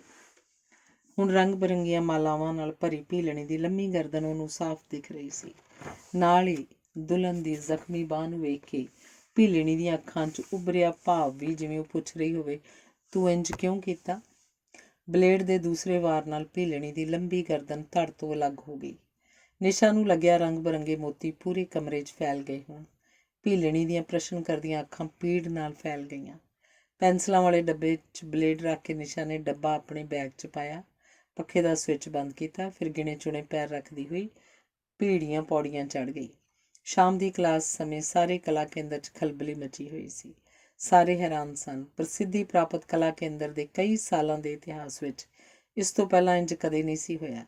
ਕਿਸੇ ਕਲਾਕ੍ਰਿਤੀ 'ਤੇ ਕਦੇ ਇੱਕ ਖਰੋਂਚ ਤੱਕ ਨਹੀਂ ਸੀ ਆਈ। ਸਾਰਿਆਂ ਦੀ ਜੀਭ 'ਤੇ ਇੱਕੋ ਪ੍ਰਸ਼ਨ ਸੀ, ਕਿਸ ਨੇ ਇਹ ਘਿਰਨਾਯੋਗ ਕੰਮ ਕੀਤਾ? ਪਰ ਦੋਵੇਂ ਘਾਇਲ ਗਵਾਹ ਚੁੱਪ ਸਨ। ਪਰ ਜੇ ਉਹ ਬੋਲ ਵੀ ਸਕਦੇ, ਸ਼ਾਇਦ ਉਹ ਦੱਸ ਵੀ ਨਾ ਸਕਦੇ ਕਿ ਕਿਸ ਨੇ ਕੀਤਾ ਸੀ ਇਹ ਕੰਮ। ਨਿਸ਼ਾ ਨੇ, ਛੋਟੂ ਨੇ, ਜਾਂ ਉਸ ਬੇਟੇ ਨੇ ਜਿਹਨੇ ਕਦੇ ਜਨਮ ਹੀ ਨਹੀਂ ਸੀ ਲਿਆ। ਧੰਨਵਾਦ। ਅਗਲੀ ਕਹਾਣੀ ਹੈ ਖੁੰਦਕ। ਦੂਰੋਂ ਦਿਸਦਾ ਉੱਚਾ ਪੱਕਾ ਚੁਬਾਰਾ, ਕਮਰਿਆਂ ਸਾਹਮਣੇ ਲੰਬਾ ਚੌੜਾ ਵਰਾਂਡਾ, ਵਰਾਂਡੇ ਸਾਹਮਣੇ ਖੁੱਲ੍ਹਾ ਡੁੱਲਾ ਪੱਕੀਆਂ ਇੱਟਾਂ ਵਾਲਾ ਵਿਹੜਾ, ਚੁਫੇਰੇ ਉੱਚੀ ਉੱਚੀ ਚਾਰ ਦੀਵਾਰੀ ਤੇ ਵਿਚਕਾਰ ਵੱਡਾ ਸਾਰਾ ਲੋਹੇ ਦਾ ਗੇਟ ਜੋ ਖੋਲ੍ਹਣ ਤੇ ਬੰਦ ਕਰਨ ਵੇਲੇ ਅਜੀਬ ਜਿਹੀ ਚਰੀਂ ਚਰੀਂ ਦੀ ਆਵਾਜ਼ ਕਰਦਾ। ਆਲੇ ਦੁਆਲੇ ਦੇ ਘਰਾਂ ਵਿੱਚੋਂ ਸਿਰ ਕੱਢਵਾਂ ਇਹ ਘਰ, ਇਸ ਘਰ ਨਾਲ ਮੇਰਾ ਸੰਬੰਧ, ਇਸ ਘਰ ਨਾਲ ਮੇਰਾ ਰਿਸ਼ਤਾ। ਕਈ ਵਾਰੀ ਪਹਿਲਾਂ ਜਦੋਂ ਮੈਂ ਪਹਿਲੀ ਵਾਰ ਇਸ ਘਰ ਦੀਆਂ ਚੁਗਾਠਾਂ ਟੱਪੀਆਂ ਸੀ ਤਾਂ ਘਰ ਦੀ ਵੈਭਤਾ ਦੇਖ ਕੁਝ ਪਲਾਂ ਲਈ ਮੇਰਾ ਮੂੰਹ ਟੱਡਿਆ ਦਾ ਟੱਡਿਆ ਰਹਿ ਗਿਆ ਸੀ। ਘਰ ਦੀ ਮਾਲਕਣ ਵੱਡੇ ਬੇਬੇ ਜੀ ਦੇ ਜਦੋਂ ਮੈਂ ਪੈਰੀਂ ਹੱਥ ਲਾਏ ਤਾਂ ਉਹਨਾਂ ਦੁੱਧੀ ਨਹਾਵੇਂ ਪੁੱਤੀ ਖੇਡੇ ਦੀਆਂ ਅਸੀਸਾਂ ਦਿੰਦਿਆਂ ਮੇਰਾ ਸਿਰ ਪਲੋਸਿਆ ਸੀ। ਦੁੱਧ ਚਿੱਟੇ ਕੱਪੜੇ ਪਾਈ ਸੂਤ ਦੇ ਮੰਜੇ ਤੇ ਬੈਠੀ ਉਹ ਮੈਨੂੰ ਬੜੀ ਦਾਨੀ ਜਾਪਦੀ ਰੂਹ ਲੱਗੀ ਸੀ। ਬੀਜੀ ਤੇ ਪਾਪਾ ਜੀ ਬੜੇ ਤਪਾਕ ਨਾਲ ਮਿਲੇ ਸੀ। ਬੀਜੀ ਨੇ ਬੜਾ ਹੁੱਬ ਕੇ ਕਿਹਾ ਸੀ, ਮਹੇਸ਼ ਤਾਂ ਮੇਰਾ ਚੌਥਾ ਪੁੱਤ ਏ। ਆਪਸ ਵਿੱਚ ਇਹ ਪਏ ਯਾਰ ਬੇਲੀ ਹੋਣ, ਪਰ ਮੇਰੇ ਲਈ ਤਾਂ ਇਹ ਪੁੱਤਾਂ ਬਰੋਬਰ ਏ। ਮੇਰੇ ਸਿਰ ਤੇ ਘੁੱਟ ਕੇ ਪਿਆਰ ਦਿੰਦੇ ਬੀਜੀ ਨੇ ਬੜੇ ਸਨੇਹ ਨਾਲ ਕਿਹਾ ਸੀ, ਸੀਮਾ ਮੇਰੇ ਲਈ ਜਿਹੀ ਗੁਰਮੀਤ ਤੇ ਹੀ ਤੂੰ। ਉਹਨਾਂ ਦਾ ਇਸ਼ਾਰਾ ਆਪਣੀ ਵੱਡੀ ਨੂੰ ਗੁਰਮੀਤ ਵੱਲ ਸੀ ਤੇ ਸਾਡੇ ਲਈ ਚਾਹ ਪਾਣੀ ਲਿਆਉਂਦੀ ਗੁਰਮੀਤ ਬੁੱਲਾਂ 'ਚ ਹੱਸਦੀ ਭੈਣਾਂ ਵਾਂਗ ਗਲਵੱਕੜੀ ਪਾ ਮਿਲੀ ਸੀ। ਵਾਪਸ ਜਾਣ ਲੱਗਿਆਂ ਗੇਟ ਕੋਲ ਬਾਹਰਲੀ ਬੈਠਕ ਵਿੱਚ ਬੈਠੇ ਬਾਪੂ ਜੀ ਨੂੰ ਮਿਲਣ ਗਏ। ਜਦੋਂ ਮੈਂ ਉਹਨਾਂ ਦੇ ਪੈਰੀਂ ਹੱਥ ਲਾਏ ਤਾਂ ਮੇਰੇ ਵੱਲ ਕਨੱਖੀ ਝਾਕਦੇ ਮੇਰੇ ਸਿਰ ਤੇ ਪਿਆਰ ਦਿੰਦੇ ਬਾਪੂ ਜੀ ਨੇ ਆਪਣੇ ਪੋਪਲੇ ਮੂੰਹ 'ਚੋਂ ਜਿੱਥੇ ਅਸੀਸ ਦਿੱਤੀ ਨਾਲ ਹੀ ਮਸ਼ਕਰੀ ਕਰਦੇ ਕਿਹਾ, ਓਏ ਆ ਤੇ ਖੰਡ ਦੀ ਬੋਰੀ ਦੀ ਰਾਖੀ ਕੁੱਤਾ ਬਿਠਾਲਤਾ। ਮੈਨੂੰ ਤਾਂ ਕੁਝ ਸਮਝ ਹੀ ਨਾ ਲੱਗੀ। ਰਸਤੇ 'ਚ ਮੈਂ ਆਪਣੇ ਪਤੀ ਨੂੰ ਪੁੱਛਿਆ, ਗੱਲ ਸੁਣੋ, ਬਾਪੂ ਜੀ ਨੇ ਆ ਕੀ ਕਹਿਤਾ? ਉਹਨਾਂ ਗੱਲ ਹਾਸੇ 'ਚ ਪਾਉਂਦਿਆਂ ਕਿਹਾ, ਬਾਪੂ ਜੀ ਦਾ ਸੁਭਾਅ ਹੀ ਹੈ ਇੰਜ ਦਾ, ਉਹ ਹਰ ਗੱਲ ਬੜੇ ਟਿੱਚਰੀ ਲਹਿਜੇ 'ਚ ਕਰਦੇ ਆ। ਤੈਨੂੰ ਗੋਰੀ ਚਿੱਟੀ ਨੂੰ ਖੰਡ ਦੀ ਬੋਰੀ ਕਿਹਾ ਤੇ ਮੈਨੂੰ ਕਾਲ ਕਲੂਟੇ ਨੂੰ। ਲੈ, ਤੁਹਾਡਾ ਰੰਗ ਕਿਤੇ ਕਾਲਾ, ਸਾਂਵਲਾ ਰੰਗ ਤਾਂ ਭਗਵਾਨ ਕ੍ਰਿਸ਼ਨ ਦਾ ਵੀ ਸੀ, ਨਾਲੇ ਕਾਲੇ ਕਰਮਾਂ ਵਾਲੇ। ਮੈਂ ਨਵੀਂ ਨਵੀਂ ਵਿਆਹੀ ਨੇ ਆਪਣੇ ਪਤੀ ਦੇ ਸੌਲੇ ਰੰਗ ਨੂੰ ਜਿਵੇਂ ਆਪਣਾ ਮਾਣ ਬਣਾ ਲਿਆ ਸੀ। ਇਹਨਾਂ ਮੇਰੀ ਗੱਲ ਨੂੰ ਅਣਗੌਲਿਆਂ ਕਰਦਿਆਂ ਕਹਿਣਾ ਜਾਰੀ ਰੱਖਿਆ, ਸੀਮਾ ਇੱਕ ਵਾਰੀ ਇਹਨਾਂ ਦਾ ਨੌਕਰ ਮੱਝਾਂ ਲਈ ਜਾ ਰਿਹਾ ਸੀ, ਮੈਂ ਵੀ ਨਾਲ ਹੋ ਤੁਰਿਆ। ਮੈਂ ਐਵੇਂ ਸਹਿਜ ਸੁਭਾਅ ਪੁੱਛ ਬੈਠਾ, ਕਰਮੂ ਮੱਝਾਂ ਭੱਜ ਭੱਜ ਕੇ ਬਹੁਤਾ ਤੰਗ ਤਾਂ ਨਹੀਂ ਕਰਦੀਆਂ? ਕਰਮੂ ਤਾਂ ਕੋਈ ਜਵਾਬ ਨਾ ਦਿੰਦਾ, ਪਰ ਪਿੱਛੇ ਤੁਰੇ ਆਉਂਦੇ ਬਾਪੂ ਜੀ ਬੋਲੇ, ਜਦੋਂ ਭੱਜ ਕੇ ਰੁੱਖਾਂ 'ਤੇ ਚੜ੍ਹ ਜਾਂਦੀਆਂ ਫਿਰ ਉਤਰਦੀਆਂ ਨਹੀਂ ਛੇਤੀ, ਕਰਾੜਾ। ਮੈਂ ਕਿਹਾ, ਬਾਪੂ ਜੀ ਤੁਸੀਂ ਮੈਨੂੰ ਕਰਾੜ ਕਿਉਂ ਕਹਿੰਦੇ ਹੋ? ਲੈ ਭਾਈ ਮਹੇਸ਼ ਸਿਆਂ, ਕਰਾੜ ਨੂੰ ਕਰਾੜ ਨਹੀਂ ਕਹਿਣਾ ਤਾਂ ਹੋਰ ਲੁਹਾਰ ਕਹਿਣਾ, ਬਾਪੂ ਜੀ ਦਾ ਜਵਾਬ ਸੀ। ਇਹ ਗੱਲ ਸੁਣ ਕੇ ਮੇਰਾ ਵੀ ਹਾਸਾ ਨਿਕਲ ਗਿਆ ਤੇ ਅਸੀਂ ਇਸ ਪਰਿਵਾਰ ਦੀਆਂ ਗੱਲਾਂ ਕਰਦੇ ਆਪਣੇ ਘਰ ਆ ਪਹੁੰਚੇ। ਸਾਡਾ ਘਰ ਇਸ ਵੱਡੇ ਘਰ ਦੇ ਨਾਲ ਹੀ ਸੀ। ਇਸ ਘਰ ਦਾ ਮੂੰਹ ਚੜ੍ਹਦੇ ਵੱਲ ਸੀ ਤੇ ਸਾਡੇ ਘਰ ਦਾ ਦਰਵਾਜ਼ਾ ਪਹਾੜ ਵੱਲ ਖੁੱਲ੍ਹਦਾ ਸੀ। ਇਹਨਾਂ ਦੇ ਵਿਹੜੇ ਦੀ ਇੱਕ ਕੰਧ ਸਾਡੇ ਵਾਲੇ ਘਰ ਨਾਲ ਸਾਂਝੀ ਸੀ, ਪਰ ਇੱਕ ਦੂਜੇ ਦੇ ਘਰ ਆਉਣ ਜਾਣ ਲਈ ਉੱਪਰਲੀ ਗਲੀ ਵਿੱਚੋਂ ਹੋ ਕੇ ਆਉਣਾ ਪੈਂਦਾ ਸੀ। ਸਾਲ ਕੁ ਬਾਅਦ ਜਦੋਂ ਅਸੀਂ ਘਰ ਖਰੀਦ ਲਿਆ ਤਾਂ ਜਾਣਾ ਆਉਣਾ ਸੁਖਾਲਾ ਕਰਨ ਲਈ ਸਾਂਝੀ ਕੰਧ ਵਿੱਚੋਂ ਇੱਟਾਂ ਕੱਢ ਰਾਹ ਬਣਾ ਲਿਆ ਸੀ। ਮੇਰੇ ਪਤੀ ਮਹੇਸ਼ ਤੇ ਇਸ ਘਰ ਦੇ ਵੱਡੇ ਪੁੱਤਰ ਦੀ ਪੱਕੀ ਯਾਰੀ ਸੀ। ਇਕੱਠਿਆਂ ਖਾਣਾ ਪੀਣਾ, ਉੱਠਣਾ ਬੈਠਣਾ, ਦੋ ਹੁੰਦੇ ਹੋਏ ਵੀ ਘਰ ਇੱਕ ਹੀ ਲੱਗਦੇ। ਮੈਨੂੰ ਕਿਸੇ ਚੀਜ਼ ਦੀ ਲੋੜ ਹੁੰਦੀ ਮੈਂ ਝੱਟ ਬੀਜੀ ਹੋਰਾਂ ਕੋਲੋਂ ਲੈ ਆਉਂਦੀ, ਕਦੇ ਉਧਾਰ ਕਦੇ ਉਵੇਂ ਹੀ। ਮੈਨੂੰ ਨਵੀਂ ਨਵੀਂ ਗ੍ਰਸਤੀ ਸੰਭਾਲੀ ਸੀ, ਕਿਤੇ ਕੋਈ ਅੜਚਣ ਆਉਂਦੀ ਤਾਂ ਬੀਜੀ ਆਪਣਿਆਂ ਵਾਂਗ ਮੇਰੇ ਅੰਗ ਸੰਗ ਹੁੰਦੀ ਸੀ। ਅਸੀਂ ਦੁੱਧ ਇਹਨਾਂ ਕੋਲੋਂ ਲੈਂਦੇ ਸੀ। ਜੇ ਕਿਤੇ ਦੁੱਧ ਲੈਣ ਜਾਣ ਲਈ ਦੇਰ ਹੋ ਜਾਂਦੀ ਤਾਂ ਬੀਜੀ ਆਪ ਫੜਾਉਣ ਆ ਜਾਂਦੇ। ਮੈਂ ਸੋਚਿਆ ਖਬਰੇ ਰੁੱਝੀ ਹੋਣੀ ਹੈ, ਨਾਲੇ ਦੁੱਧ ਫੜਾ ਆਵਾਂ, ਨਾਲੇ ਖਬਰਸਾਰ ਲੈ ਆਵਾਂ। ਤੇ ਬੀਜੀ ਕਾਫੀ ਸਾਰੀਆਂ ਇੱਧਰ ਉੱਧਰ ਦੀਆਂ ਗੱਲਾਂ ਦੱਸ ਜਾਂਦੇ। ਉੱਠ ਕੇ ਤੁਰਨ ਲੱਗਦੇ ਤਾਂ ਮੈਂ ਕਹਿੰਦੀ, ਬੀਜੀ ਬਸ ਆ ਥੋੜ੍ਹੀ ਜਿਹੀ ਤਰਪਾਈ ਰਹਿੰਦੀ ਆ, ਤੁਹਾਡਾ ਸੂਟ ਬਣ ਗਿਆ, ਲੈ ਕੇ ਜਾਇਓ। ਲੈ ਕੁੜੇ, ਤੂੰ ਸਿਉਂ ਵੀ ਦਿੱਤਾ? ਅਜੇ ਤਾਂ ਕੱਲ੍ਹ ਦਿੱਤਾ ਸੀ। ਸੀਮਾ ਤੂੰ ਤਾਂ ਮਸ਼ੀਨ ਏ। ਉਹ ਮੇਰੀ ਵਡਿਆਈ ਕਰਦੀ, ਸੂਟ ਦੀ ਤਹਿ ਲਾ ਹੱਥ 'ਚ ਫੜ ਤੁਰ ਪੈਂਦੀ। ਬੀਜੀ ਗੁਰਮੀਤ ਭੈਣ ਜੀ ਦਾ ਸੂਟ ਕੱਲ੍ਹ ਤੱਕ ਬਣ ਜਾਣਾ। ਉਹਨਾਂ ਨੂੰ ਕਹੋ ਆ ਕੇ ਪਾ ਕੇ ਟਰਾਈ ਕਰ ਲੈਣ। ਕੋਈ ਨੁਕਸ ਹੋਊ ਤਾਂ ਮੈਂ ਉਸੇ ਵੇਲੇ ਠੀਕ ਕਰ ਦੂੰ। ਤੁਰੇ ਜਾਂਦਿਆਂ ਨੂੰ ਮੈਂ ਸੁਨੇਹਾ ਦਿੰਦੀ ਤਾਂ ਜੋ ਗੁਰਮੀਤ ਨੂੰ ਭੇਜ ਦੇਣ। ਅਸੀਂ ਵੀ ਥੋੜ੍ਹਾ ਚਿਰ ਗੱਪ ਸ਼ੱਪ ਕਰ ਲਵਾਂਗੀਆਂ। ਬੀਜੀ ਦਰਵਾਜ਼ੇ ਕੋਲ ਪਹੁੰਚ ਮੈਨੂੰ ਨਸੀਹਤ ਦੇਣਾ ਨਾ ਭੁੱਲਦੇ। ਦਰਵਾਜ਼ਾ ਬੰਦ ਕਰਕੇ ਰੱਖਿਆ ਕਰ ਵਟੀਏ, ਜ਼ਮਾਨਾ ਬੜਾ ਖਰਾਬ ਹੈ। ਕੱਲੀ ਕਾਰੀ ਜਨਾਨੀ ਵੇਖ ਮਤਾ ਕੋਈ ਅੰਦਰ ਆ ਵੜੇ। ਦੋਵਾਂ ਘਰਾਂ ਦੇ ਦੁੱਖ ਸੁੱਖ ਸਾਂਝੇ ਸਨ। ਜਦੋਂ ਮੇਰੀ ਵੱਡੀ ਬੇਬੀ ਹੋਈ, ਜੇ ਬੀਜੀ ਨਾ ਹੁੰਦੇ ਤਾਂ ਮੈਂ ਮਰ ਹੀ ਜਾਣਾ ਸੀ। ਦੁਪਹਿਰ ਕੁ ਵੇਲੇ ਮੈਨੂੰ ਤਿੱਖੀ ਦਰਦ ਉੱਠੀ। ਸੋਚਾਂ ਕਿਹਨੂੰ ਦੱਸਾਂ, ਇਹ ਤਾਂ ਡਿਊਟੀ 'ਤੇ ਗਏ ਸੀ। ਮੈਂ ਕਿਸੇ ਤਰ੍ਹਾਂ ਔਖੀ ਸੌਖੀ ਬੀਜੀ ਹੋਰਾਂ ਵੱਲ ਤੁਰ ਪਈ। ਮਸਾਂ ਹੀ ਗੇਟ ਤੱਕ ਪਹੁੰਚੀ, ਚੁਫਾਲ ਵਿਹੜੇ 'ਚ ਜਾ ਡਿੱਗੀ। ਜਦੋਂ ਹੋਸ਼ ਆਈ ਤਾਂ ਮੈਂ ਹਸਪਤਾਲ ਦੇ ਮੰਜੇ 'ਤੇ ਸੀ। ਬੀਜੀ ਮੇਰਾ ਸਿਰ ਘੁੱਟ ਰਹੇ ਸੀ। ਸੀਮਾ ਬੇਟੇ ਠੀਕ ਹੈ ਨਾ ਹੁਣ? ਬੀਜੀ ਨੇ ਮੂੰਹ ਨਾਲ ਪੁੱਛਿਆ। ਤੂੰ ਤਾਂ ਮੈਨੂੰ ਡਰਾ ਹੀ ਦਿੱਤਾ। ਸ਼ੁਕਰ ਇਹ ਹਰਿੰਦਰ ਘਰ ਹੀ ਸੀ, ਤੈਨੂੰ ਚੁੱਕ ਕੇ ਕਾਰ 'ਚ ਪਾਇਆ ਤੇ ਹਸਪਤਾਲ ਲੈ ਆਏ। ਜਦੋਂ ਤੱਕ ਝਾਈ ਜੀ ਨਹੀਂ ਪਹੁੰਚੇ ਬੀਜੀ ਮੇਰੇ ਕੋਲ ਰਹੇ। ਜਿੰਨੇ ਦਿਨ ਅਸੀਂ ਹਸਪਤਾਲ ਰਹੇ, ਰੋਟੀ ਬੀਜੀ ਹੋਰਾਂ ਵੱਲੋਂ ਹੀ ਆਉਂਦੀ ਰਹੀ।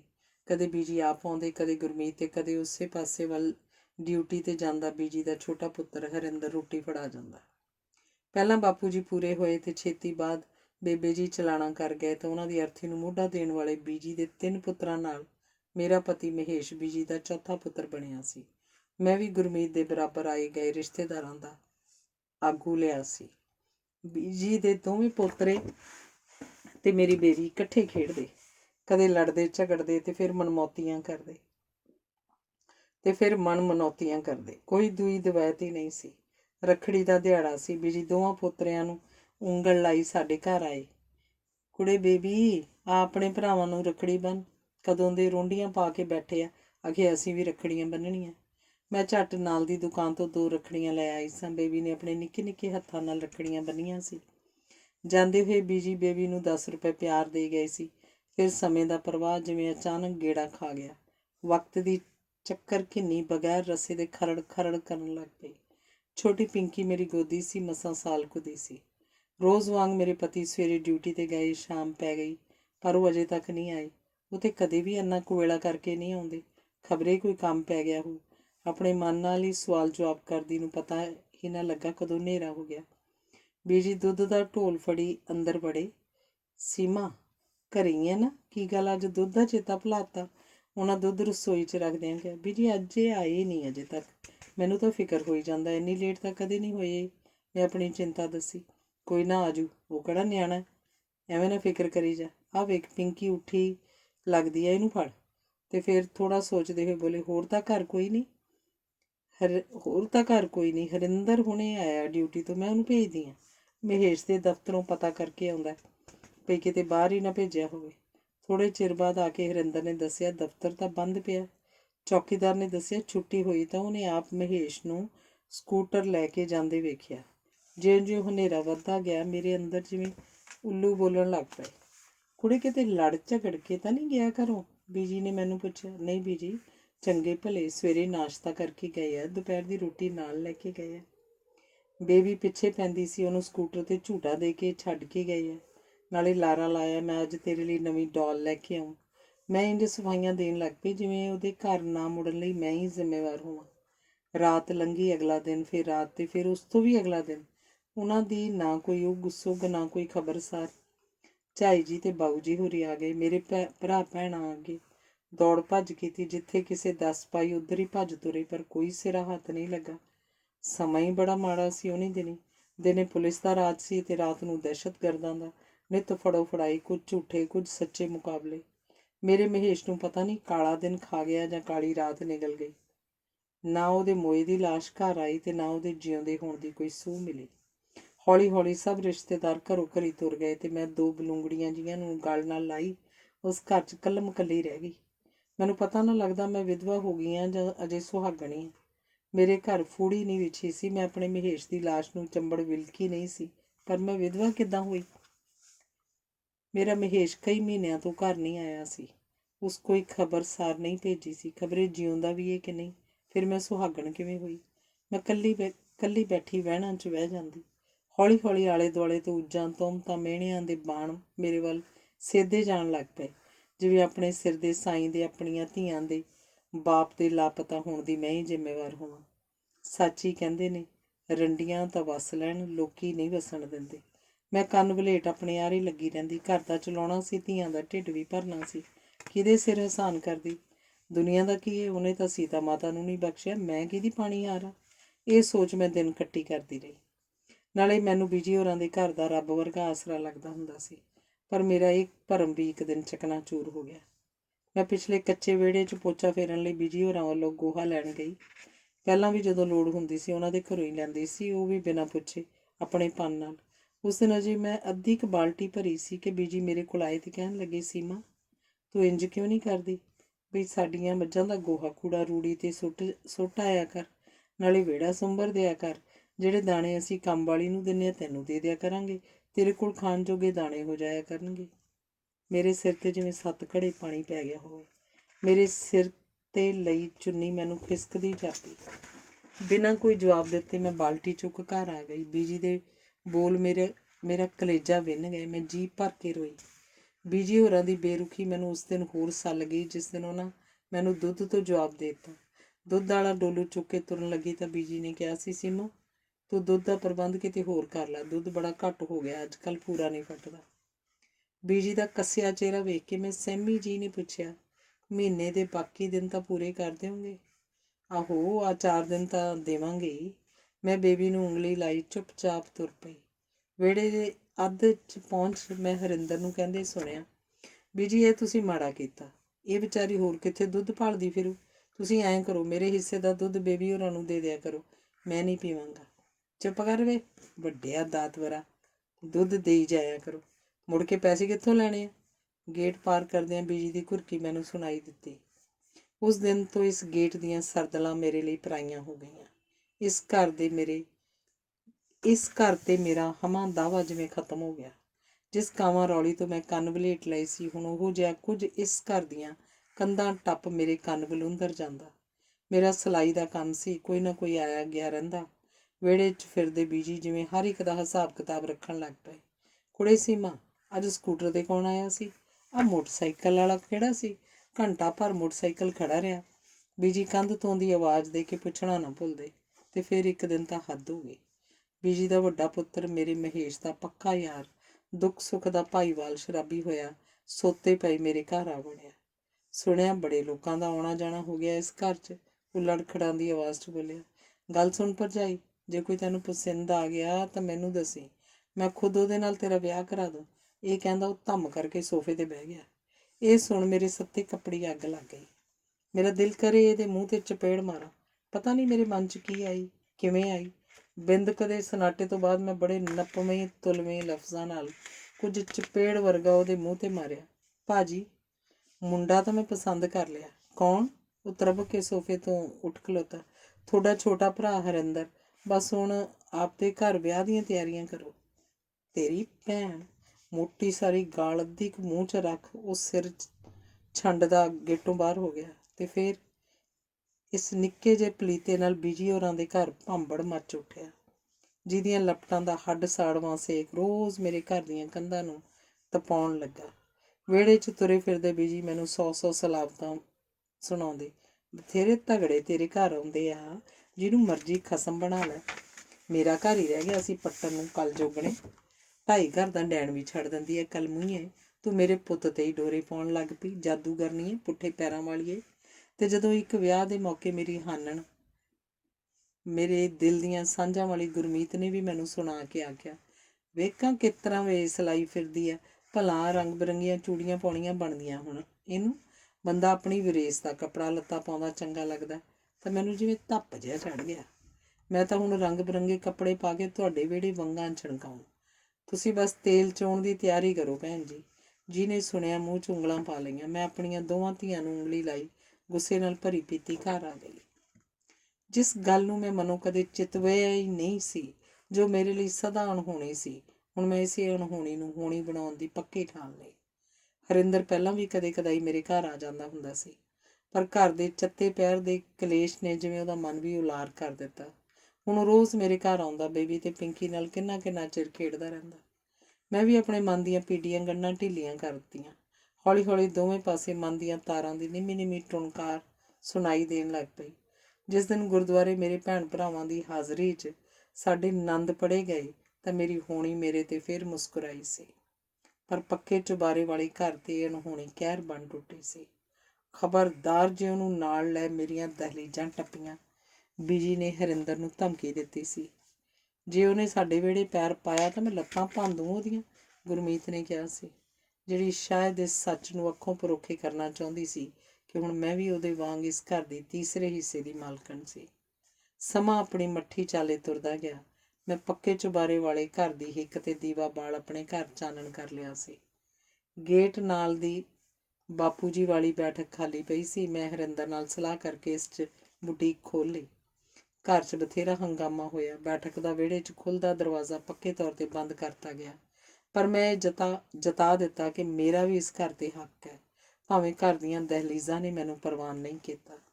ਕਈ ਵਰ੍ਹਿਆਂ ਬਾਅਦ ਅੱਜ ਇਸ ਵੱਡੇ ਲੋਹੇ ਦੇ ਗੇਟ ਦੇ ਬਾਹਰ ਖੜੀ ਵਿਰਲਾਂ ਵਿੱਚੋਂ ਸਾਹਮਣੇ ਵਰਾਂਡੇ ਵਿੱਚ ਮੰਜੇ 'ਤੇ ਪਈ ਬੀਜੀ ਨੂੰ ਵੇਖਦੀ ਹਾਂ।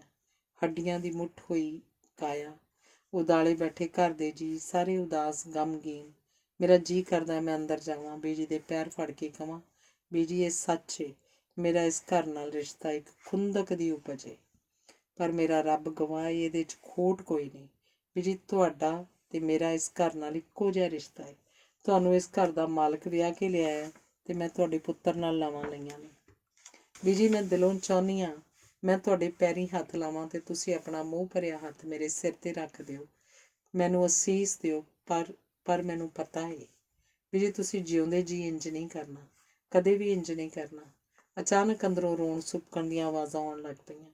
ਬੀਜੀ ਉਦਾਲੇ ਬੈਠੇ ਆਪੋ ਆਪਣੀਆਂ ਅੱਖਾਂ ਪੂੰਝਦੇ ਲੱਗੇ। ਮੇਰੇ ਅੰਦਰ ਖੋਜ ਹੀ ਪਈ, ਮੈਂ ਆਪਣੇ ਆਪ ਨੂੰ ਰੋਕ ਨਾ ਸਕੀ। ਮੇਰੇ ਹੱਥਾਂ ਨੇ ਵਰਜਿਤ ਲੋਹੇ ਦੇ ਗੇਟ ਨੂੰ ਛੂਹਿਆ। ਉਹਨੇ ਜਿਵੇਂ ਮੇਰੇ ਹੱਥਾਂ ਦੀ ਛੋਹ ਪਛਾਣ ਲਈ। ਪੋਲੇ ਜਿਹੇ ਧੱਕੇ ਨਾਲ ਚੌੜ ਚਪੱਟ ਖੁੱਲ੍ਹ ਗਿਆ। ਦਹਲੀਜ਼ਾਂ ਦੀ ਰੋਕ ਤੋਂ ਬੇਪਰਵਾਹ ਮੈਂ ਦੌੜਦੀ ਹੋਈ ਵਿਹੜੇ ਦੇ ਵਿਚਕਾਰ ਆ ਖੜੀ ਹੋਈ। ਫਿਰ ਹੌਲੀ ਹੌਲੀ ਕਦਮ ਪੁੱਟਦੀ ਹੋਈ ਮੈਂ ਬੀਜੀ ਦੇ ਮੰਜੇ ਕੋਲ ਪਹੁੰਚ ਗਈ। ਕੋਈ ਹੱਥ ਨਹੀਂ ਉੱਠਿਆ, ਕੋਈ ਬੁੱਲ੍ਹ ਨਹੀਂ ਹਿੱਲਿਆ। ਮੈਂ ਬੀਜੀ ਦੇ ਬੇਜਾਨ ਪੈਰਾਂ 'ਤੇ ਸਿਰ ਰੱਖ ਉਹਨਾਂ ਨੂੰ ਹੰਝੂਆਂ ਨਾਲ ਭਿਉਣ ਲੱਗ ਪਈ, ਸੱਚਮੁੱਚ ਦੇ ਹੰਝੂਆਂ ਨਾਲ। ਉਹ ਅਣਵੱਗੇ ਅੱਥਰੂ ਵੀ ਮੈਂ ਬੀਜੀ ਦੇ ਚਰਨਾਂ 'ਤੇ ਡੋਲ ਦਿੱਤੇ, ਜਿਹੜੇ ਮੇਰੇ ਆਪਣੇ ਮਹੇਸ਼ ਦੀ ਲਾਸ਼ 'ਤੇ ਡੋਲਣੇ ਬਾਕੀ ਸਨ। ਮੇਰੇ ਸਿਰ ਉਦਾਰ ਸਨ। ਧੰਨਵਾਦ। ਅਖੀਰਲੀ ਕਹਾਣੀ ਹੈ ਆਲ੍ਹਣਾ। ਆਲੀਸ਼ਾਨ ਬੈੱਡ 'ਤੇ ਪਈ ਪ੍ਰੀਤ ਦੀ ਨਿਗਾਹ ਬਾਰ-ਬਾਰ ਬਾਹਰ ਪ੍ਰਛੱਤੀ ਨਾਲ ਲਮਕਦੇ ਆਲ੍ਹਣੇ ਨਾਲ ਟਕਰਾ ਕੇ ਵਾਪਸ ਆ ਜਾਂਦੀ। ਅਜੇ ਕਬੂਤਰੀ ਆਪਣੇ ਛੋਟੇ ਛੋਟੇ ਬੋਟਾਂ ਲਈ ਚੋਗਾ ਲੈ ਕੇ ਨਹੀਂ ਸੀ ਆਈ। ਬੋਟਾਂ ਦੀ ਗੁਟਰਗੂ ਮਾਹੌਲ ਦੀ ਸ਼ਾਂਤੀ ਭੰਗ ਕਰਦੀ ਹੈ। ਸ਼ਾਇਦ ਕਬੂਤਰੀ ਆਪਣੇ ਪਹਿਲੇ ਵਕਤ ਨਾਲੋਂ ਅੱਜ ਲੇਟ ਹੋ ਗਈ ਹੋਵੇ। ਸੋਚਾਂ ਸੋਚਦੀ ਪ੍ਰੀਤ ਦੀ ਕਦੋਂ ਅੱਖ ਲੱਗੀ ਉਹਨੂੰ ਪਤਾ ਹੀ ਨਾ ਲੱਗਾ। ਖੜਾਕ ਦੀ ਆਵਾਜ਼ ਨੇ ਪ੍ਰੀਤ ਦੀ ਅੱਖ ਖੋਲ੍ਹ ਦਿੱਤੀ। ਵੇ ਤੈਨੂੰ ਕੀ ਹੋਇਆ, ਕਿਵੇਂ ਸੂਰਾਂ ਆਸੇ ਪਾਸੇ ਵੱਜਦਾ ਫਿਰਦਾ ਹੈ? ਪ੍ਰੀਤ ਦੀ ਕੁਰਖਤ ਆਵਾਜ਼ ਨੇ ਮੁੰਡੂ ਨੂੰ ਹਿਲਾਤਾ। नहीं नहीं बीबी जी, मैं तो आपको नींद नहीं उड़ाना चाहता था। आपने ही तो इन पंछियों को उड़ाने के लिए बोला था। मैं तो वही करने को जा रहा था, लेकिन एक बात तो है, मैं तो कहना चाहता हूँ कि छोटे छोटे बच्चे हैं ये, कुछ दिनों की तो बात है, जब उड़ने लगेंगे तो खुद ही चले जाएंगे। हम क्यों पाप करें? कोई बात नहीं, इन्हें यहीं रहने दीजिए। रहने दीजिए इन्हें यहीं? वे तेरी मत ਤਾਂ नहीं मारी गई? ये कबूतर ਤਾਂ उजाड़ भालते ने, उजाड़। उजाड़ क्या चाहते हैं ये बीबी जी? इनका तो खुद एक घर बन गया। ਮੁੰਡੂ ਆਪਣੀਆਂ ਦਲੀਲਾਂ ਨਾਲ ਕਬੂਤਰੀ ਦਾ ਆਲ੍ਹਣਾ ਨਹੀਂ ਸੀ ਤੋੜਨਾ ਚਾਹੁੰਦਾ ਤੇ ਅੱਜ ਉਹ ਇਸ ਕੰਮ 'ਚ ਸਫਲ ਵੀ ਹੋ ਗਿਆ। हाँ सच बीबी जी, याद आया, वो साहब आए थे, बड़ी बड़ी मूँछों वाले, क्या नाम बता कर गए थे, आपको मिलना चाहते थे। अच्छा अच्छा, तू अपना काम करिया कर, ਬਹੁਤੀ ਇੱਧਰ ਉੱਧਰ ਦਖਲਅੰਦਾਜ਼ੀ ਨਾ ਕਰਿਆ ਕਰ। ਪ੍ਰੀਤ ਦੀ ਡਾਂਟ ਸੁਣ ਮੁੰਡੂ ਰਸੋਈ 'ਚ ਚਲਾ ਗਿਆ। ਗੁਟਰਗੂੰ ਦੀ ਆਵਾਜ਼ ਨੇ ਪ੍ਰੀਤ ਦਾ ਧਿਆਨ ਆਪਣੇ ਵੱਲ ਖਿੱਚਿਆ। ਕਬੂਤਰੀ ਬੜੇ ਪਿਆਰ ਨਾਲ ਆਪਣੇ ਬੱਚਿਆਂ ਦੇ ਮੂੰਹ 'ਚ ਚੋਗਾ ਪਾ ਰਹੀ ਹੈ ਤੇ ਗੁਟਰਗੂੰ ਕਰ ਸ਼ਾਇਦ ਕਹਿ ਰਹੀ ਹੈ, ਮੇਰੇ ਬੱਚਿਓ, ਤੁਹਾਡੇ ਆਸਰੇ ਹੀ ਤਾਂ ਮੈਂ ਉੱਡੀ ਫਿਰਦੀ ਹਾਂ, ਮੇਰੀ ਜਾਨ ਤਾਂ ਤੁਹਾਡੇ 'ਚ ਵਸੀ ਹੋਈ ਹੈ। ਤੁਹਾਡੇ ਤੋਂ ਬਿਨਾਂ ਮੇਰੀ ਜ਼ਿੰਦਗੀ ਕਾਹਦੀ ਜ਼ਿੰਦਗੀ? ਤੁਸੀਂ ਮੇਰੀ ਦੁਨੀਆ ਹੋ। ਤੁਹਾਡੇ ਤੋਂ ਬਿਨਾਂ ਮੈਂ ਕਿਵੇਂ ਜਿੰਦਾ ਰਹਿ ਸਕਦੀ ਹਾਂ? ਆਪਣੇ ਸਾਰਿਆਂ ਨਾਲ ਹੀ ਘਰ ਹੈ। ਘਰ ਸ਼ਬਦ ਨੇ ਪ੍ਰੀਤ ਦੀਆਂ ਸੋਚਾਂ ਨੂੰ ਡੂੰਘਾ ਕਰ ਦਿੱਤਾ। ਘਰ ਸ਼ਬਦ ਦੇ ਅਰਥ ਉਸ ਲਈ ਧੁੰਦਲੇ ਹੋ ਗਏ। ਅਤੀਤ ਇੱਕ ਵਾਰ ਫਿਰ ਉਹਦੇ ਜ਼ਿਹਨ 'ਚ ਆ ਗਿਆ, ਜਿਹਨੇ ਉਹਦੇ ਅੰਦਰ ਇੱਕ ਭੁਚਾਲ ਜਿਹਾ ਲਿਆ ਦਿੱਤਾ। ਕਿੰਨਾ ਸੋਹਣਾ ਘਰ ਪਰਿਵਾਰ ਸੀ ਮੇਰਾ, ਪਰ ਜੋ ਤਕਦੀਰ 'ਚ ਲਿਖਿਆ ਹੋਵੇ ਉਹ ਕੌਣ ਮਿਟਾ ਸਕਦਾ? ਪਰ ਕਈ ਵਾਰ ਆਪਣੇ ਹੱਥ ਵੱਸ ਵੀ ਸਭ ਕੁਝ ਹੁੰਦਾ ਹੈ। ਬਲਜੀਤ ਕਿੰਨਾ ਪਿਆਰ ਕਰਦਾ ਸੀ ਤੇ ਮੈਨੂੰ ਤੇ ਮੈਂ ਸ਼ਾਇਦ ਬਲਜੀਤ ਨਾਲ ਇੱਕ ਲੋੜ ਕਾਰਨ ਹੀ ਬੱਝੀ ਸਾਂ, ਤੇ ਇਸ ਲੋੜ ਤੋਂ ਅੱਗੇ ਮੈਂ ਆਪਣੇ ਪਤੀ ਬਾਰੇ ਕਦੇ ਕੁਝ ਸੋਚਿਆ ਹੀ ਨਹੀਂ ਸੀ। 2 ਬੱਚੇ ਹੋਣ ਦੇ ਬਾਵਜੂਦ ਮੈਂ ਨਾ ਤਾਂ ਕਦੇ ਪਤਨੀ ਵਾਲਾ ਫਰਜ਼ ਨਿਭਾਇਆ ਤੇ ਨਾ ਮਾਂ ਵਾਲਾ। ਸ਼ਾਇਦ ਕੋਈ ਭਟਕਣਾ ਸੀ ਮੇਰੇ ਅੰਦਰ। ਕਿਹੜੀ ਭਟਕਣਾ? ਜਿਹਨੇ ਮੈਨੂੰ ਜ਼ਿੰਦਗੀ ਦੇ ਕਿਸੇ ਵੀ ਰਸਤੇ 'ਤੇ ਨਾ ਪਹੁੰਚਾਇਆ। ਅੱਜ ਵੀ ਮੈਨੂੰ ਕਦੇ ਕਦੇ ਅਤੀਤ ਦੀਆਂ ਯਾਦਾਂ ਆਪਣੀਆਂ ਵਲਗਣਾਂ 'ਚ ਕੈਦ ਕਰਨੀਆਂ ਚਾਹੁੰਦੀਆਂ ਹਨ, ਪਰ ਨਹੀਂ। ਮੈਂ ਕਿਉਂ ਕੈਦ ਹੋਵਾਂ ਉਹਨਾਂ ਵਲਗਣਾਂ 'ਚ? ਕਿ ਮੇਰੀ ਆਪਣੀ ਕੋਈ ਹੋਂਦ ਨਹੀਂ? ਕਿ ਮੇਰੀਆਂ ਕੋਈ ਭਾਵਨਾਵਾਂ ਨਹੀਂ? ਮੈਂ ਕਾਹਦੇ ਲਈ ਆਪਣੀ ਜ਼ਿੰਦਗੀ ਖਰਾਬ ਕਰਾਂ? ਮੈਂ ਜੋ ਵੀ ਕੀਤਾ ਠੀਕ ਕੀਤਾ, ਆਪਣੇ ਲਈ, ਆਪਣੀ ਮਰਜ਼ੀ ਨਾਲ ਜਿਉਂਦੀ ਹਾਂ। ਅਤੇ ਉਦੋਂ ਪ੍ਰੀਤ ਉੱਠ ਯਾਰ, ਦੇਖ ਕਿੰਨਾ ਦਿਨ ਚੜ੍ਹ ਆਇਆ ਹੈ। ਜਸਮੀਨ ਨੇ ਸਕੂਲ ਜਾਣਾ, ਉੱਠ ਕੇ ਤਿਆਰ ਕਰ ਉਹਨੂੰ। ਮੈਂ ਵੀ ਆਫਿਸ ਜਾਣਾ। ਪ੍ਰੀਤ ਦੇ ਵਾਲਾਂ 'ਚ ਉਂਗਲਾਂ ਮਾਰ ਬਲਜੀਤ ਬੜੀ ਪਿਆਰ ਨਾਲ ਉਹਨੂੰ ਉਠਾਉਂਦਾ। ਓਹੋ, ਕਿੰਨੀ ਵਾਰ ਕਿਹਾ ਮੇਰੀ ਨੀਂਦ ਨਾ ਖਰਾਬ ਕਰਿਆ ਕਰੋ। ਤੁਸੀਂ ਵੀ ਤਾਂ ਜਸਮੀਨ ਨੂੰ ਤਿਆਰ ਕਰ ਸਕਦੇ ਹੋ। ਮੈਂ ਇਕੱਲੀ ਨੇ ਜਵਾਕਾਂ ਦਾ ਠੇਕਾ ਨਹੀਂ ਲਿਆ ਹੋਇਆ। ਤੁਹਾਡਾ ਵੀ ਫਰਜ਼ ਬਣਦਾ। ਬੁੜ ਕਰਦੀ ਪ੍ਰੀਤ ਬਿਸਤਰੇ 'ਚ ਉੱਠ ਜਸਮੀਨ ਨੂੰ ਤਿਆਰ ਕਰਨ ਲੱਗ ਜਾਂਦੀ। ਪਹਿਲਾਂ ਕੁੜੀ ਨੂੰ ਤਿਆਰ ਕਰਕੇ ਸਕੂਲ ਭੇਜੋ, ਫਿਰ ਤੁਹਾਡੇ ਲਈ ਨਾਸ਼ਤਾ ਤਿਆਰ ਕਰੋ, ਫਿਰ ਬੁੜੀ ਦਾ ਸਿਆਪਾ ਕਰੋ। ਉਹ ਵੀ ਮੈਨੂੰ ਦੱਦ ਲੱਗੀ ਹੋਈ ਹੈ। ਨਾ ਉੱਠਿਆ ਜਾਵੇ ਉਹ ਤੋਂ, ਨਾ ਬੈਠਿਆ ਜਾਵੇ। ਹੁਕਮ ਛਾਂਟੀ ਜਾਊ ਮੰਜੇ 'ਤੇ ਬੈਠੀ ਨਵਾਬਾਂ ਵਾਂਗ। ਫਿਰ ਸਾਰਾ ਦਿਨ ਬੇਬੀ ਨੂੰ ਸੰਭਾਲੋ। ਮੈਨੂੰ ਤਾਂ ਕਿਤੇ ਸੁੱਖ ਦਾ ਸਾਹ ਲੈਣਾ ਹੀ ਨਹੀਂ ਮਿਲਦਾ। ਸਿਆਣੀ ਬਣ ਪ੍ਰੀਤ, ਸਿਆਣੀ। ਚੱਲੀਏ, ਬੱਚੇ ਵੀ ਆਪਣੇ ਨੇ ਤੇ ਘਰ ਵੀ ਆਪਣਾ। ਇੰਜ ਨਹੀਂ ਬੋਲੀਦਾ। ਪਰ ਪ੍ਰੀਤ 'ਤੇ ਇਹਨਾਂ ਗੱਲਾਂ ਦਾ ਕੋਈ ਅਸਰ ਨਾ ਹੁੰਦਾ। ਉਹ ਤਾਂ ਆਪਣੀਆਂ ਹੀ ਹਵਾਵਾਂ 'ਚ ਉੱਡੀ ਰਹਿੰਦੀ। ਉਹਦਾ ਅੰਦਰ ਕਿਤੇ ਬਾਹਰ ਦੀ ਉਡਾਰੀ ਲਾਉਣਾ ਚਾਹੁੰਦਾ, ਕਿਸੇ 'ਤੇ ਇੰਤਜ਼ਾਰ 'ਚ। ਸਾਰੀਆਂ ਸੀਮਾਵਾਂ ਉਲੰਘਣਾ ਚਾਹੁੰਦੀ। ਬਲਜੀਤ ਨੂੰ ਆਫਿਸ ਭੇਜ ਕੇ ਉਹ ਬੇਬੀ ਨੂੰ ਸਵਾ ਦਿੰਦੀ। ਬੁੱਢੀ ਸੱਸ ਤਾਂ ਉਹਦੇ ਲਈ ਇੱਕ ਬੋਝ ਤੋਂ ਵੱਧ ਕੁਝ ਵੀ ਨਹੀਂ ਸੀ। ਲਕਵੇ ਦਾ ਸ਼ਿਕਾਰ ਹੋਈ ਸੱਸ ਪ੍ਰੀਤ ਅੱਗੇ ਮਜਬੂਰ ਸੀ। ਸਭ ਕੁਝ ਜਾਣਦੀ ਹੋਈ ਉਹ ਚੁੱਪ ਸੀ। ਉਹਨੂੰ ਪਤਾ ਸੀ ਪ੍ਰੀਤ ਨੇ ਤਾਂ ਪੈਰਾਂ 'ਤੇ ਪਾਣੀ ਨਹੀਂ ਪੈਣ ਦੇਣਾ। ਡੋਰਬੈਲ ਦੀ ਆਵਾਜ਼ ਸੁਣ ਪ੍ਰੀਤ ਦਾ ਚਿਹਰਾ ਗੁਲਾਬ ਦੇ ਫੁੱਲ 'ਤੇ ਪਈ ਤਾਜ਼ਾ ਤਰੇਲ ਵਾਂਗ ਹੋ ਗਿਆ। ਨਾ ਕੋਈ ਖਬਰ, ਨਾ ਸਾਰ। ਮੇਰੀ ਤਾਂ ਤੂੰ ਜਾਨ ਹੀ ਕੱਢ ਲੈਣਾ ਹੈ। ਭੈੜਿਆ, ਇੰਨੇ ਦਿਨ ਹੋ ਗਏ, ਜਲਦੀ ਆ ਜਾਇਆ ਕਰ। ਦਰਵਾਜ਼ਾ ਖੋਲ੍ਹਦਿਆਂ ਸਰਪ੍ਰੀਤ ਨੇ ਰਾਜ 'ਤੇ ਸਵਾਲਾਂ ਦੀ ਝੜੀ ਲਾਤੀ। ਮੇਰਾ ਕਿਹੜਾ ਦਿਲ ਕਰਦਾ ਤੇਥੋਂ ਦੂਰ ਜਾਣ ਲਈ? ਮੈਂ ਤਾਂ ਆਪ ਚਾਹੁੰਦਾ ਬਸ ਜ਼ਿੰਦਗੀ ਆਪਾਂ ਇੱਕ ਦੂਜੇ ਦੇ ਨਾਲ ਰਹੀਏ। ਕਦੀ ਨਾ, ਸਾਰੀ ਜ਼ਿੰਦਗੀ ਆਪਾਂ ਇੱਕ ਦੂਜੇ ਦੇ ਨਾਲ ਰਹੀਏ, ਕਦੀ ਨਾ ਵਿਛੜੀਏ। ਬਸ ਇੱਕ ਤੂੰ ਹੋਵੇਂ, ਇੱਕ ਮੈਂ ਹੋਵਾਂ। ਪ੍ਰੀਤ ਨੂੰ ਆਪਣੀਆਂ ਬਾਹਾਂ 'ਚ ਕੱਸਦਿਆਂ ਰਾਜ ਬੋਲਿਆ। ਚੱਲ ਹੁਣ। ਨਿਸ਼ਾਈਆਂ ਜਿਹੀਆਂ ਅੱਖਾਂ 'ਚ ਰਾਜਪ੍ਰੀਤ ਨੂੰ ਬੈੱਡਰੂਮ 'ਚ ਲੈ ਗਿਆ। ਬੈੱਡਰੂਮ ਦੇ ਬੰਦ ਦਰਵਾਜ਼ੇ ਨੇ ਇਹ ਰਾਜ਼ ਘਰ ਦੀਆਂ ਖਾਮੋਸ਼ ਕੰਧਾਂ 'ਚ ਹੀ ਰਹਿਣ ਦਿੱਤਾ। ਮੈਂ ਤਾਂ ਚਾਹੁੰਦਾ ਪ੍ਰੀਤ, ਤੂੰ ਇਹ ਵਲਗਣਾ ਨਹੀਂ ਛੱਡ ਤੇ ਮੇਰੇ ਨਾਲ ਚੱਲ। ਇਕੱਠੇ ਰਹਾਂਗੇ, ਐਸ਼ ਕਰਾਂਗੇ। ਬਲਜੀਤ ਨੇ ਤੈਨੂੰ ਦਿੱਤਾ ਵੀ ਕੀ ਹੈ? ਘਰ ਤੇ ਬੱਚੇ, ਜਿਨ੍ਹਾਂ ਦੀਆਂ ਜ਼ਿੰਮੇਵਾਰੀਆਂ 'ਚ ਤੂੰ ਘੁੱਟਦੀ ਜਾ ਰਹੀ ਹੈ। ਆਪਾਂ ਜਿਸ ਦਿਨ ਦੇ ਮਿਲੇ ਹਾਂ ਕਿੰਨੇ ਖੁਸ਼ ਰਹਿੰਦੇ ਹਾਂ। ਜਿੰਨਾ ਮੈਂ ਤੈਨੂੰ ਪਹਿਚਾਣਿਆ ਹੈ, ਬਲਜੀਤ ਨੇ ਤੈਨੂੰ ਕਿੱਥੇ ਜਾਣਿਆ? ਉਹਨੂੰ ਤੇਰੀ ਕਦਰ ਕਰਨੀ ਹੀ ਨਹੀਂ ਆਈ। ਮੈਂ ਤਾਂ ਆਪਣੀ ਘਰਵਾਲੀ ਨਾਲੋਂ ਜ਼ਿਆਦਾ ਪਿਆਰ ਤੈਨੂੰ ਕਰਦਾ। ਜੇ ਕਿਤੇ ਤੂੰ ਮੈਨੂੰ ਪਹਿਲਾਂ ਮਿਲੀ ਹੁੰਦੀ ਤਾਂ ਪ੍ਰੀਤ ਤੋਂ ਆਪਣੀ ਨਿਗਾਹ ਚੁਰਾਉਂਦਾ ਹੋਇਆ ਰਾਜ ਬੋਲਿਆ। ਮੈਂ ਕਿਹੜਾ ਤੇਰੇ ਬਿਨਾਂ ਜੀ ਸਕਦੀ ਹਾਂ? ਮੈਨੂੰ ਤਾਂ ਕਈ ਵਾਰ ਲੱਗਦਾ ਤੂੰ ਹੀ ਮੈਨੂੰ ਇਹਨਾਂ ਖਲਜਗੜਾਂ 'ਚੋਂ ਕੱਢ ਸਕਦਾ। ਰਾਜ ਦੇ ਮੋਢੇ 'ਤੇ ਸਿਰ ਰੱਖਦਿਆਂ ਪ੍ਰੀਤ ਬੋਲੀ। ਲੈ ਵੀ ਕੋਈ ਗੱਲ? ਤੂੰ ਅੱਜ ਹਾਂ ਕਰ, ਅਸੀਂ ਤਾਂ ਅੱਜ ਵੀ ਤਿਆਰ ਹਾਂ। ਪਰ ਆਪਣੇ ਨਾਲ ਚਿੰਬੜੀਆਂ ਜੋਕਾਂ ਦਾ ਮੈਂ ਕੀ ਕਰਾਂ? ਜੋਕਾਂ ਨੂੰ ਮਾਰ ਪਰਾਂ ਭਗਾ ਕੇ। ਪਰ ਕਿਵੇਂ? ਹੁਣ ਇਹ ਵੀ ਮੈਨੂੰ ਹੀ ਦੱਸਣਾ ਪਊ। ਉਹ ਦੇ ਧਤੂਰਾ ਜੋਕਾਂ ਨੂੰ ਤੇ ਕਰ ਮੌਜਾਂ ਯਾਰਾਂ ਨਾਲ। ਰਾਜ ਕਹਿ ਕੇ ਪ੍ਰੀਤ ਦੀਆਂ ਅੱਖਾਂ 'ਚ ਆਪਣੇ ਸਵਾਲ ਦਾ ਜਵਾਬ ਲੱਭਣ ਲੱਗ ਪਿਆ। ਸ਼ੇਰਨੀ ਬਣ, ਸ਼ੇਰਨੀ। ਉਖਲੀ 'ਚ ਸਿਰ ਦਿੱਤਾ ਤਾਂ ਮੋਹਲਿਆਂ ਦਾ ਕੀ ਡਰ? ਤੇ ਮੋਹਲਿਆਂ ਦਾ ਡਰ ਲਾ ਕੇ ਪ੍ਰੀਤ ਰਾਜ ਦੀ ਹੋ ਗਈ। ਪਤਾ ਨਹੀਂ ਮੈਨੂੰ ਉਸ ਦਿਨ ਕੀ ਹੋ ਗਿਆ। ਮੈਂ ਸਾਰੀਆਂ ਹੱਦਾਂ ਟੱਪ ਆਈ। ਸਾਰੇ ਰਿਸ਼ਤੇ ਵਿਸਾਰ ਰਾਜ ਦੀ ਹੋ ਗਈ। ਰਾਜ ਮੇਰੇ 'ਚ ਰੁੱਝ ਗਿਆ ਤੇ ਮੈਂ ਰਾਜ 'ਚ। ਪਰ ਹੌਲੀ ਹੌਲੀ ਇਕੱਠੇ ਰਹਿਣ ਤੇ ਐਸ਼ ਕਰਨ ਦੀਆਂ ਗੱਲਾਂ ਕਫੂਰ ਹੋ ਗਈਆਂ। ਰਾਜ ਮੇਰੇ 'ਤੇ ਡਿਕਟੇਟਰ ਬਣਨਾ ਲੋਚਦਾ, ਪਰ ਮੈਂ ਆਪਣੀ ਆਜ਼ਾਦੀ ਲੋਚਦੀ, ਜਿਸ ਲਈ ਮੈਂ ਸਭ ਰਿਸ਼ਤੇ ਨਾਤੇ ਛੱਡ ਆਈ ਸਾਂ। ਰਾਜ ਹੁਣ ਜ਼ਿਆਦਾਤਰ ਆਪਣੇ ਘਰ ਹੀ ਰਹਿੰਦਾ। ਮੇਰੇ ਕੋਲ ਆਉਂਦਾ ਤਾਂ ਜ਼ਰੂਰ, ਪਰ ਆਪਣੀ ਲੋੜ ਪਈ ਤੇ ਮੇਰੀ ਲੋੜ। ਮੈਂ ਆਪਣੀ ਲੋੜ ਦੀ ਪੂਰਤੀ ਲਈ ਕਿਤੇ ਹੋਰ ਝੁਕਣ ਲੱਗ ਪਈ। ਸੋਚਾਂ ਦੀਆਂ ਤੰਦਾਂ ਨੇ ਪ੍ਰੀਤ ਦੀ ਨਿਗਾਹ ਵਿੱਚ ਫਿਰ ਆਲ੍ਹਣੇ ਵੱਲ ਕਰਤੀ। ਦੱਸ ਇਹਨੂੰ ਵੀ ਕੀ ਵਕਤ ਪਿਆ, ਝੱਲੀਏ ਮਾਰ ਕਿਤੇ ਉਡਾਰੀ, ਤੂੰ ਵੀ ਕਿਉਂ ਝੱਲੀ ਹੋਈ ਹੈ ਇਹਨਾਂ ਖਲ ਜਗਣਾ 'ਚ। ਆਪੇ ਤੇਰੇ ਬੋਟ ਉਡਾਰੀ ਮਾਰ ਕਿਤੇ ਹੋਰ ਚਲੇ ਜਾਣਗੇ। ਪਰ ਕਬੂਤਰੀ ਤੇ ਉਹਦੇ ਬੋਟ ਗੁਟਰਗੂ ਕਰਕੇ ਸ਼ਾਇਦ ਪ੍ਰੀਤ ਦੀਆਂ ਗੱਲਾਂ ਦਾ ਜਵਾਬ ਦੇ ਰਹੇ ਹੋਣ ਕਿ ਨਹੀਂ ਨਹੀਂ, ਅਸੀਂ ਅਲੱਗ ਨਹੀਂ ਹੋਵਾਂਗੇ, ਇੱਕ ਹੀ ਆਲਣੇ 'ਚ ਰਹਾਂਗੇ, ਕਦੇ ਵੱਖ ਨਹੀਂ ਹੋਵਾਂਗੇ। ਦਰਵਾਜ਼ੇ ਦੇ ਖੁੱਲ੍ਹਣ ਦੀ ਆਵਾਜ਼ ਨੇ ਪ੍ਰੀਤ ਦੀ ਸੋਚ ਦੀਆਂ ਤੰਦਾਂ ਢਿੱਲੀਆਂ ਕਰਤੀਆਂ। ਰਾਜ ਦੇ ਪੈਰਾਂ ਦੀ ਆਵਾਜ਼ ਨੇ ਉਹਦੇ ਅੰਦਰ ਹਲਚਲ ਕਰ ਦਿੱਤੀ। ਕੌਣ ਆਇਆ ਸੀ ਕੱਲ੍ਹ ਤੇਰੇ ਕੋਲ? ਅੱਗ ਬਬੂਲਾ ਹੋਏ ਰਾਜ ਨੇ ਪੁੱਛਿਆ। ਕਿਉਂ, ਤੈਨੂੰ ਕੀ ਲੱਗੇ? ਕੋਈ ਮੇਰੇ ਕੋਲ ਆਏ ਜਾਂ ਜਾਏ, ਮੈਂ ਤੇਰੇ ਨਾਲ ਬੰਨੀ ਹੋਈ ਨਹੀਂ। ਜਿਹਦੇ ਨਾਲ ਬੰਨੀ ਹੋਈ ਸੀ ਉਹ ਤੋਂ ਰੱਸਾ ਛੁਡਾ ਲਿਆ। ਤੂੰ ਕੀ ਚੀਜ਼ ਹੈ? ਰਾਜ ਨੂੰ ਕਾਰੇ ਹੱਥੀਂ ਪੈਂਦੀ ਪ੍ਰੀਤ ਬੋਲੀ। ਬਹੁਤੀ ਜ਼ੁਬਾਨ ਨਾ ਲੜਾ ਮੇਰੇ ਨਾਲ, ਡੱਕਰੇ ਕਰ ਦੂੰ ਮੈਂ ਤੇਰੇ।